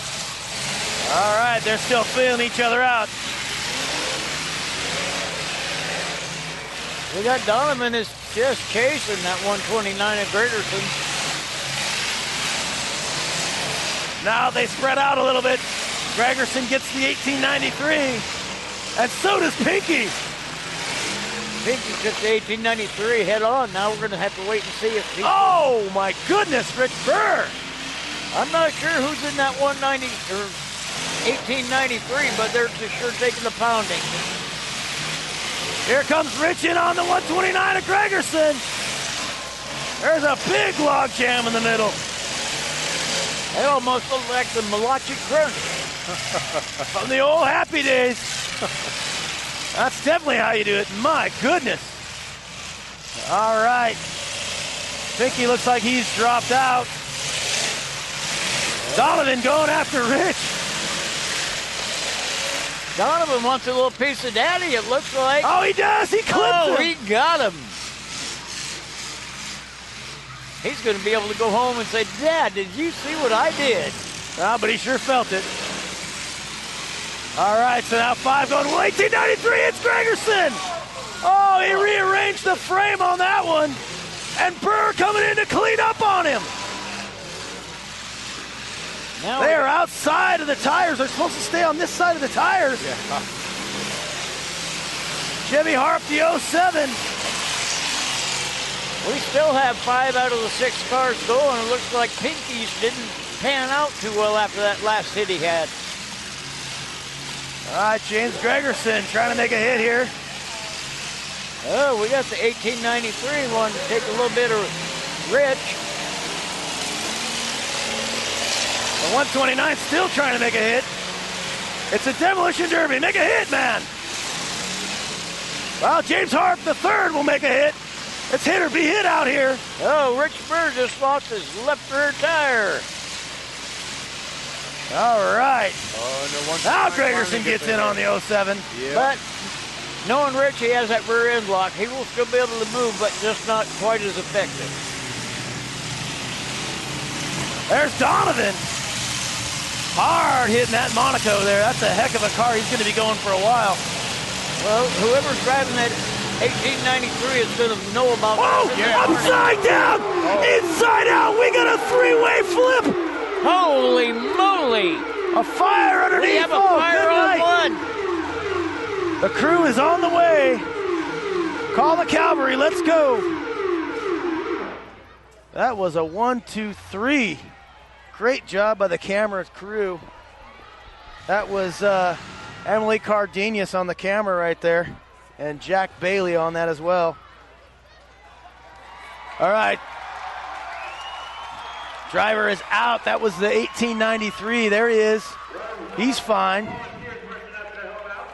His night just got a little more exciting. Holy Moses. I believe Donovan was involved in that. Yep, he went over. And then you also had Jimmy Harp, the third, the 07 in that mix as well. Once the smoke clears, we'll be able to tell a little bit more of what it looks like. Well, they're bringing a tow truck out so they can upright these cars and get them out of the way. That way, I believe we're going to have Rich Burr and Gregerson to finish up the finale. Look at the war zone down there. The good part is we're not looking at ambulance. Yeah. Looks like a mortar went off or something. The smoke just coming out. Fans got a good view of that one. Probably looks like the Gaza Strip. Yeah. Well, at least one guy, that is, I believe, the 07 of Jimmy Harp the third is on his side. That was that 1893 car who's upside down right there that had the fire. And then behind that is Donovan. Yeah, the 1893 is what caused James Harp III to kind of flip over to the side. He went up over him. Car never really got its balance. It just tipped over the side. Okay, we can't see Donovan's car, but it also went over? He made the initial hit, I believe. It was kind of a three-way action there. I think I can see Donovan's signboard from here. Oh, yeah, he's fine. There he is on the left of the screen. So Donovan went up. I think he got on two wheels. Ended up bringing it back down, so he's okay in the back. The 1893, it's toast. Yeah, that sucker was. It's the issue right now though with him is he's upside down and potentially leaking fuel everywhere. So they're going to have to peel off the 07 and then write the other one there. This may take a little while. We may step away here while they cut through this. We're going to keep it live. Got some nice footage here. Man, that sucker has seen better days. All right, so they're going to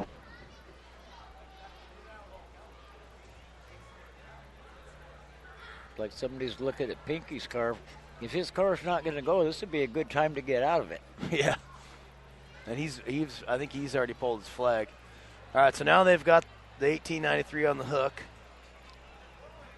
It's like dragging a dead body around. Upside down, the roof has got to be just digging in there.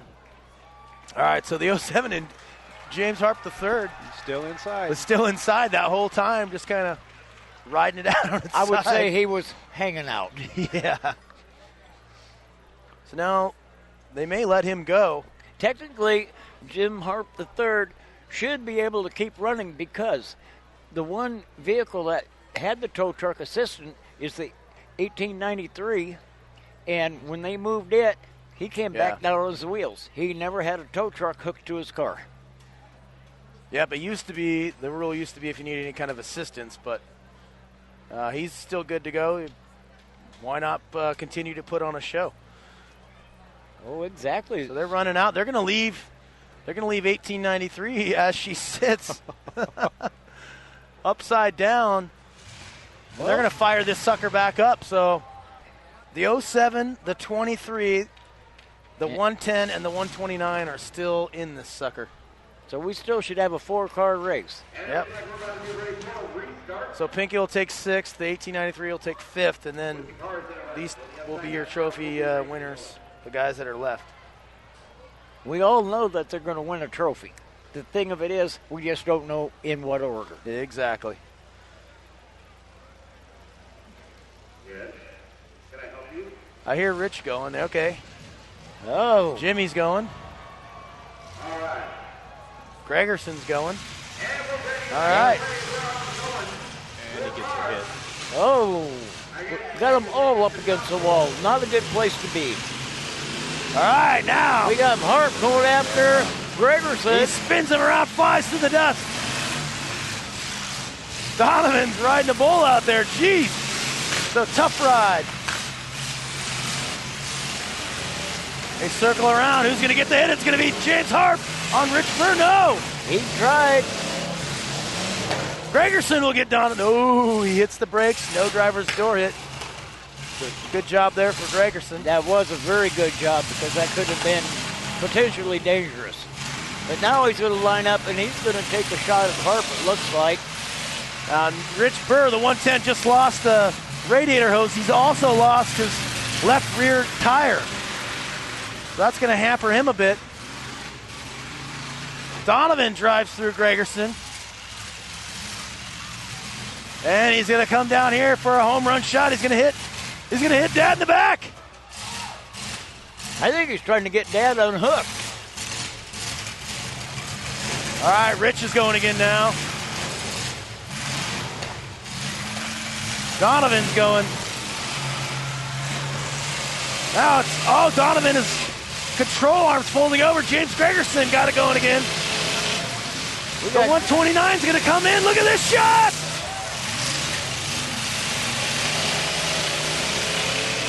There you see Gregerson and the Burrs. Rich Burr.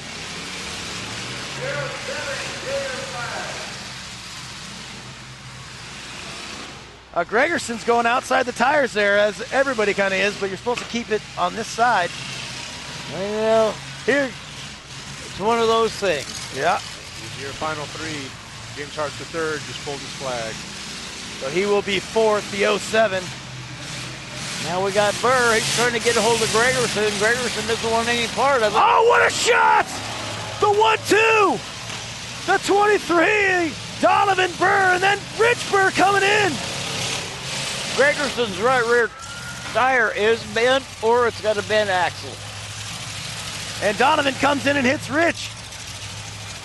Oh, Rich is not. Oh, Donovan could have had a shot on Dad. Yeah. They are getting hot now. Donovan's front has seen better days. So the final three, it's the 129, the 110, and the 23. 129 resets his counter. That's James Gregerson. It looks like Donovan's having a little bit of a tough time turning this. Yeah, his left control arm is just now folded over completely. Oh, he lost the whole tire and everything. Out. Rich is trying to get it out. Looks like he may be stuck. I think Donovan's pretty much done. Now we'll have to see whether Gregerson can get it going. Oh! They're both good to go. Gregerson seems like he can't get the thing fired up, but there it goes. It's running hot. We still have 3 to go. All right. Now he's going to put him in there. He takes Dad around. Donovan does. He puts it right into Gregerson as well. It's the point in the event where they're running hot. They try to keep them tight. Gregerson, the 129, is on the clock. He's puffing out black smoke. He's got a lot of fuel in it. Can't get it fired up. And there it goes. Gregerson's back. He's got to make a hit. He's got to be low on time.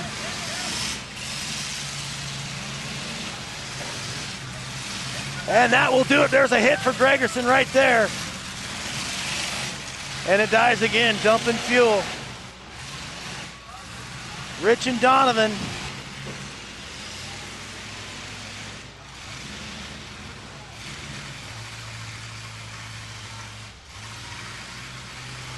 Donovan's still moving with that right front tire missing.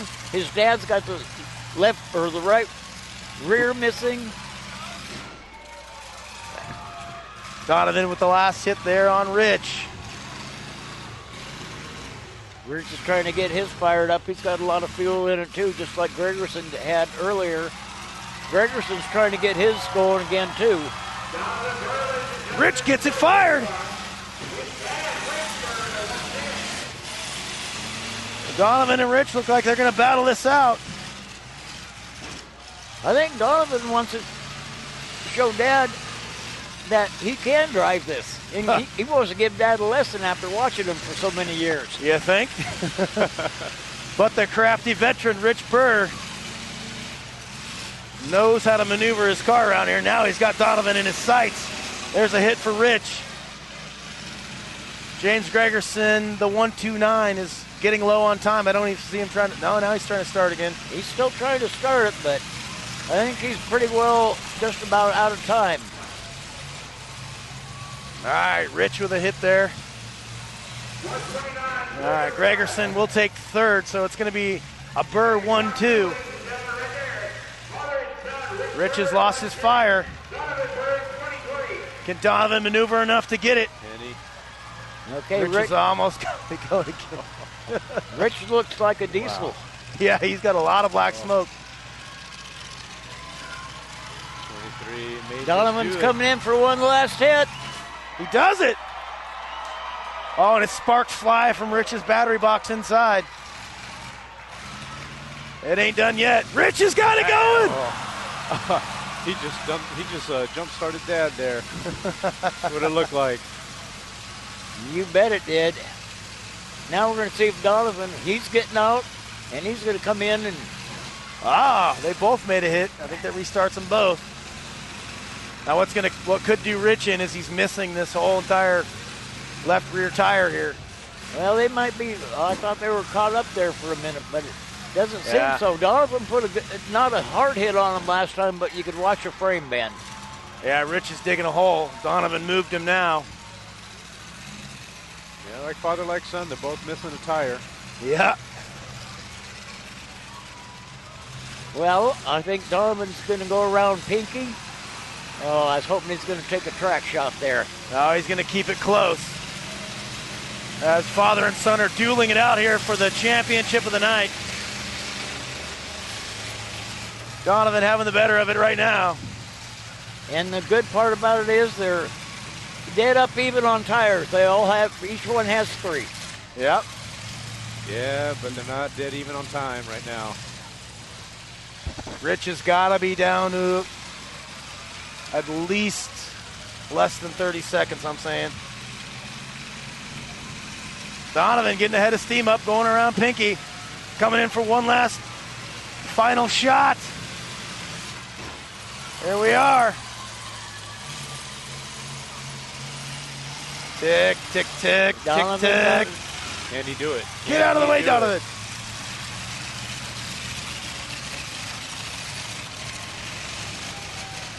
Rich is trying to give it everything he can to get it going forward, but he's in a hole now. And there it is. Official. It is Son taking the win. What an event. 6 cars dueled it out. Burrs came out 1 and 2, and they were going after each other the whole time. Donovan winning. Rich second. The 129, James Gregerson was third, and Jimmy Harp the third. The 07 was fourth. And then we had the 1-8-9-3 upside down and Pinky over there. That was a good end to a great night of racing. Yes, it was. We had the Burrs come in first and second in the main event. Dad went over and gave Donovan a hug. Couldn't have ended up any better for him. Sort of a win-win. All right, that's it tonight for us here at Full Contact Racing and the KDDA. We appreciate you guys sticking around and watching the action. We'll see you at the next race.